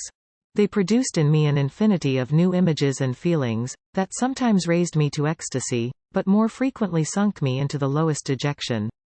In the Sorrows of Werther, besides the interest of its simple and affecting story, so many opinions are canvassed and so many lights thrown upon what had hitherto been to me obscure subjects that I found in it a never-ending source of speculation and astonishment. The gentle and domestic manners it described, combined with lofty sentiments and feelings, which had for their object something out of self, accorded well with my experience among my protectors and with the wants which were forever alive in my own bosom. But I thought Werter himself a more divine being than I had ever beheld or imagined. His character contained no pretension, but it sank deep. The disquisitions upon death and suicide were calculated to fill me with wonder. I did not pretend to enter into the merits of the case, yet I inclined towards the opinions of the hero, whose extinction I wept, without precisely understanding it. As I read, however, I applied much personally to my own feelings and condition. I found myself similar yet at the same time strangely unlike to the beings concerning whom I read and to whose conversation I was a listener. I sympathized with and partly understood them, but I was unformed in mind. I was dependent on none and related to none. The path of my departure was free, and there was none to lament my annihilation. My person was hideous and my stature gigantic. What did this mean? Who was I? What was I? Whence did I come? What was my destination? These questions continually recurred, but I was unable to solve them. The volume of Plutarch's Lives which I possessed contained the histories of the first founders of the ancient republics. This book had a far different effect upon me from the sorrows of Werter. I learned from Werter's imaginations despondency and gloom, but Plutarch taught me high thoughts. He elevated me above the wretched sphere of my own reflections, to admire and love the heroes of past ages. Many things I read surpassed my understanding and experience. I had a very confused knowledge of kingdoms, wide extents of country, mighty rivers, and boundless seas. But I was perfectly unacquainted with towns and large assemblages of men. The cottage of my protectors had been the only school in which I had studied human nature, but this book developed new and mightier scenes of action. I read of men concerned in public affairs, governing or massacring their species. I felt the greatest ardor for virtue rise within me, and abhorrence for vice, as far as I understood the signification of those terms, relative as they were. As I applied them, to pleasure and pain alone. Induced by these feelings, I was of course led to admire peaceable lawgivers, Numa, Solon, and Lycurgus, in preference to Romulus and Theseus. The patriarchal lives of my protectors caused these impressions to take a firm hold on my mind. Perhaps, if my first introduction to humanity had been made by a young soldier, burning for glory and slaughter, I should have been imbued with different sensations. But Paradise Lost excited different and far deeper emotions. I read it, as I had read the other volumes which had fallen into my hands, as a true history. It moved every feeling of wonder and awe that the picture of an omnipotent God warring with his creatures was capable of exciting. I often referred the several situations, as their similarity struck me, to my own. Like Adam, I was apparently united by no link to any other being in existence, but his state was far different from mine in every other respect. He had come forth from the hands of God a perfect creature. Happy and prosperous, guarded by the especial care of his Creator, he was allowed to converse with and acquire knowledge from beings of a superior nature, but I was wretched, helpless, and alone. Many times I considered Satan as the fitter emblem of my condition, for often, like him, when I viewed the bliss of my protectors, the bitter gall of envy rose within me. Another circumstance strengthened and confirmed these feelings. Soon after my arrival in the hovel I discovered some papers in the pocket of the dress which I had taken from your laboratory. At first I had neglected them, but now that I was able to decipher the characters in which they were written, I began to study them with diligence.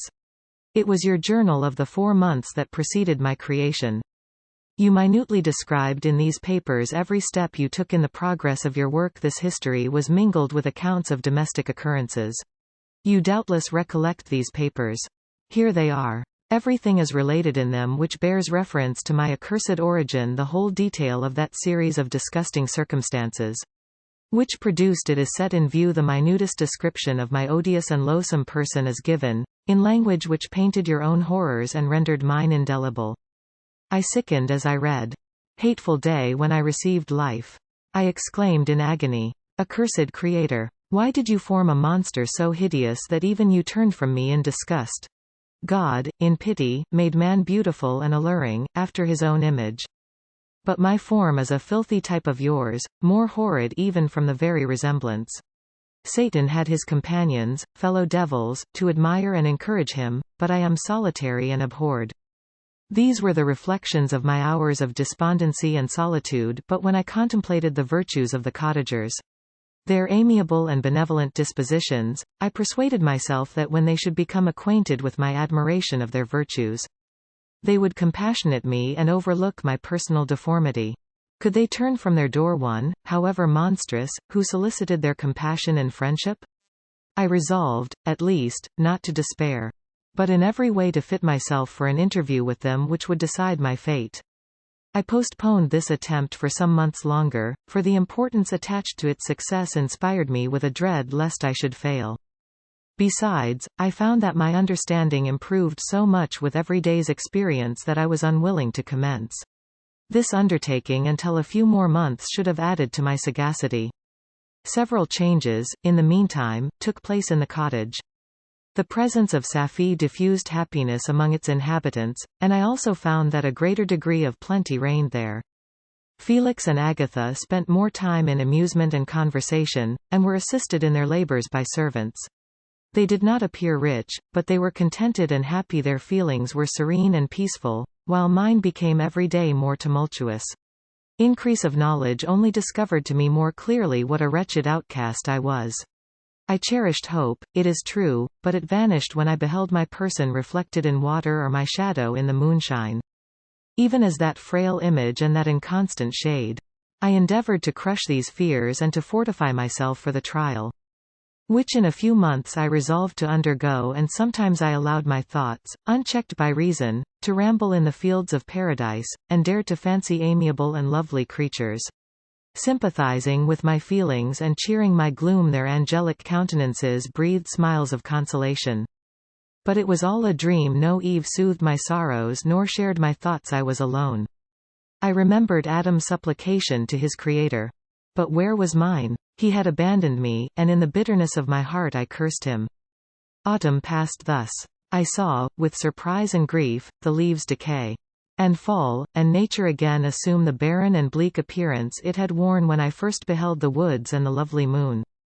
Yet I did not heed the bleakness of the weather. I was better fitted by my conformation for the endurance of cold than heat. But my chief delights were the sight of the flowers, the birds, and all the gay apparel of summer. When those deserted me, I turned with more attention towards the cottagers. Their happiness was not decreased by the absence of summer. They loved and sympathized with one another, and their joys, depending on each other, were not interrupted by the casualties that took place around them. The more I saw of them, the greater became my desire to claim their protection and kindness. My heart yearned to be known and loved by these amiable creatures. To see their sweet looks directed towards me with affection was the utmost limit of my ambition. I dared not think that they would turn them from me with disdain and horror. The poor that stopped at their door were never driven away. I asked, it is true, for greater treasures than a little food or rest. I required kindness and sympathy, but I did not believe myself utterly unworthy of it. The winter advanced, and an entire revolution of the seasons had taken place since I awoke into life. My attention at this time was solely directed towards my plan of introducing myself into the cottage of my protectors. I revolved many projects, but that on which I finally fixed was to enter the dwelling when the blind old man should be alone. I had sagacity enough to discover that the unnatural hideousness of my person was the chief object of horror with those who had formerly beheld me. My voice, although harsh, had nothing terrible in it. I thought, therefore, that if, in the absence of his children, I could gain the goodwill and mediation of the old de Lacy, I might by his means be tolerated by my younger protectors. One day, when the sun shone on the red leaves that strewed the ground and diffused cheerfulness, although it denied warmth, Safie, Agatha, and Felix departed on a long country walk, and the old man, at his own desire, was left alone in the cottage. When his children had departed, he took up his guitar and played several mournful but sweet airs, more sweet and mournful than I had ever heard him play before. At first his countenance was illuminated with pleasure, but as he continued, thoughtfulness and sadness succeeded at length. Laying aside the instrument, he sat absorbed in reflection. My heart beat quick. This was the hour and moment of trial, which would decide my hopes or realize my fears. The servants were gone to a neighboring fair. All was silent in and around the cottage. It was an excellent opportunity, yet, when I proceeded to execute my plan, my limbs failed me and I sank to the ground. Again I rose, and exerting all the firmness of which I was master, removed the planks which I had placed before my hovel to conceal my retreat. The fresh air revived me, and with renewed determination I approached the door of their cottage. I knocked. "Who is there?" said the old man. "Come in." I entered. "Pardon this intrusion," said I am a traveller in want of a little rest. "You would greatly oblige me if you would allow me to remain a few minutes before the fire." "Enter," said de Lacy, "and I will try in what manner I can to relieve your wants. But, unfortunately, my children are from home, and as I am blind, I am afraid I shall find it difficult to procure food for you. Do not trouble yourself, my kind host, I have food, it is warmth and rest only that I need." I sat down, and a silence ensued. I knew that every minute was precious to me, yet I remained irresolute in what manner to commence the interview, when the old man addressed me. "By your language, stranger, I suppose you are my countrymen. Are you French?" "No, but I was educated by a French family and understand that language only. I am now going to claim the protection of some friends, whom I sincerely love, and of whose favor I have some hopes." "Are they Germans?" "No, they are French. But let us change the subject. I am an unfortunate and deserted creature, I look around and I have no relation or friend upon earth. These amiable people to whom I go have never seen me and know little of me. I am full of fears, for if I fail there, I am an outcast in the world forever. Do not despair. To be friendless is indeed to be unfortunate, but the hearts of men, when unprejudiced by any obvious self-interest, are full of brotherly love and charity. Rely, therefore, on your hopes, and if these friends are good and amiable, do not despair. They are kind, they are the most excellent creatures in the world, but, unfortunately, they are prejudiced against me. I have good dispositions, my life has been hitherto harmless and in some degree beneficial. But a fatal prejudice clouds their eyes, and where they ought to see a feeling and kind friend, they behold only a detestable monster. That is indeed unfortunate, but if you are really blameless, cannot you undeceive them? I am about to undertake that task, and it is on that account that I feel so many overwhelming terrors. I tenderly love these friends. I have, unknown to them, been for many months in the habits of daily kindness towards them. But they believe that I wish to injure them, and it is that prejudice which I wish to overcome. Where do these friends reside? Near this spot. The old man paused and then continued, "If you will unreservedly confide to me the particulars of your tale, I perhaps may be of use in undeceiving them. I am blind and cannot judge of your countenance, but there is something in your words which persuades me that you are sincere. I am poor and an exile, but it will afford me true pleasure to be in any way serviceable to a human creature." "Excellent man. I thank you and accept your generous offer. You raise me from the dust by this kindness, and I trust that, by your aid, I shall not be driven from the society and sympathy of your fellow creatures. Heaven forbid. Even if you were really criminal, for that can only drive you to desperation, and not instigate you to virtue. I also am unfortunate. I and my family have been condemned, although innocent judge, therefore, if I do not feel for your misfortunes. How can I thank you, my best and only benefactor? From your lips first. Have I heard the voice of kindness directed towards me? I shall be forever grateful, and your present humanity assures me of success with those friends whom I am on the point of meeting. May I know the names and residence of those friends?" I paused. This, I thought, was the moment of decision, which was to rob me of or bestow happiness on me forever. I struggled vainly for firmness sufficient to answer him, but the effort destroyed all my remaining strength. I sank on the chair and sobbed aloud. At that moment I heard the steps of my younger protectors. I had not a moment to lose, but seizing the hand of the old man, I cried, "Now is the time. Save and protect me. You and your family are the friends whom I seek. Do not you desert me in the hour of trial." "Great God!" exclaimed the old man. "Who are you?" At that instant the cottage door was opened, and Felix, Safie, and Agatha entered. Who can describe their horror and consternation on beholding me? Agatha fainted, and Safie, unable to attend to her friend, rushed out of the cottage. Felix darted forward, and with supernatural force tore me from his father, to whose knees I clung, in a transport of fury. He dashed me to the ground and struck me violently with a stick. I could have torn him limb from limb, as the lion rends the antelope. But my heart sank within me as with bitter sickness, and I refrained. I saw him on the point of repeating his blow, when, overcome by pain and anguish, I quitted the cottage, and in the general tumult escaped unperceived to my hovel. Chapter 16. Cursed, cursed Creator! Why did I live? Why, in that instant, did I not extinguish the spark of existence, which you had so wantonly bestowed? I know not. Despair had not yet taken possession of me. My feelings were those of rage and revenge. I could with pleasure have destroyed the cottage and its inhabitants and have glutted myself with their shrieks and misery. When night came I quitted my retreat and wandered in the wood, and now, no longer restrained by the fear of discovery, I gave vent to my anguish in fearful howlings. I was like a wild beast that had broken the toils, destroying the objects that obstructed me and ranging through the wood with a stag-like swiftness. Oh, what a miserable night I passed! The cold stars shone in mockery, and the bare trees waved their branches above me now and then. The sweet voice of a bird burst forth amidst the universal stillness. All, save I, were at rest or in enjoyment. I, like the arch-fiend, bore a hell within me, and finding myself unsympathized with, wished to tear up the trees, spread havoc and destruction around me, and then to have sat down and enjoyed the ruin. But this was a luxury of sensation that could not endure. I became fatigued with excessive bodily exertion and sank on the damp grass in the sick impotence of despair. There was none among the myriads of men that existed who would pity or assist me, and should I feel kindness towards my enemies?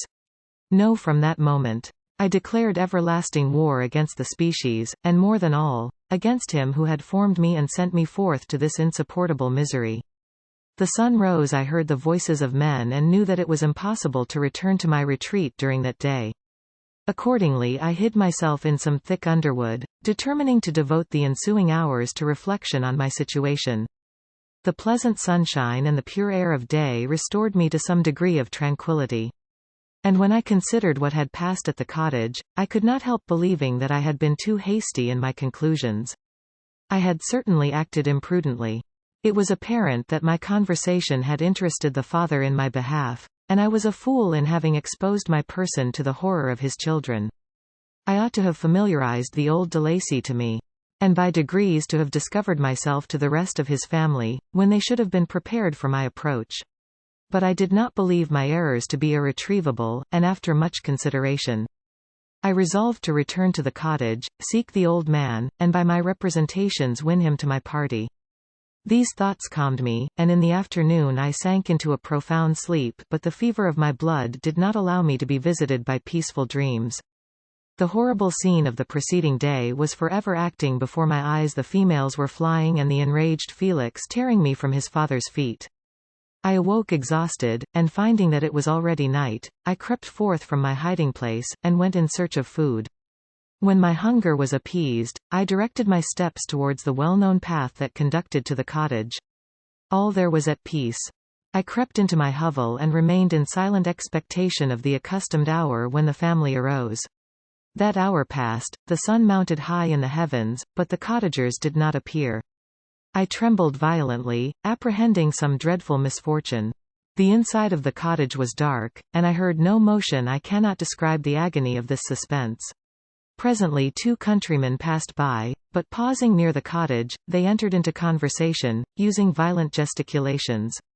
But I did not understand what they said, as they spoke the language of the country, which differed from that of my protectors. Soon after, however, Felix approached with another man. I was surprised, as I knew that he had not quitted the cottage that morning, and waited anxiously to discover from his discourse the meaning of these unusual appearances. "Do you consider," said his companion to him, "that you will be obliged to pay 3 months' rent and to lose the produce of your garden? I do not wish to take any unfair advantage. And I beg therefore that you will take some days to consider of your determination." "It is utterly useless," replied Felix. "We can never again inhabit your cottage. The life of my father is in the greatest danger, owing to the dreadful circumstance that I have related. My wife and my sister will never recover from their horror. I entreat you not to reason with me any more. Take possession of your tenement and let me fly from this place." Felix trembled violently as he said this. He and his companion entered the cottage, in which they remained for a few minutes, and then departed. I never saw any of the family of de Lacy more. I continued for the remainder of the day in my hovel in a state of utter and stupid despair. My protectors had departed and had broken the only link that held me to the world. For the first time the feelings of revenge and hatred filled my bosom, and I did not strive to control them. But allowing myself to be borne away by the stream, I bent my mind towards injury and death. When I thought of my friends, of the mild voice of de Lacy, the gentle eyes of Agatha, and the exquisite beauty of the Arabian, these thoughts vanished and a gush of tears somewhat soothed me. As the night advanced, a fierce wind arose from the woods and quickly dispersed the clouds that had loitered in the heavens. The blast tore along like a mighty avalanche, and produced a kind of insanity in my spirits that burst all bounds of reason and reflection. I lighted the dry branch of a tree and danced with fury around the devoted cottage, my eyes still fixed on the western horizon, the edge of which the moon nearly touched. A part of its orb was at length hid, and I waved my brand. It sank, and with a loud scream I fired the straw, and heath, and bushes, which I had collected. The wind fanned the fire, and the cottage was quickly enveloped by the flames, which clung to it and licked it with their forked and destroying tongues. As soon as I was convinced that no assistance could save any part of the habitation, I quitted the scene and sought for refuge in the woods. And now, with the world before me, whither should I bend my steps? I resolved to fly far from the scene of my misfortunes. But to me, hated and despised, every country must be equally horrible. At length the thought of you crossed my mind.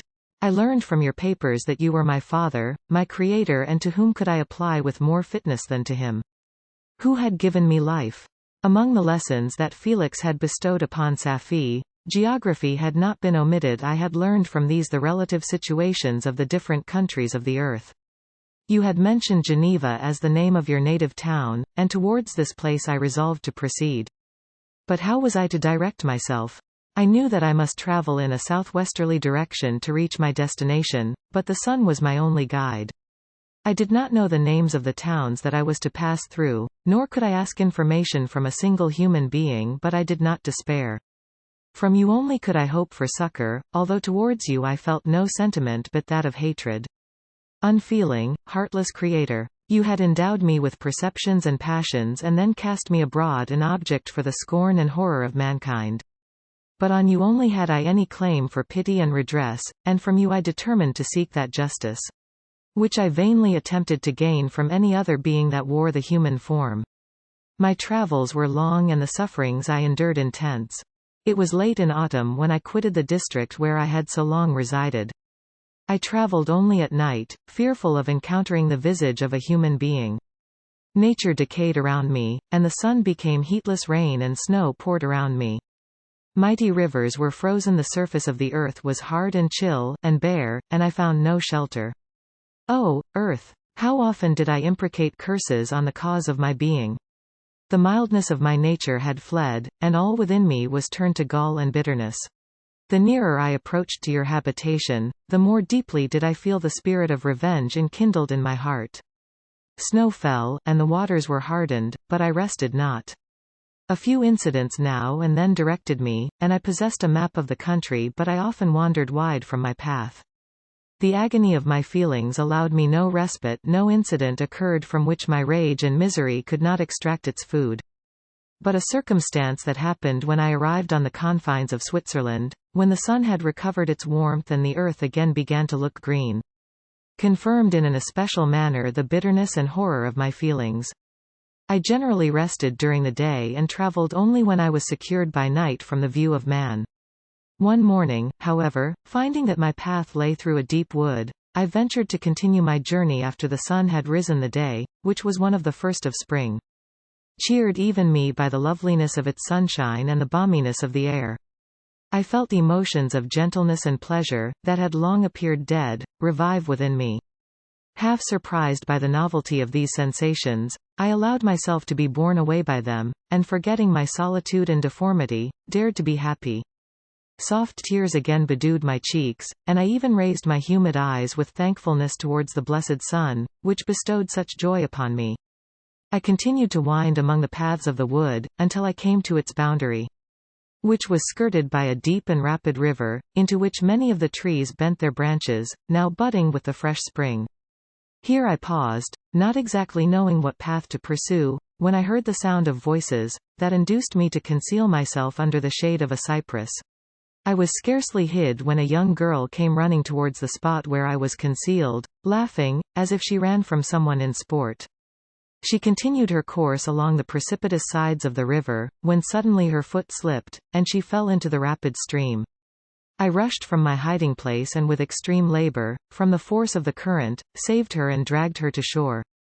She was senseless, and I endeavored by every means in my power to restore animation. When I was suddenly interrupted by the approach of a rustic, who was probably the person from whom she had playfully fled. On seeing me, he darted towards me, and tearing the girl from my arms, hastened towards the deeper parts of the wood. I followed speedily, I hardly knew why, but when the man saw me draw near, he aimed a gun, which he carried, at my body and fired. I sank to the ground, and my injurer, with increased swiftness, escaped into the wood. This was then the reward of my benevolence.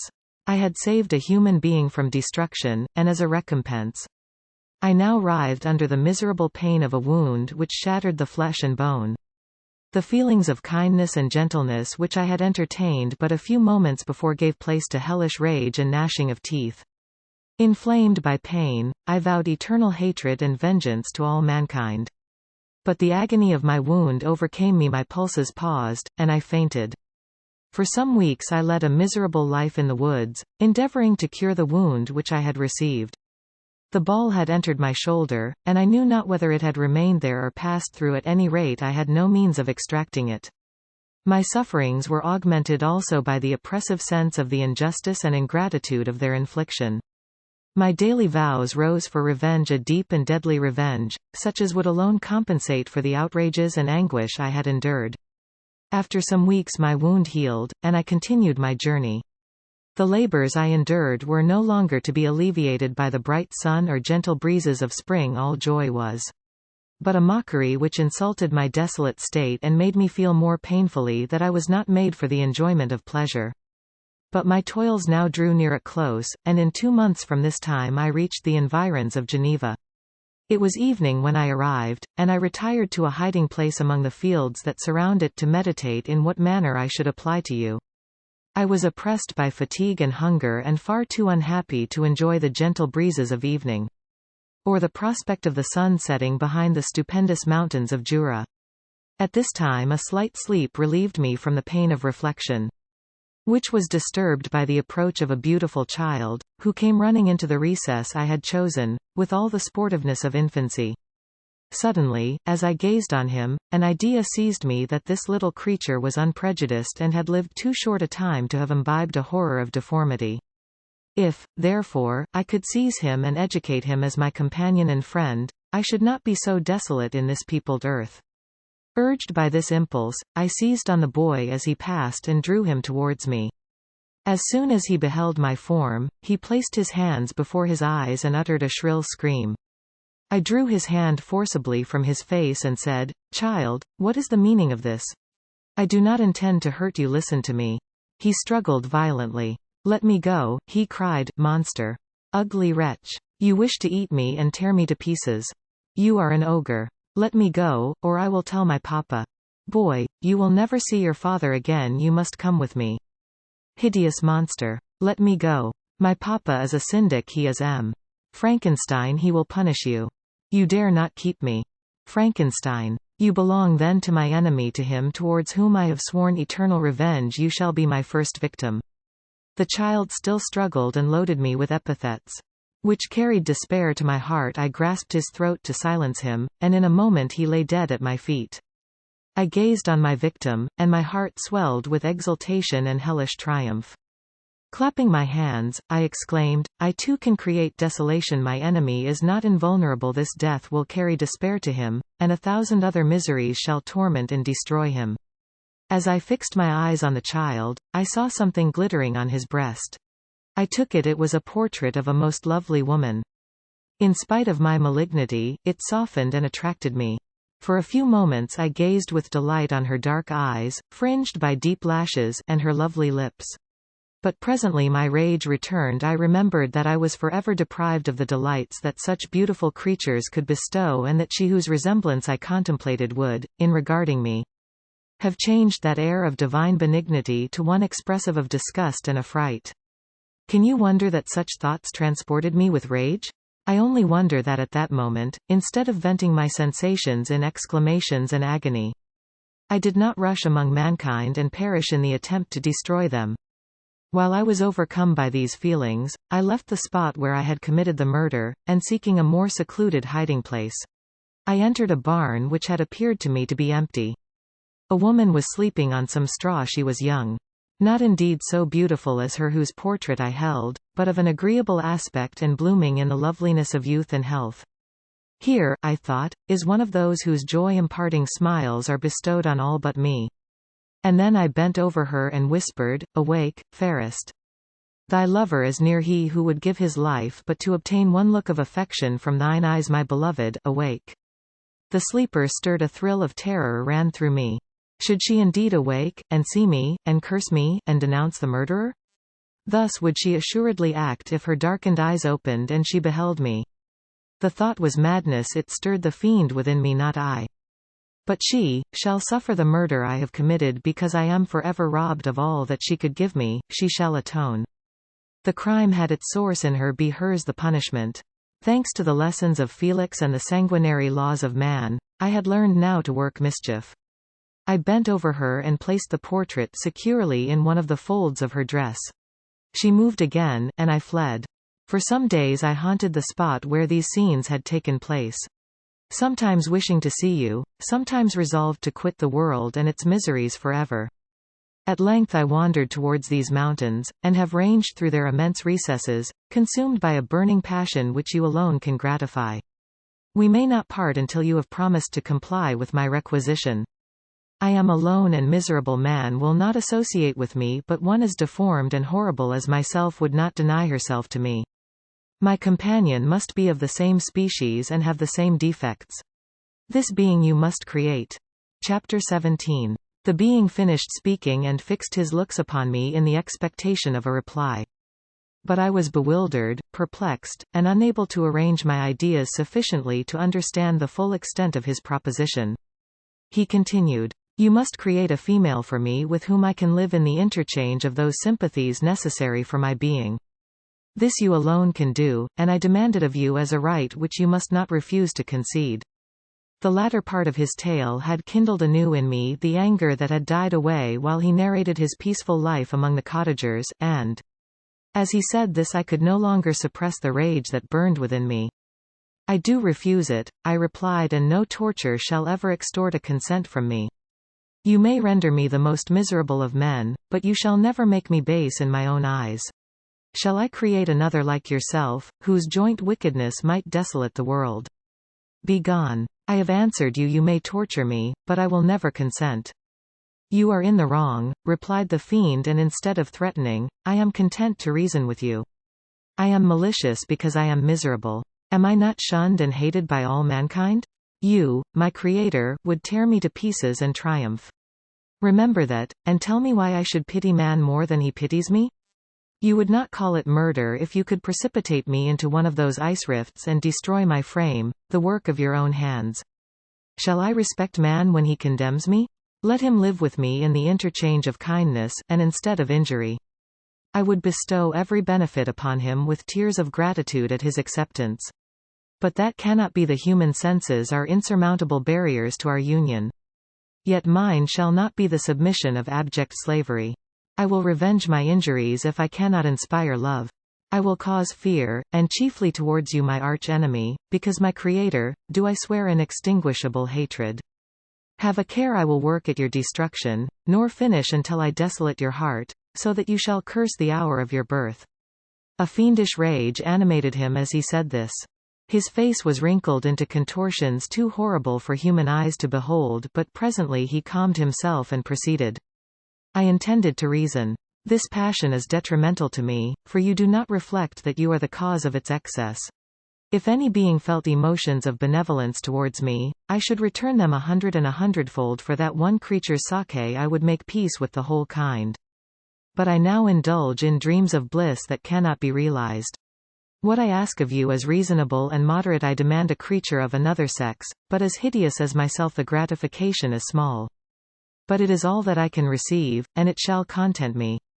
It is true, we shall be monsters, cut off from all the world, but on that account we shall be more attached to one another.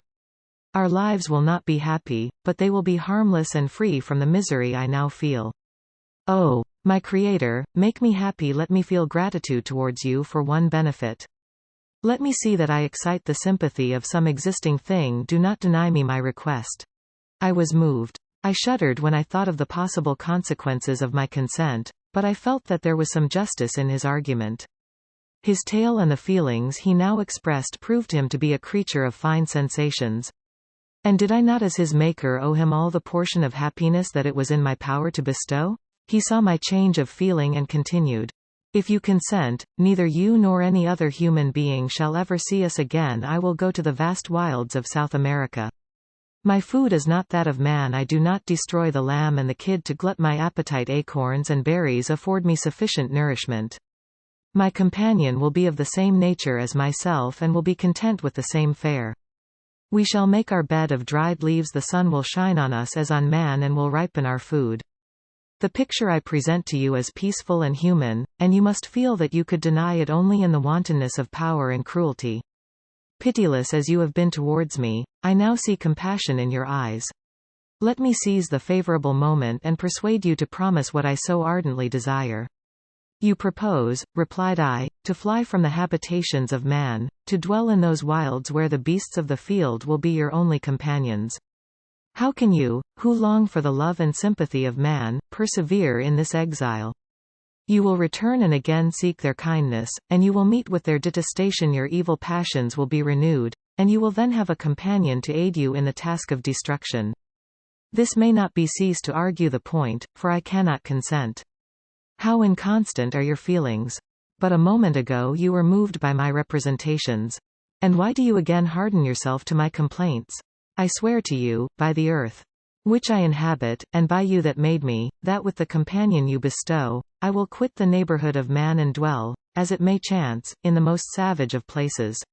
My evil passions will have fled, for I shall meet with sympathy. My life will flow quietly away, and in my dying moments I shall not curse my Maker." His words had a strange effect upon me. I compassionated him and sometimes felt a wish to console him, but when I looked upon him, when I saw the filthy mass that moved and talked, my heart sickened and my feelings were altered to those of horror and hatred. I tried to stifle these sensations. I thought that as I could not sympathize with him, I had no right to withhold from him the small portion of happiness which was yet in my power to bestow. "You swear," I said, "to be harmless, but have you not already shown a degree of malice that should reasonably make me distrust you? May not even this be a feint that will increase your triumph by affording a wider scope for your revenge? How is this? I must not be trifled with, and I demand an answer. If I have no ties and no affections, hatred and vice must be my portion. The love of another will destroy the cause of my crimes. And I shall become a thing of whose existence everyone will be ignorant. My vices are the children of a forced solitude that I abhor, and my virtues will necessarily arise when I live in communion with an equal. I shall feel the affections of a sensitive being and become linked to the chain of existence and events from which I am now excluded." I paused some time to reflect on all he had related and the various arguments which he had employed. I thought of the promise of virtues which he had displayed on the opening of his existence, and the subsequent blight of all kindly feeling by the loathing and scorn which his protectors had manifested towards him. His power and threats were not omitted in my calculations. A creature who could exist in the ice caves of the glaciers and hide himself from pursuit among the ridges of inaccessible precipices was a being possessing faculties it would be vain to cope with. After a long pause of reflection, I concluded that the justice due both to him and my fellow creatures demanded of me that I should comply with his request. Turning to him, therefore, I said, "I consent to your demand, on your solemn oath to quit Europe forever, and every other place in the neighborhood of man, as soon as I shall deliver into your hands a female who will accompany you in your exile." "I swear," he cried, "by the sun, and by the blue sky of heaven, And by the fire of love that burns my heart, that if you grant my prayer, while they exist you shall never behold me again. Depart to your home and commence your labors. I shall watch their progress with unutterable anxiety, and fear not but that when you are ready I shall appear." Saying this, he suddenly quitted me, fearful, perhaps, of any change in my sentiments. I saw him descend the mountain with greater speed than the flight of an eagle, and quickly lost among the undulations of the sea of ice. His tale had occupied the whole day, and the sun was upon the verge of the horizon when he departed. I knew that I ought to hasten my descent towards the valley, as I should soon be encompassed in darkness, but my heart was heavy, and my steps slow. The labor of winding among the little paths of the mountain and fixing my feet firmly as I advanced perplexed me, occupied as I was by the emotions which the occurrences of the day had produced. Night was far advanced when I came to the halfway resting place and seated myself beside the fountain. The stars shone at intervals as the clouds passed from over them. The dark pines rose before me, and every here and there a broken tree lay on the ground. It was a scene of wonderful solemnity and stirred strange thoughts within me. I wept bitterly, and clasping my hands in agony, I exclaimed, "Oh, stars and clouds and winds, ye are all about to mock me. If ye really pity me, crush sensation and memory. Let me become as naught, but if not, depart, depart, and leave me in darkness." These were wild and miserable thoughts, but I cannot describe to you how the eternal twinkling of the stars weighed upon me and how I listened to every blast of wind, as if it were a dull ugly sirach on its way to consume me. Morning dawned before I arrived at the village of Chamonix. I took no rest, but returned immediately to Geneva. Even in my own heart I could give no expression to my sensations. They weighed on me with a mountain's weight, and their excess destroyed my agony beneath them. Thus I returned home, and entering the house, presented myself to the family. My haggard and wild appearance awoke intense alarm, but I answered no question, scarcely did I speak. I felt as if I were placed under a ban, as if I had no right to claim their sympathies, as if never more might I enjoy companionship with them.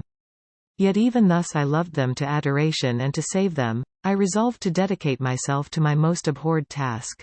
The prospect of such an occupation made every other circumstance of existence pass before me like a dream, and that thought only had to me the reality of life.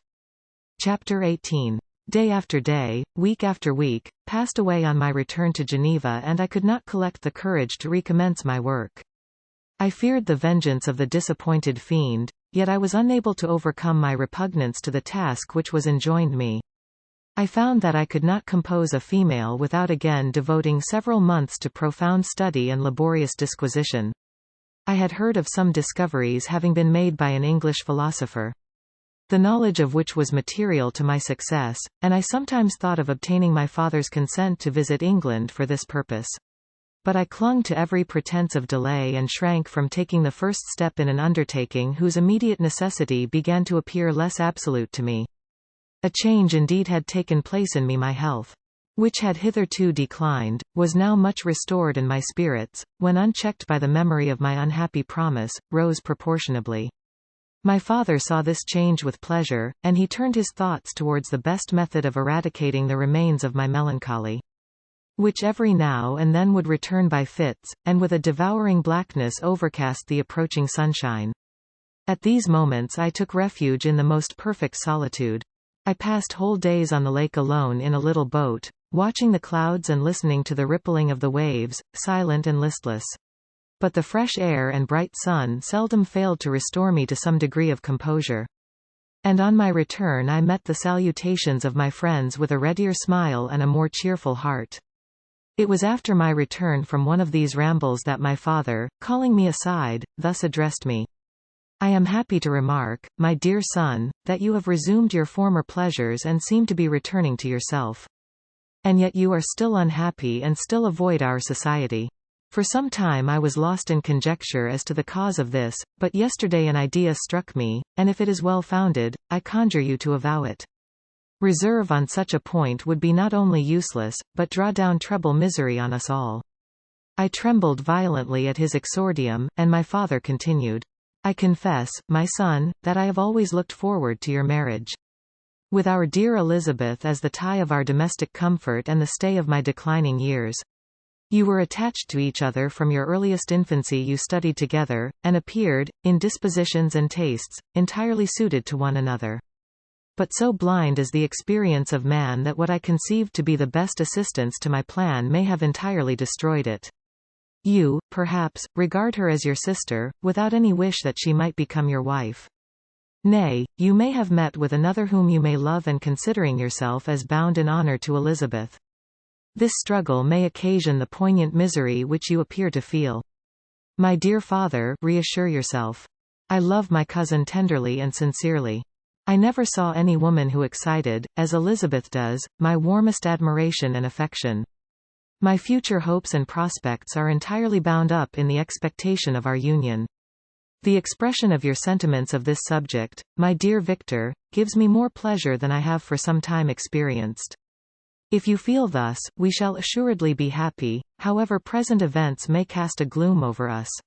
But it is this gloom which appears to have taken so strong a hold of your mind that I wish to dissipate.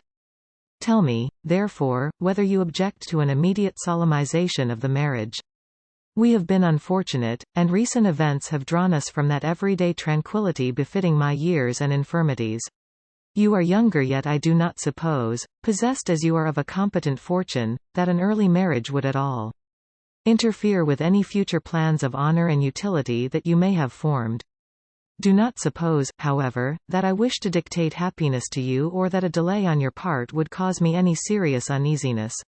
Interpret my words with candor and answer me, I conjure you, with confidence and sincerity. I listened to my father in silence and remained for some time incapable of offering any reply.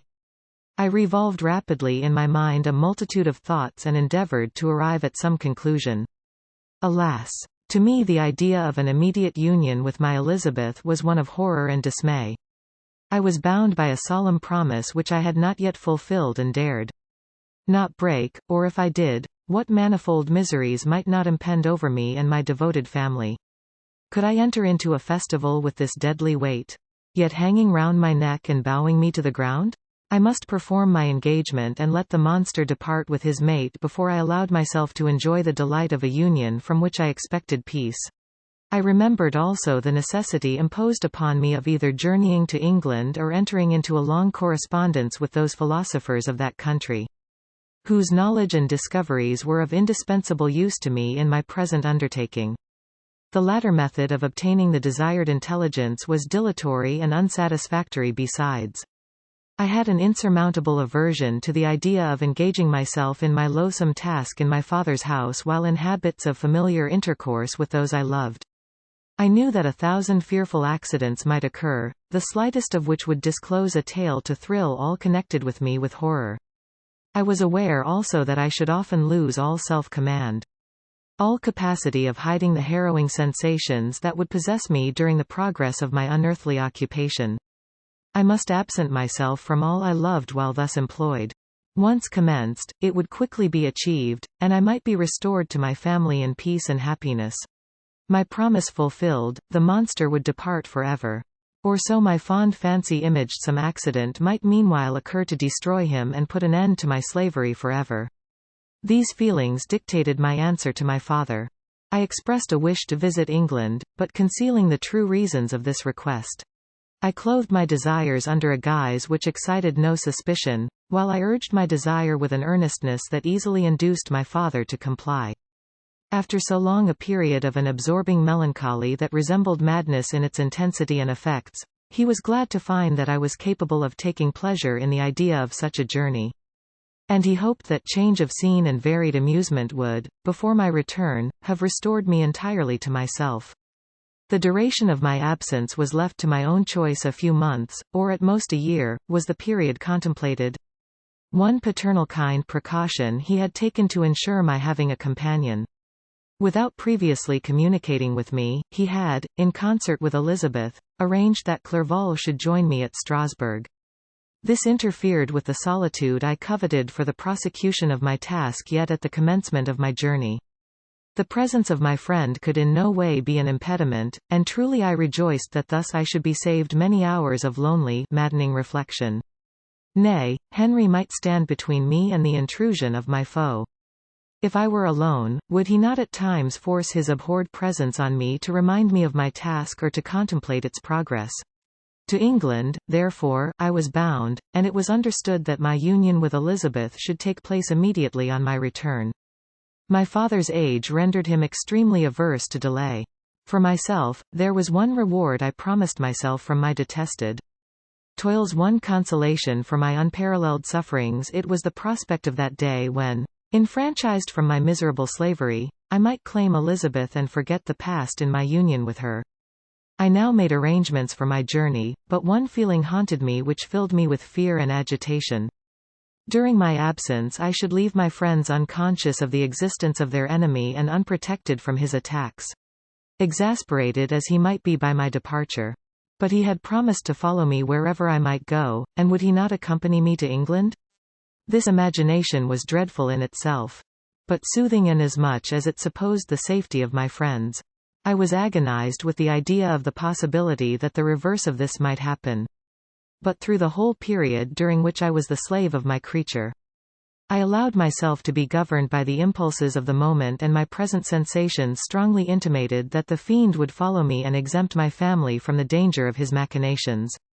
It was in the latter end of September that I again quitted my native country. My journey had been my own suggestion, and Elizabeth therefore acquiesced. But she was filled with disquiet at the idea of my suffering, away from her, the inroads of misery and grief. It had been her care which provided me a companion in Clerval, and yet a man is blind to 1,000-minute circumstances which call forth a woman's sedulous attention. She longed to bid me hasten my return. 1,000 conflicting emotions rendered her mute as she bade me a tearful, silent farewell.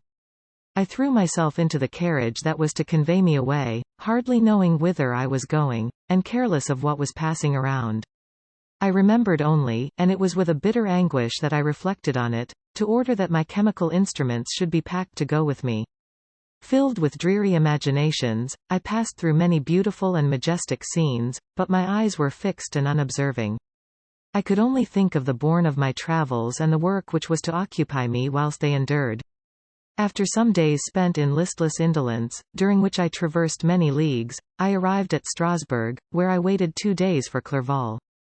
He came. Alas, how great was the contrast between us! He was alive to every new scene, joyful when he saw the beauties of the setting sun, and more happy when he beheld it rise and recommence a new day. He pointed out to me the shifting colors of the landscape and the appearances of the sky. "This is what it is to live," he cried, "now I enjoy existence. But you, my dear Frankenstein, wherefore are you desponding and sorrowful?" In truth, I was occupied by gloomy thoughts and neither saw the descent of the evening star nor the golden sunrise reflected in the Rhine. And you, my friend, would be far more amused with the Journal of Clerval, who observed the scenery with an eye of feeling and delight, than in listening to my reflections. I, a miserable wretch, haunted by a curse that shut up every avenue to enjoyment. We had agreed to descend the Rhine in a boat from Strasbourg to Rotterdam, whence we might take shipping for London. During this voyage we passed many willowy islands and saw several beautiful towns. We stayed a day at Mannheim, and on the 5th from our departure from Strasbourg, arrived at Mainz. The course of the Rhine below Mainz becomes much more picturesque. The river descends rapidly and winds between hills, not high, but steep, and of beautiful forms. We saw many ruined castles standing on the edges of precipices, surrounded by black woods, high and inaccessible. This part of the Rhine, indeed, presents a singularly variegated landscape. In one spot you view rugged hills, ruined castles overlooking tremendous precipices, with the dark Rhine rushing beneath, and on the sudden turn of a promontory, flourishing vineyards. With green sloping banks and a meandering river and populous towns occupy the scene. We travelled at the time of the vintage and heard the song of the labourers as we glided down the stream.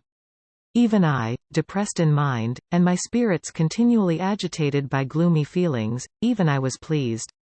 I lay at the bottom of the boat, and as I gazed on the cloudless blue sky, I seemed to drink in a tranquillity to which I had long been a stranger. And if these were my sensations, who can describe those of Henry? He felt as if he had been transported to fairyland and enjoyed a happiness seldom tasted by man. I have seen, he said, the most beautiful scenes of my own country. I have visited the lakes of Lucerne and Uri, where the snowy mountains descend almost perpendicularly to the water, casting black and impenetrable shades, which would cause a gloomy and mournful appearance were it not for the most verdant islands that relieve the eye by their gay appearance. I have seen this lake agitated by a tempest, when the wind tore up whirlwinds of water, and gave you an idea of what the waterspout must be on the great ocean, and the waves dash with fury the base of the mountain, where the priest and his mistress were overwhelmed by an avalanche, and where their dying voices are still said to be heard amid the pauses of the nightly wind. I have seen the mountains of La Vallée, and the Pays de Vaud, but this country, Victor, pleases me more than all those wonders. The mountains of Switzerland are more majestic and strange, but there is a charm in the banks of this divine river that I never before saw equalled. Look at that castle which overhangs yon precipice, and that also on the island, almost concealed amongst the foliage of those lovely trees, and now that group of labourers coming from among their vines, and that village half hid in the recess of the mountain. Oh, surely the spirit that inhabits and guards this place has a soul more in harmony with man than those who pile the glacier or retire to the inaccessible peaks of the mountains of our own country. Clerval. Beloved friend. Even now it delights me to record your words and to dwell on the praise of which you are so eminently deserving. He was a being formed in the very poetry of nature. His wild and enthusiastic imagination was chastened by the sensibility of his heart. His soul overflowed with ardent affections, and his friendship was of that devoted and wondrous nature that the worldly minded teach us to look for only in the imagination. But even human sympathies were not sufficient to satisfy his eager mind. The scenery of external nature, which others regard only with admiration, he loved with ardor. The sounding cataract haunted him like a passion. The tall rock, the mountain, and the deep and gloomy wood, their colors and their forms, were then to him an appetite, a feeling, and a love, that had no need of a remoter charm, by thought supplied, or any interest unborrowed from the eye. Wordsworth's Tintern Abbey. And where does he now exist? Is this gentle and lovely being lost forever? Has this mind, so replete with ideas, imaginations fanciful and magnificent, which formed a world, whose existence depended on the life of its creator, has this mind perished? Does it now only exist in my memory?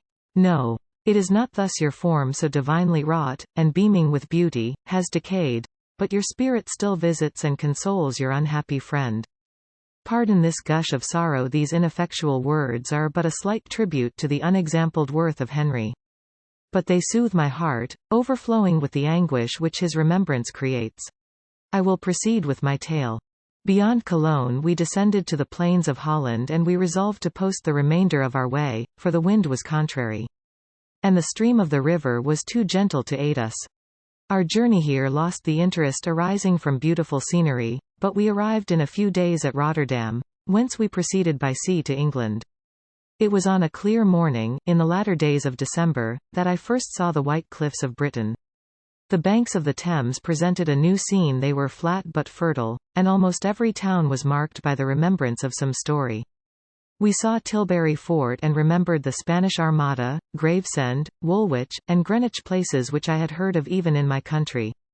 At length we saw the numerous steeples of London Street, Paul's towering above all, and the tower famed in English history. Chapter 19. London was our present point of rest. We determined to remain several months in this wonderful and celebrated city.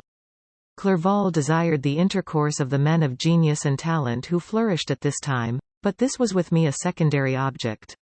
I was principally occupied with the means of obtaining the information necessary for the completion of my promise, and quickly availed myself of the letters of introduction that I had brought with me, addressed to the most distinguished natural philosophers.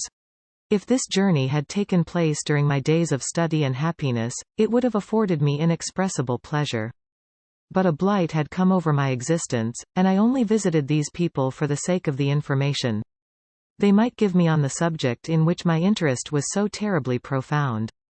Company was irksome to me when alone. I could fill my mind with the sights of heaven and earth.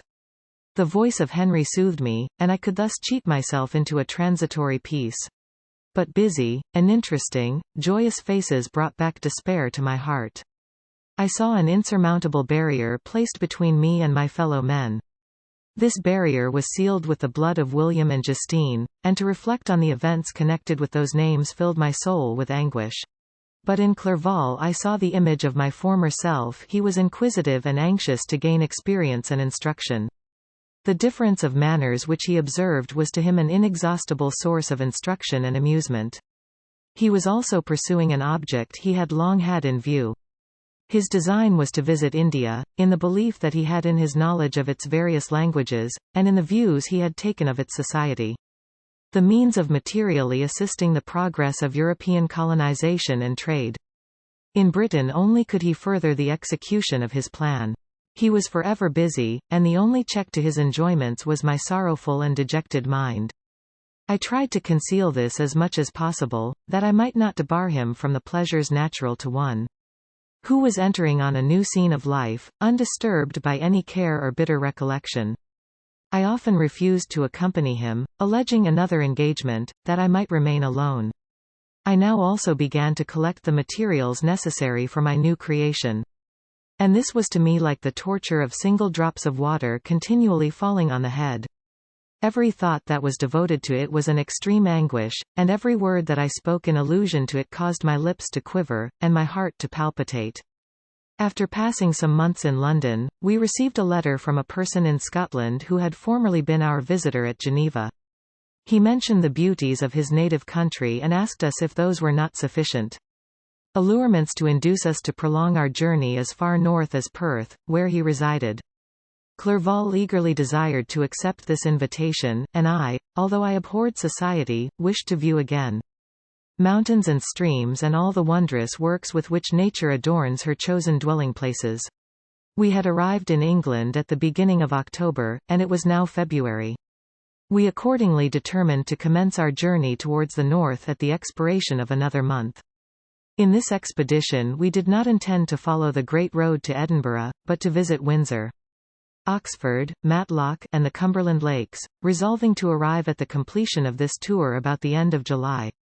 I packed up my chemical instruments and the materials I had collected, resolving to finish my labours in some obscure nook in the northern Highlands of Scotland. We quitted London on the 27th of March and remained a few days at Windsor, rambling in its beautiful forest. This was a new scene to us mountaineers. The majestic oaks, the quantity of game, and the herds of stately deer were all novelties to us. From thence we proceeded to Oxford. As we entered this city, our minds were filled with the remembrance of the events that had been transacted there more than a century and a half before. It was here that Charles I had collected his forces. This city had remained faithful to him, after the whole nation had forsaken his cause to join the standard of Parliament and liberty. The memory of that unfortunate king and his companions, the amiable Falkland, the insolent Goring, his queen and son, gave a peculiar interest to every part of the city which they might be supposed to have inhabited. The spirit of elder days found a dwelling here, and we delighted to trace its footsteps. If these feelings had not found an imaginary gratification, the appearance of the city had yet in itself sufficient beauty to obtain our admiration. The colleges are ancient and picturesque, the streets are almost magnificent, and the lovely Isis, which flows beside it through meadows of exquisite verdure, is spread forth into a placid expanse of waters, which reflects its majestic assemblage of towers, and spires, and domes, embosomed among aged trees. I enjoyed this scene, and yet my enjoyment was embittered both by the memory of the past and the anticipation of the future. I was formed for peaceful happiness. During my youthful days discontent never visited my mind, and if I was ever overcome by ennui, the sight of what is beautiful in nature or the study of what is excellent and sublime in the productions of man could always interest my heart and communicate elasticity to my spirits. But I am a blasted tree, the bolt has entered my soul. And I felt then that I should survive to exhibit what I shall soon cease to be, a miserable spectacle of wrecked humanity, pitiable to others and intolerable to myself. We passed a considerable period at Oxford, rambling among its environs and endeavouring to identify every spot which might relate to the most animating epoch of English history. Our little voyages of discovery were often prolonged by the successive objects that presented themselves. We visited the tomb of the illustrious Hampden and the field on which that patriot fell. For a moment my soul was elevated from its debasing and miserable fears to contemplate the divine ideas of liberty and self-sacrifice. Of which these sites were the monuments and the remembrancers. For an instant I dared to shake off my chains and look around me with a free and lofty spirit. But the iron had eaten into my flesh, and I sank again, trembling and hopeless, into my miserable self. We left Oxford with regret and proceeded to Matlock, which was our next place of rest. The country and the neighbourhood of this village resembled, to a greater degree, the scenery of Switzerland, but everything is on a lower scale, and the green hills want the crown of distant white Alps which always attend on the pinny mountains of my native country. We visited the wondrous cave and the little cabinets of natural history, where the curiosities are disposed in the same manner as in the collections at Servox and Chamonix. The latter name made me tremble when pronounced by Henry, and I hastened to quit Matlock, with which that terrible scene was thus associated. From Derby, still journeying northwards, we passed 2 months in Cumberland and Westmoreland. I could now almost fancy myself among the Swiss mountains. The little patches of snow which yet lingered on the northern sides of the mountains, the lakes, and the dashing of the rocky streams were all familiar and dear sights to me. Here also we made some acquaintances, who almost contrived to cheat me into happiness. The delight of Clerval was proportionably greater than mine. His mind expanded in the company of men of talent. And he found in his own nature greater capacities and resources than he could have imagined himself to have possessed while he associated with his inferiors. I could pass my life here, said he to me, and among these mountains I should scarcely regret Switzerland and the Rhine. But he found that a traveller's life is one that includes much pain amidst its enjoyments. His feelings are forever on the stretch, and when he begins to sink into repose, he finds himself obliged to quit that on which he rests in pleasure for something new, which again engages his attention, and which also he forsakes for other novelties. We had scarcely visited the various lakes of Cumberland and Westmoreland and conceived an affection for some of the inhabitants. When the period of our appointment with our Scotch friend approached, and we left them to travel on, for my own part one was not sorry. I had now neglected my promise for some time, and I feared the effects of the demon's disappointment. He might remain in Switzerland and wreak his vengeance on my relatives. This idea pursued me and tormented me at every moment from which I might otherwise have snatched repose and peace. I waited for my letters with feverish impatience if they were delayed. I was miserable and overcome by 1,000 fears, and when they arrived and I saw the superscription of Elizabeth or my father, I hardly dared to read and ascertain my fate. Sometimes I thought that the fiend followed me and might expedite my remissness by murdering my companion. When these thoughts possessed me, I would not quit Henry for a moment, but followed him as his shadow, to protect him from the fancied rage of his destroyer. I felt as if I had committed some great crime, the consciousness of which haunted me. I was guiltless, but I had indeed drawn down a horrible curse upon my head, as mortal as that of crime. I visited Edinburgh with languid eyes and mind, and yet that city might have interested the most unfortunate being. Clerval did not like it so well as Oxford, for the antiquity of the latter city was more pleasing to him. But the beauty and regularity of the new town of Edinburgh, its romantic castle and its environs, the most delightful in the world, Arthur's Seat, Street, Bernard's Well, and the Pentland Hills, compensated him for the change and filled him with cheerfulness and admiration. But I was impatient to arrive at the termination of my journey. We left Edinburgh in a week, passing through Cooper Street, Andrews, and along the banks of the Tay, to Perth, where our friend expected us. But I was in no mood to laugh and talk with strangers or enter into their feelings or plans with the good humour expected from a guest, and accordingly I told Clerval that I wished to make the tour of Scotland alone. "Do you," said I, "enjoy yourself, and let this be our rendezvous. I may be absent a month or 2, but do not interfere with my motions. I entreat you leave me to peace and solitude for a short time, and when I return, I hope it will be with a lighter heart, more congenial to your own temper." Henry wished to dissuade me, but seeing me bent on this plan, ceased to remonstrate. He entreated me to write often. "I had rather be with you," he said, "in your solitary rambles, than with these Scotch people, whom I do not know. Hasten, then, my dear friend, to return. that I may again feel myself somewhat at home, which I cannot do in your absence. Having parted from my friend, I determined to visit some remote spot of Scotland and finish my work in solitude. I did not doubt but that the monster followed me and would discover himself to me when I should have finished, that he might receive his companion. With this resolution I traversed the northern highlands and fixed on one of the remotest of the Orkneys as the scene of my labours. It was a place fitted for such a work, being hardly more than a rock whose high sides were continually beaten upon by the waves. The soil was barren, scarcely affording pasture for a few miserable cows and oatmeal for its inhabitants, which consisted of 5 persons, whose gaunt and scraggy limbs gave tokens of their miserable fare. Vegetables and bread, when they indulged in such luxuries, and even fresh water, was to be procured from the mainland, which was about 5 miles distant. On the whole island there were but 3 miserable huts, and one of these was vacant when I arrived. This I hired. It contained but 2 rooms, and these exhibited all the squalidness of the most miserable penury. The thatch had fallen in, the walls were unplastered, and the door was off its hinges. I ordered it to be repaired, bought some furniture, and took possession.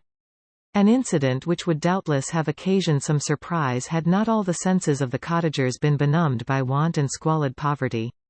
As it was, I lived ungazed at and unmolested, hardly thanked for the pittance of food and clothes, which I gave, so much does suffering blunt even the coarsest sensations of men. In this retreat I devoted the morning to labor, but in the evening, when the weather permitted, I walked on the stony beach of the sea to listen to the waves as they roared and dashed at my feet.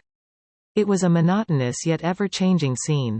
I thought of Switzerland. It was far different from this desolate and appalling landscape. Its hills are covered with vines, and its cottages are scattered thickly in the plains. Its fair lakes reflect a blue and gentle sky, and when troubled by the winds, their tumult is but as the play of a lively infant when compared to the roarings of the giant ocean. In this manner I distributed my occupations when I first arrived, but as I proceeded in my labor, it became every day more horrible and irksome to me. Sometimes I could not prevail on myself to enter my laboratory for several days, and at other times I toiled day and night in order to complete my work. It was, indeed, a filthy process in which I was engaged. During my first experiment, a kind of enthusiastic frenzy had blinded me to the horror of my employment. My mind was intently fixed on the consummation of my labor, and my eyes were shut to the horror of my proceedings. But now I went to it in cold blood, and my heart often sickened at the work of my hands. Thus situated, employed in the most detestable occupation, immersed in a solitude where nothing could for an instant call my attention from the actual scene in which I was engaged, my spirits became unequal. I grew restless and nervous. Every moment I feared to meet my persecutor.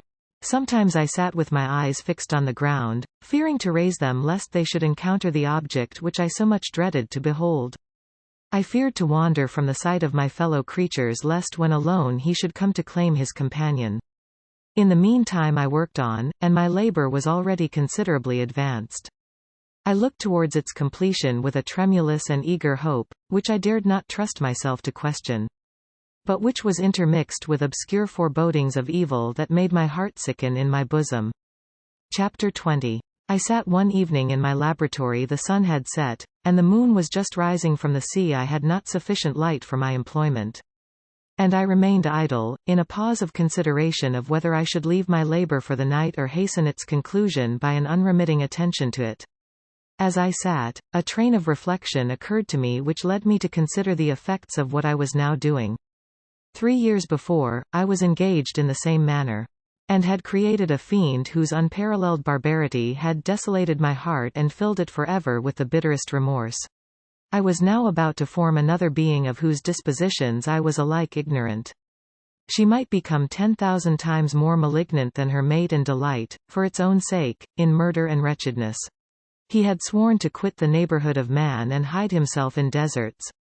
But she had not, and she, who in all probability was to become a thinking and reasoning animal, might refuse to comply with a compact made before her creation. They might even hate each other. The creature who already lived loathed his own deformity, and might he not conceive a greater abhorrence for it when it came before his eyes in the female form? She also might turn with disgust from him to the superior beauty of man. She might quit him, and he be again alone, exasperated by the fresh provocation of being deserted by one of his own species.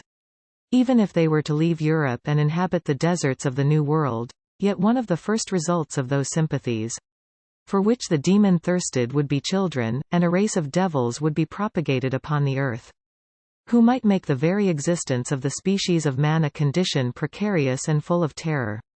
Had I right, for my own benefit, to inflict this curse upon everlasting generations? I had before been moved by the sophisms of the being I had created. I had been struck senseless by his fiendish threats, but now, for the first time, the wickedness of my promise burst upon me. I shuddered to think that future ages might curse me as their pest, whose selfishness had not hesitated to buy its own peace at the price, perhaps, of the existence of the whole human race. I trembled and my heart failed within me, when, on looking up, I saw by the light of the moon the demon at the casement. A ghastly grin wrinkled his lips as he gazed on me, where I sat fulfilling the task which he had allotted to me. Yes, he had followed me in my travels. He had loitered in forests, hid himself in caves, or taken refuge in wide and desert heaths. And he now came to mark my progress and claim the fulfillment of my promise. As I looked on him, his countenance expressed the utmost extent of malice and treachery. I thought with a sensation of madness on my promise of creating another like to him, and trembling with passion, tore to pieces the thing on which I was engaged. The wretch saw me destroy the creature on whose future existence he depended for happiness, and with a howl of devilish despair and revenge, withdrew. I left the room, and locking the door, made a solemn vow in my own heart never to resume my labors, and then, with trembling steps, I sought my own apartment. I was alone. None were near me to dissipate the gloom and relieve me from the sickening oppression of the most terrible reveries. Several hours passed, and I remained near my window. Gazing on the sea, it was almost motionless, for the winds were hushed, and all nature reposed under the eye of the quiet moon. A few fishing vessels alone specked the water, and now and then the gentle breeze wafted the sound of voices as the fishermen called to one another. I felt the silence, although I was hardly conscious of its extreme profundity, until my ear was suddenly arrested by the paddling of oars near the shore, and a person landed close to my house. In a few minutes after, I heard the creaking of my door, as if someone endeavored to open it softly. I trembled from head to foot. I felt a presentiment of who it was and wished to rouse one of the peasants who dwelt in a cottage not far from mine. But I was overcome by the sensation of helplessness, so often felt in frightful dreams, when you in vain endeavor to fly from an impending danger, and was rooted to the spot. Presently I heard the sound of footsteps along the passage. The door opened, and the wretch whom I dreaded appeared. Shutting the door, he approached me and said in a smothered voice, "You have destroyed the work which you began. What is it that you intend? Do you dare to break your promise? I have endured toil and misery. I left Switzerland with you. I crept along the shores of the Rhine, among its willow islands and over the summits of its hills. I have dwelt many months in the heaths of England and among the deserts of Scotland. I have endured incalculable fatigue, and cold, and hunger. Do you dare destroy my hopes? Begone. I do break my promise. Never will I create another like yourself, equal in deformity and wickedness. Slave, I before reasoned with you, but you have proved yourself unworthy of my condescension. Remember that I have power. You believe yourself miserable, but I can make you so wretched that the light of day will be hateful to you. You are my creator, but I am your master. Obey. The hour of my irresolution is past, and the period of your power is arrived. Your threats cannot move me to do an act of wickedness, but they confirm me in a determination of not creating you a companion in vice. Shall I, in cool blood, set loose upon the earth a demon whose delight is in death and wretchedness? Begone. I am firm, and your words will only exasperate my rage." The monster saw my determination in my face and gnashed his teeth in the impotence of anger. "Shall each man," cried he, "find a wife for his bosom, and each beast have his mate, and I be alone?" I had feelings of affection, and they were requited by detestation and scorn. Man, you may hate, but beware. Your hours will pass in dread and misery, and soon the bolt will fall which must ravish from you your happiness forever. Are you to be happy while I grovel in the intensity of my wretchedness? You can blast my other passions, but revenge remains revenge, henceforth dearer than light or food. I may die, but first you, my tyrant and tormentor, shall curse the sun that gazes on your misery. Beware, for I am fearless and therefore powerful. I will watch with the wiliness of a snake, that I may sting with its venom. Man, you shall repent of the injuries you inflict. Devil, cease and do not poison the air with these sounds of malice. I have declared my resolution to you, and I am no coward to bend beneath words. Leave me, I am inexorable. It is well. I go, but remember, I shall be with you on your wedding night. I started forward and exclaimed, Villain! Before you sign my death warrant, be sure that you are yourself safe. I would have seized him, but he eluded me and quitted the house with precipitation. In a few moments I saw him in his boat, which shot across the waters with an arrowy swiftness and was soon lost amidst the waves.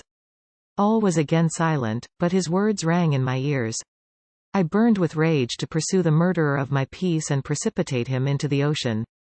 I walked up and down my room hastily and perturbed, while my imagination conjured up 1,000 images to torment and sting me. Why had I not followed him and closed with him in mortal strife?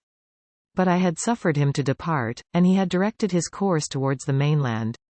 I shuddered to think who might be the next victim sacrificed to his insatiate revenge. And then I thought again of his words, I will be with you on your wedding night. That, then, was the period fixed for the fulfillment of my destiny. In that hour I should die and at once satisfy and extinguish his malice. The prospect did not move me to fear yet when I thought of my beloved Elizabeth, of her tears and endless sorrow, when she should find her lover so barbarously snatched from her, tears. The first I had shed for many months, streamed from my eyes, and I resolved not to fall before my enemy without a bitter struggle. The night passed away, and the sun rose from the ocean. My feelings became calmer, if it may be called calmness. When the violence of rage sinks into the depths of despair.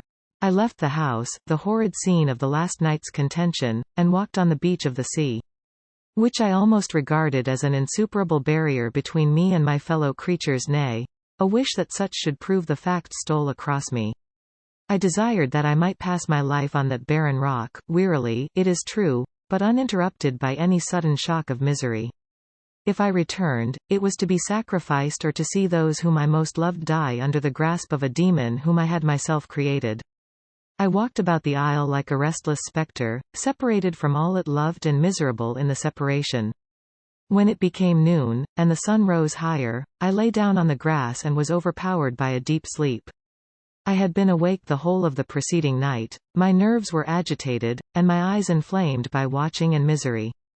The sleep into which I now sank refreshed me, and when I awoke, I again felt as if I belonged to a race of human beings like myself. And I began to reflect upon what had passed with greater composure. Yet still the words of the fiend rang in my ears like a death knell. They appeared like a dream, yet distinct and oppressive as a reality. The sun had far descended, and I still sat on the shore, satisfying my appetite, which had become ravenous, with an oaten cake, when I saw a fishing boat land close to me, and one of the men brought me a packet. It contained letters from Geneva, and one from Clerval entreating me to join him. He said that he was wearing away his time fruitlessly where he was, that letters from the friends he had formed in London desired his return to complete the negotiation they had entered into for his Indian enterprise.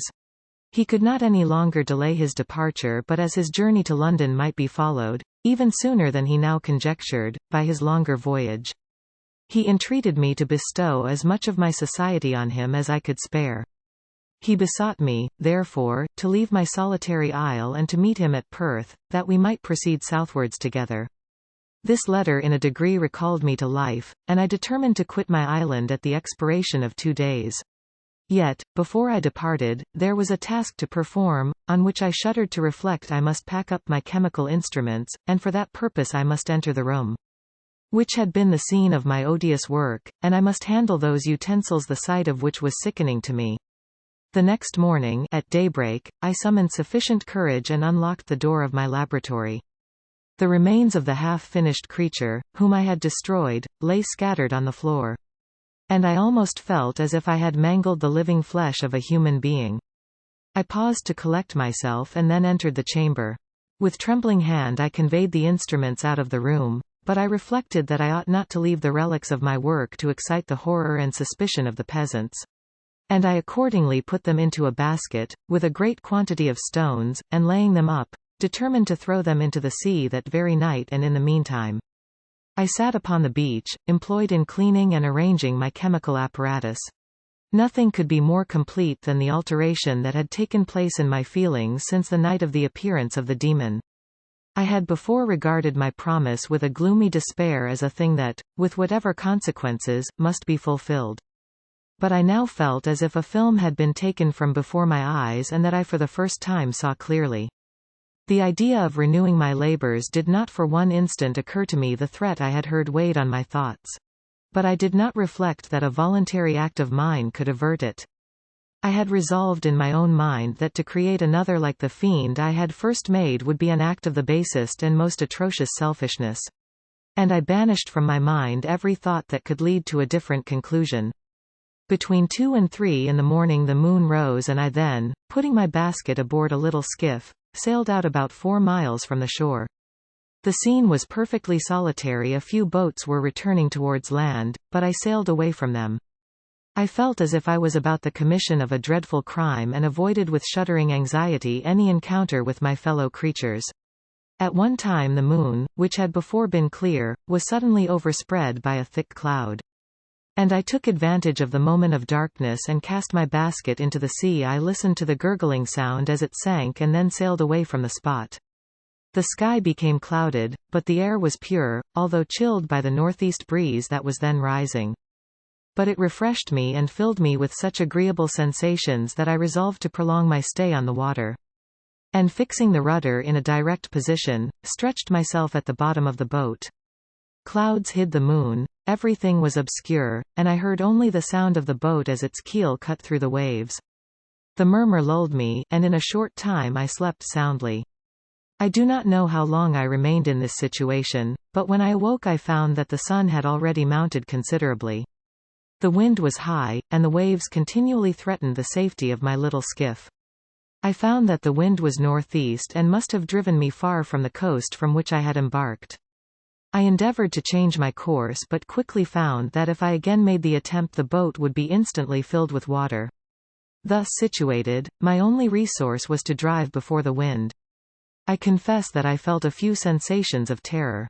I had no compass with me and was so slenderly acquainted with the geography of this part of the world that the sun was of little benefit to me.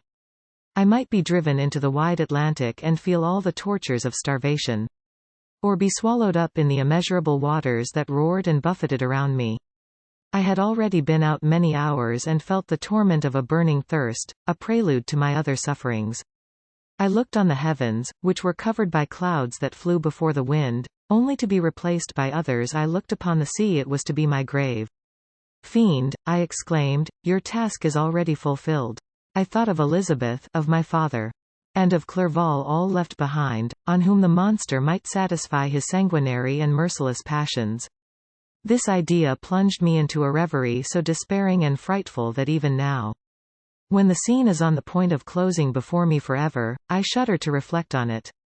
Some hours passed thus, but by degrees, as the sun declined towards the horizon, the wind died away into a gentle breeze and the sea became free from breakers.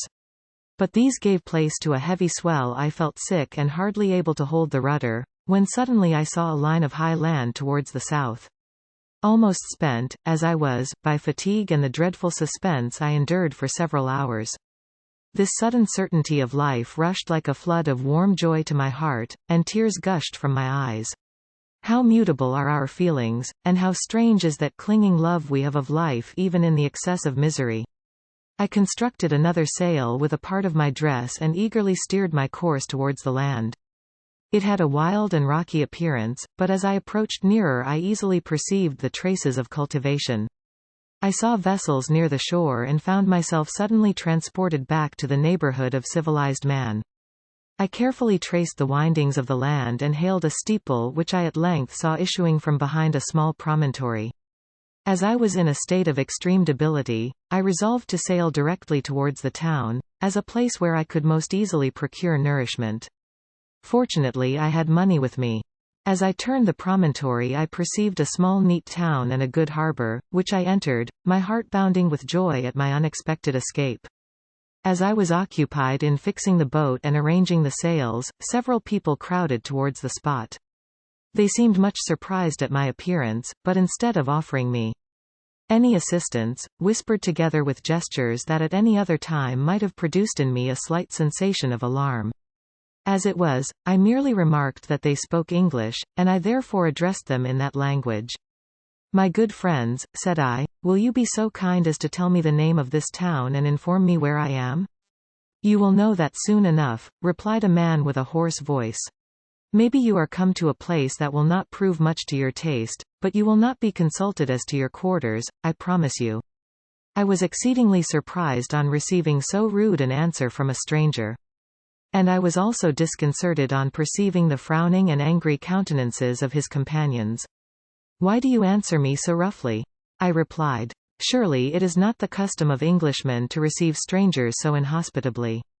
"I do not know," said the man, "what the custom of the English may be, but it is the custom of the Irish to hate villains." While this strange dialogue continued, I perceived the crowd rapidly increase. Their faces expressed a mixture of curiosity and anger, which annoyed and in some degree alarmed me. I inquired the way to the inn, but no one replied. I then moved forward, and a murmuring sound arose from the crowd as they followed and surrounded me, when an ill-looking man approaching tapped me on the shoulder and said, "Come, sir, you must follow me to Mr. Kerwin's to give an account of yourself." "Who is Mr. Kerwin? Why am I to give an account of myself? Is not this a free country?" "Aye, sir, free enough for honest folks. Mr. Kerwin is a magistrate, and you are to give an account of the death of a gentleman who was found murdered here last night." This answer startled me, but I presently recovered myself. I was innocent that could easily be proved. Accordingly I followed my conductor in silence and was led to one of the best houses in the town.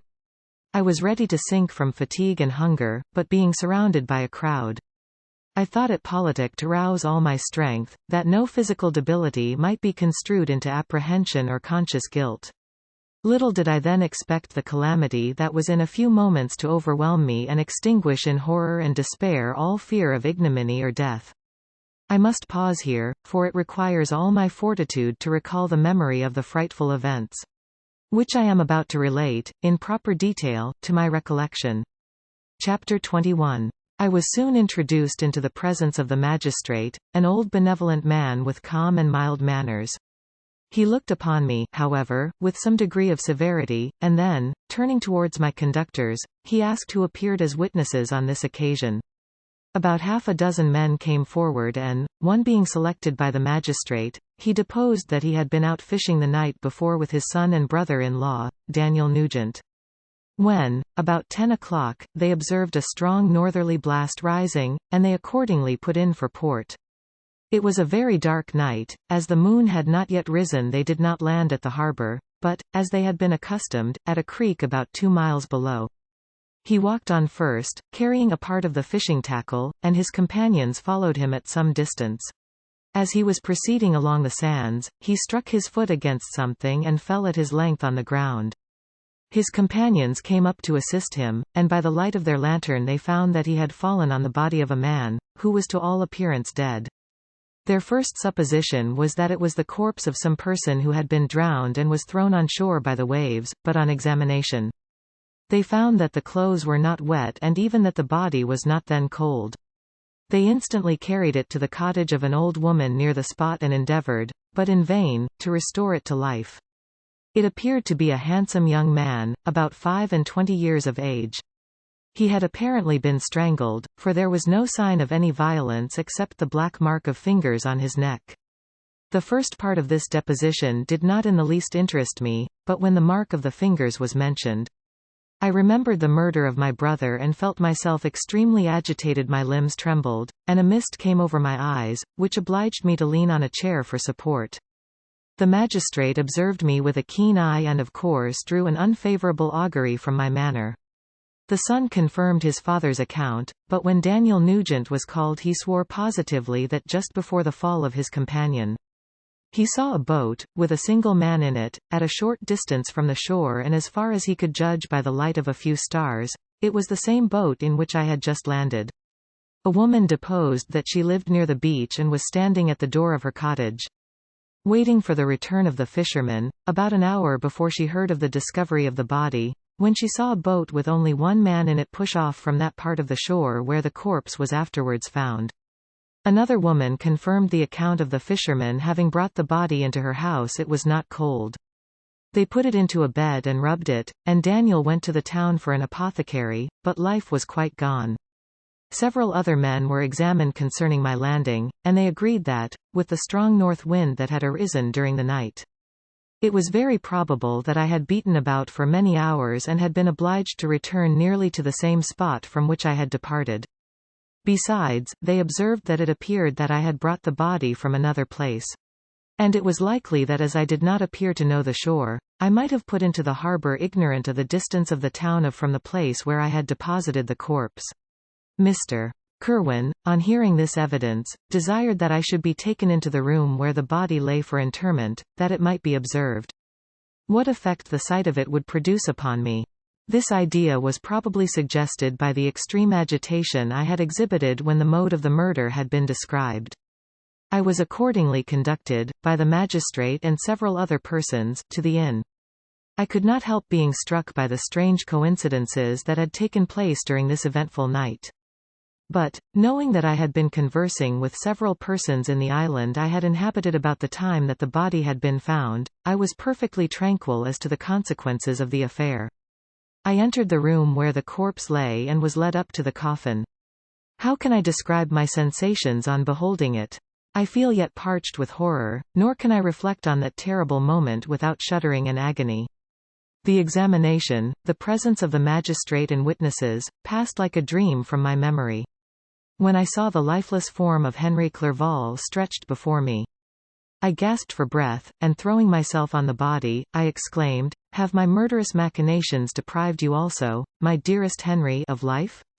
2. I have already destroyed other victims await their destiny, but you, Clerval, my friend, my benefactor." The human frame could no longer support the agonies that I endured, and I was carried out of the room in strong convulsions. A fever succeeded to this. I lay for 2 months on the point of death. My ravings, as I afterwards heard, were frightful. I called myself the murderer of William, of Justine, and of Clerval. Sometimes I entreated my attendants to assist me in the destruction of the fiend by whom I was tormented, and at others, I felt the fingers of the monster already grasping my neck, and screamed aloud with agony and terror. Fortunately, as I spoke my native language, Mr. Kirwan alone understood me, but my gestures and bitter cries were sufficient to affright the other witnesses. Why did I not die? More miserable than man ever was before, why did I not sink into forgetfulness and rest? Death snatches away many blooming children, the only hopes of their doting parents. How many brides and youthful lovers have been one day in the bloom of health and hope, and the next a prey for worms and the decay of the tomb? Of what materials was I made that I could thus resist so many shocks, which, like the turning of the wheel, continually renewed the torture? But I was doomed to live, and in 2 months found myself as awaking from a dream, in a prison, stretched on a wretched bed, surrounded by jailers, turnkeys, bolts, and all the miserable apparatus of a dungeon. It was morning, I remember, when I thus awoke to understanding. I had forgotten the particulars of what had happened and only felt as if some great misfortune had suddenly overwhelmed me. But when I looked around and saw the barred windows and the squalidness of the room in which I was, all flashed across my memory and I groaned bitterly. This sound disturbed an old woman who was sleeping in a chair beside me. She was a hired nurse, the wife of one of the turnkeys, and her countenance expressed all those bad qualities which often characterize that class. The lines of her face were hard and rude, like that of persons accustomed to see without sympathizing in sights of misery. Her tone expressed her entire indifference. She addressed me in English, and the voice struck me as one that I had heard during my sufferings. "Are you better now, sir?" said she. I replied in the same language, with a feeble voice, "I believe I am, but if it be all true, if indeed I did not dream, I am sorry that I am still alive to feel this misery and horror." For that matter, replied the old woman, if you mean about the gentleman you murdered. I believe that it were better for you if you were dead, for I fancy it will go hard with you. However, that's none of my business. I am sent to nurse you and get you well. I do my duty with a safe conscience. It were well if everybody did the same. I turned with loathing from the woman who could utter so unfeeling a speech to a person just saved, on the very edge of death. But I felt languid and unable to reflect on all that had passed. The whole series of my life appeared to me as a dream. I sometimes doubted if indeed it were all true, for it never presented itself to my mind with the force of reality. As the images that floated before me became more distinct, I grew feverish. A darkness pressed around me. No one was near me who soothed me with the gentle voice of love. No dear hand supported me. The physician came and prescribed medicines, and the old woman prepared them for me. But utter carelessness was visible in the first, and the expression of brutality was strongly marked in the visage of the second. Who could be interested in the fate of a murderer but the hangman who would gain his fee? These were my first reflections, but I soon learned that Mr. Kirwan had shown me extreme kindness. He had caused the best room in the prison to be prepared for me. Wretched indeed was the best, and it was he who had provided a physician and a nurse. It is true, he seldom came to see me, for although he ardently desired to relieve the sufferings of every human creature, he did not wish to be present at the agonies and miserable ravings of a murderer. He came, therefore, sometimes to see that I was not neglected, but his visits were short and with long intervals. One day, while I was gradually recovering, I was seated in a chair, my eyes half open and my cheeks livid like those in death. I was overcome by gloom and misery and often reflected I had better seek death than desire to remain in a world which to me was replete with wretchedness. At one time I considered whether I should not declare myself guilty and suffer the penalty of the law, less innocent than poor Justine had been. Such were my thoughts when the door of my apartment was opened and Mr. Kirwan entered. His countenance expressed sympathy and compassion. He drew a chair close to mine and addressed me in French. I fear that this place is very shocking to you. Can I do anything to make you more comfortable? I thank you, but all that you mention is nothing to me. On the whole earth there is no comfort which I am capable of receiving. I know that the sympathy of a stranger can be but of little relief to one borne down as you are by so strange a misfortune. But you will, I hope, soon quit this melancholy abode, for doubtless evidence can easily be brought to free you from the criminal charge. That is my least concern. I am, by a course of strange events, become the most miserable of mortals. Persecuted and tortured as I am and have been, can death be any evil to me? Nothing indeed could be more unfortunate and agonizing than the strange chances that have lately occurred.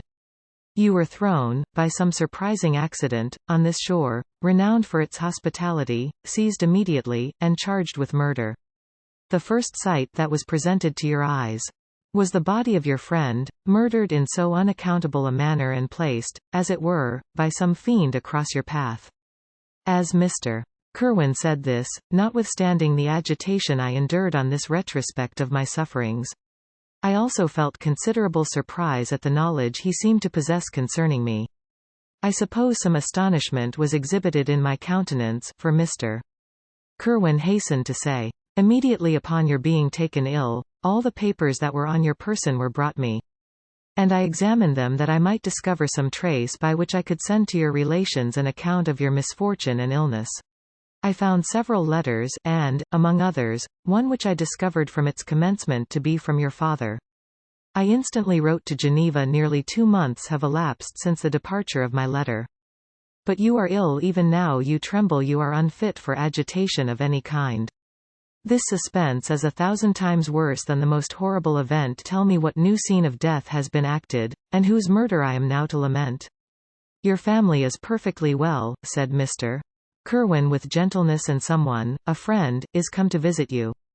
I know not by what chain of thought the idea presented itself, but it instantly darted into my mind that the murderer had come to mock at my misery and taunt me with the death of Clerval, as a new incitement for me to comply with his hellish desires.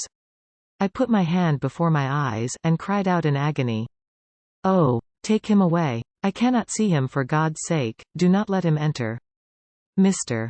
Kirwan regarded me with a troubled countenance. He could not help regarding my exclamation as a presumption of my guilt and said in rather a severe tone, "I should have thought, young man, that the presence of your father would have been welcome instead of inspiring such violent repugnance." "My father!" cried I, while every feature and every muscle was relaxed from anguish to pleasure. "Is my father indeed come? How kind, how very kind! But where is he? Why does he not hasten to me?" My change of manner surprised and pleased the magistrate. Perhaps he thought that my former exclamation was a momentary return of delirium, and now he instantly resumed his former benevolence. He rose and quitted the room with my nurse, and in a moment my father entered it. Nothing, at this moment, could have given me greater pleasure than the arrival of my father. I stretched out my hand to him and cried, "Are you then safe and Elizabeth and Ernest?" My father calmed me with assurances of their welfare and endeavored, by dwelling on these subjects, so interesting to my heart, to raise my desponding spirits, but he soon felt that a prison cannot be the abode of cheerfulness. "What a place is this that you inhabit, my son?"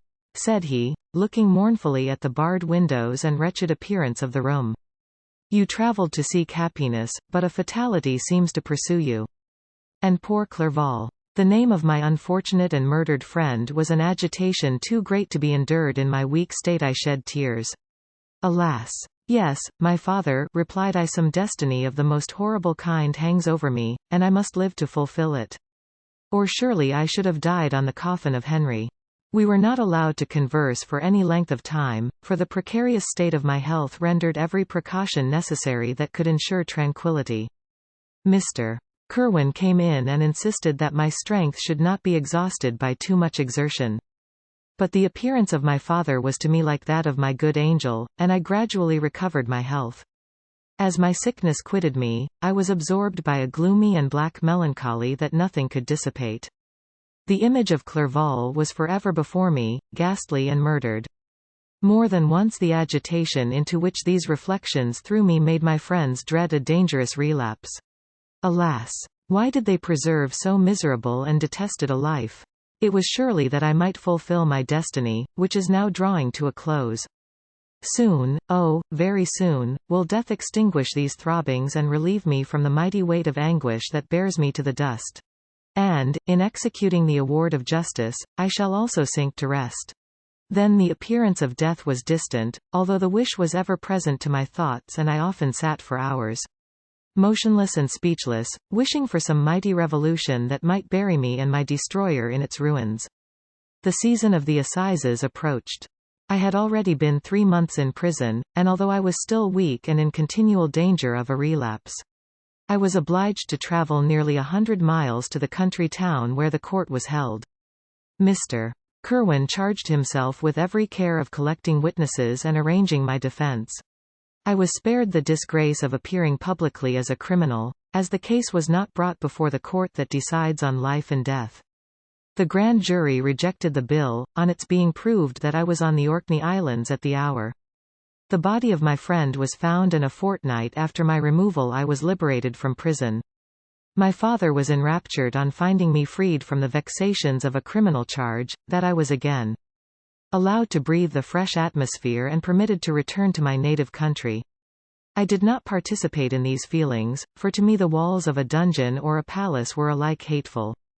The cup of life was poisoned forever, and although the sun shone upon me, as upon the happy and gay of heart, I saw around me nothing but a dense and frightful darkness, penetrated by no light but the glimmer of 2 eyes that glared upon me. Sometimes they were the expressive eyes of Henry, languishing in death, the dark orbs nearly covered by the lids and the long black lashes that fringed them. Sometimes it was the watery, clouded eyes of the monster, as I first saw them in my chamber at Ingolstadt. My father tried to awaken in me the feelings of affection. He talked of Geneva, which I should soon visit, of Elizabeth and Ernest, but these words only drew deep groans from me. Sometimes, indeed, I felt a wish for happiness and thought with melancholy delight of my beloved cousin, or longed, with a devouring malady du pays, to see once more the blue lake and rapid Rhone, that had been so dear to me in early childhood. But my general state of feeling was a torpor in which a prison was as welcome a residence as the divinest scene in nature, and these fits were seldom interrupted but by paroxysms of anguish and despair. At these moments I often endeavored to put an end to the existence I loathed. And it required unceasing attendance and vigilance to restrain me from committing some dreadful act of violence. Yet one duty remained to me, the recollection of which finally triumphed over my selfish despair. It was necessary that I should return without delay to Geneva, there to watch over the lives of those I so fondly loved and to lie in wait for the murderer, that if any chance led me to the place of his concealment, or if he dared again to blast me by his presence, I might, with unfailing aim, put an end to the existence of the monstrous image which I had endued with the mockery of a soul still more monstrous. My father still desired to delay our departure, fearful that I could not sustain the fatigues of a journey. For I was a shattered wreck, the shadow of a human being. My strength was gone. I was a mere skeleton, and fever night and day preyed upon my wasted frame. Ever since my recovery from the fever, I had been in the custom of taking every night a small quantity of laudanum, for it was by means of this drug only that I was enabled to gain the rest necessary for the preservation of life. Oppressed by the recollection of my various misfortunes, I now swallowed double my usual quantity and soon slept profoundly. But sleep did not afford me respite from thought and misery. My dreams presented 1,000 objects that scared me. Towards morning I was possessed by a kind of nightmare. I felt the fiend's grasp in my neck and could not free myself from it. Groans and cries rang in my ears. My father, who was watching over me, perceiving my restlessness, awoke me. The dashing waves were around, the cloudy sky above. The fiend was not here. A sense of security. A feeling that a truce was established between the present hour and the irresistible, disastrous future imparted to me a kind of calm forgetfulness, of which the human mind is by its structure peculiarly susceptible. Chapter 22. The voyage came to an end. We landed, and proceeded to Paris. I soon found that I had overtaxed my strength and that I must repose before I could continue my journey. My father's care and attentions were indefatigable, but he did not know the origin of my sufferings and sought erroneous methods to remedy the incurable ill. He wished me to seek amusement in society. I abhorred the face of man. Oh, not abhorred. They were my brethren, my fellow beings, and I felt attracted even to the most repulsive among them, as to creatures of an angelic nature and celestial mechanism. But I felt that I had no right to share their intercourse. I had unchained an enemy among them whose joy it was to shed their blood and to revel in their groans. How they would, each and all, abhor me and hunt me from the world, did they know my unhallowed acts and the crimes which had their source in me. Alas! My father, said I, how little do you know me? Human beings, their feelings and passions, would indeed be degraded if such a wretch as I felt pride. Justine, poor unhappy Justine, was as innocent as I, and she suffered the same charge. She died for it, and I am the cause of this. I murdered her. William, Justine, and Henry, they all died by my hands. My father had often, during my imprisonment, heard me make the same assertion when I thus accused myself. He sometimes seemed to desire an explanation, and at others he appeared to consider it as the offspring of delirium, and that, during my illness, some idea of this kind had presented itself to my imagination, the remembrance of which I preserved in my convalescence. I avoided explanation and maintained a continual silence concerning the wretch I had created. I had a persuasion that I should be supposed mad, and this in itself would forever have chained my tongue. But, besides, I could not bring myself to disclose a secret which would fill my hearer with consternation and make fear and unnatural horror the inmates of his breast. I checked, therefore, my impatient thirst for sympathy and was silent when I would have given the world to have confided the fatal secret. Yet, still, words like those I have recorded would burst uncontrollably from me. I could offer no explanation of them, but their truth in part relieved the burden of my mysterious woe. I am not mad, I cried energetically. The sun and the heavens, who have viewed my operations, can bear witness of my truth. I am the assassin of those most innocent victims. They died by my machinations. 1,000 times would I have shed my own blood, drop by drop, to have saved their lives. But I could not, my father, indeed I could not sacrifice the whole human race. The conclusion of this speech convinced my father that my ideas were deranged. And he instantly changed the subject of our conversation and endeavored to alter the course of my thoughts. He wished as much as possible to obliterate the memory of the scenes that had taken place in Ireland and never alluded to them, or suffered me to speak of my misfortunes. As time passed away, I became more calm. Misery had her dwelling in my heart. But I no longer talked in the same incoherent manner of my own crimes. Sufficient for me was the consciousness of them. By the utmost self-violence I curbed the imperious voice of wretchedness, which sometimes desired to declare itself to the whole world, and my manners were calmer and more composed than they had ever been since my journey to the Sea of Ice. A few days before we left Paris on our way to Switzerland, I received the following letter from Elizabeth.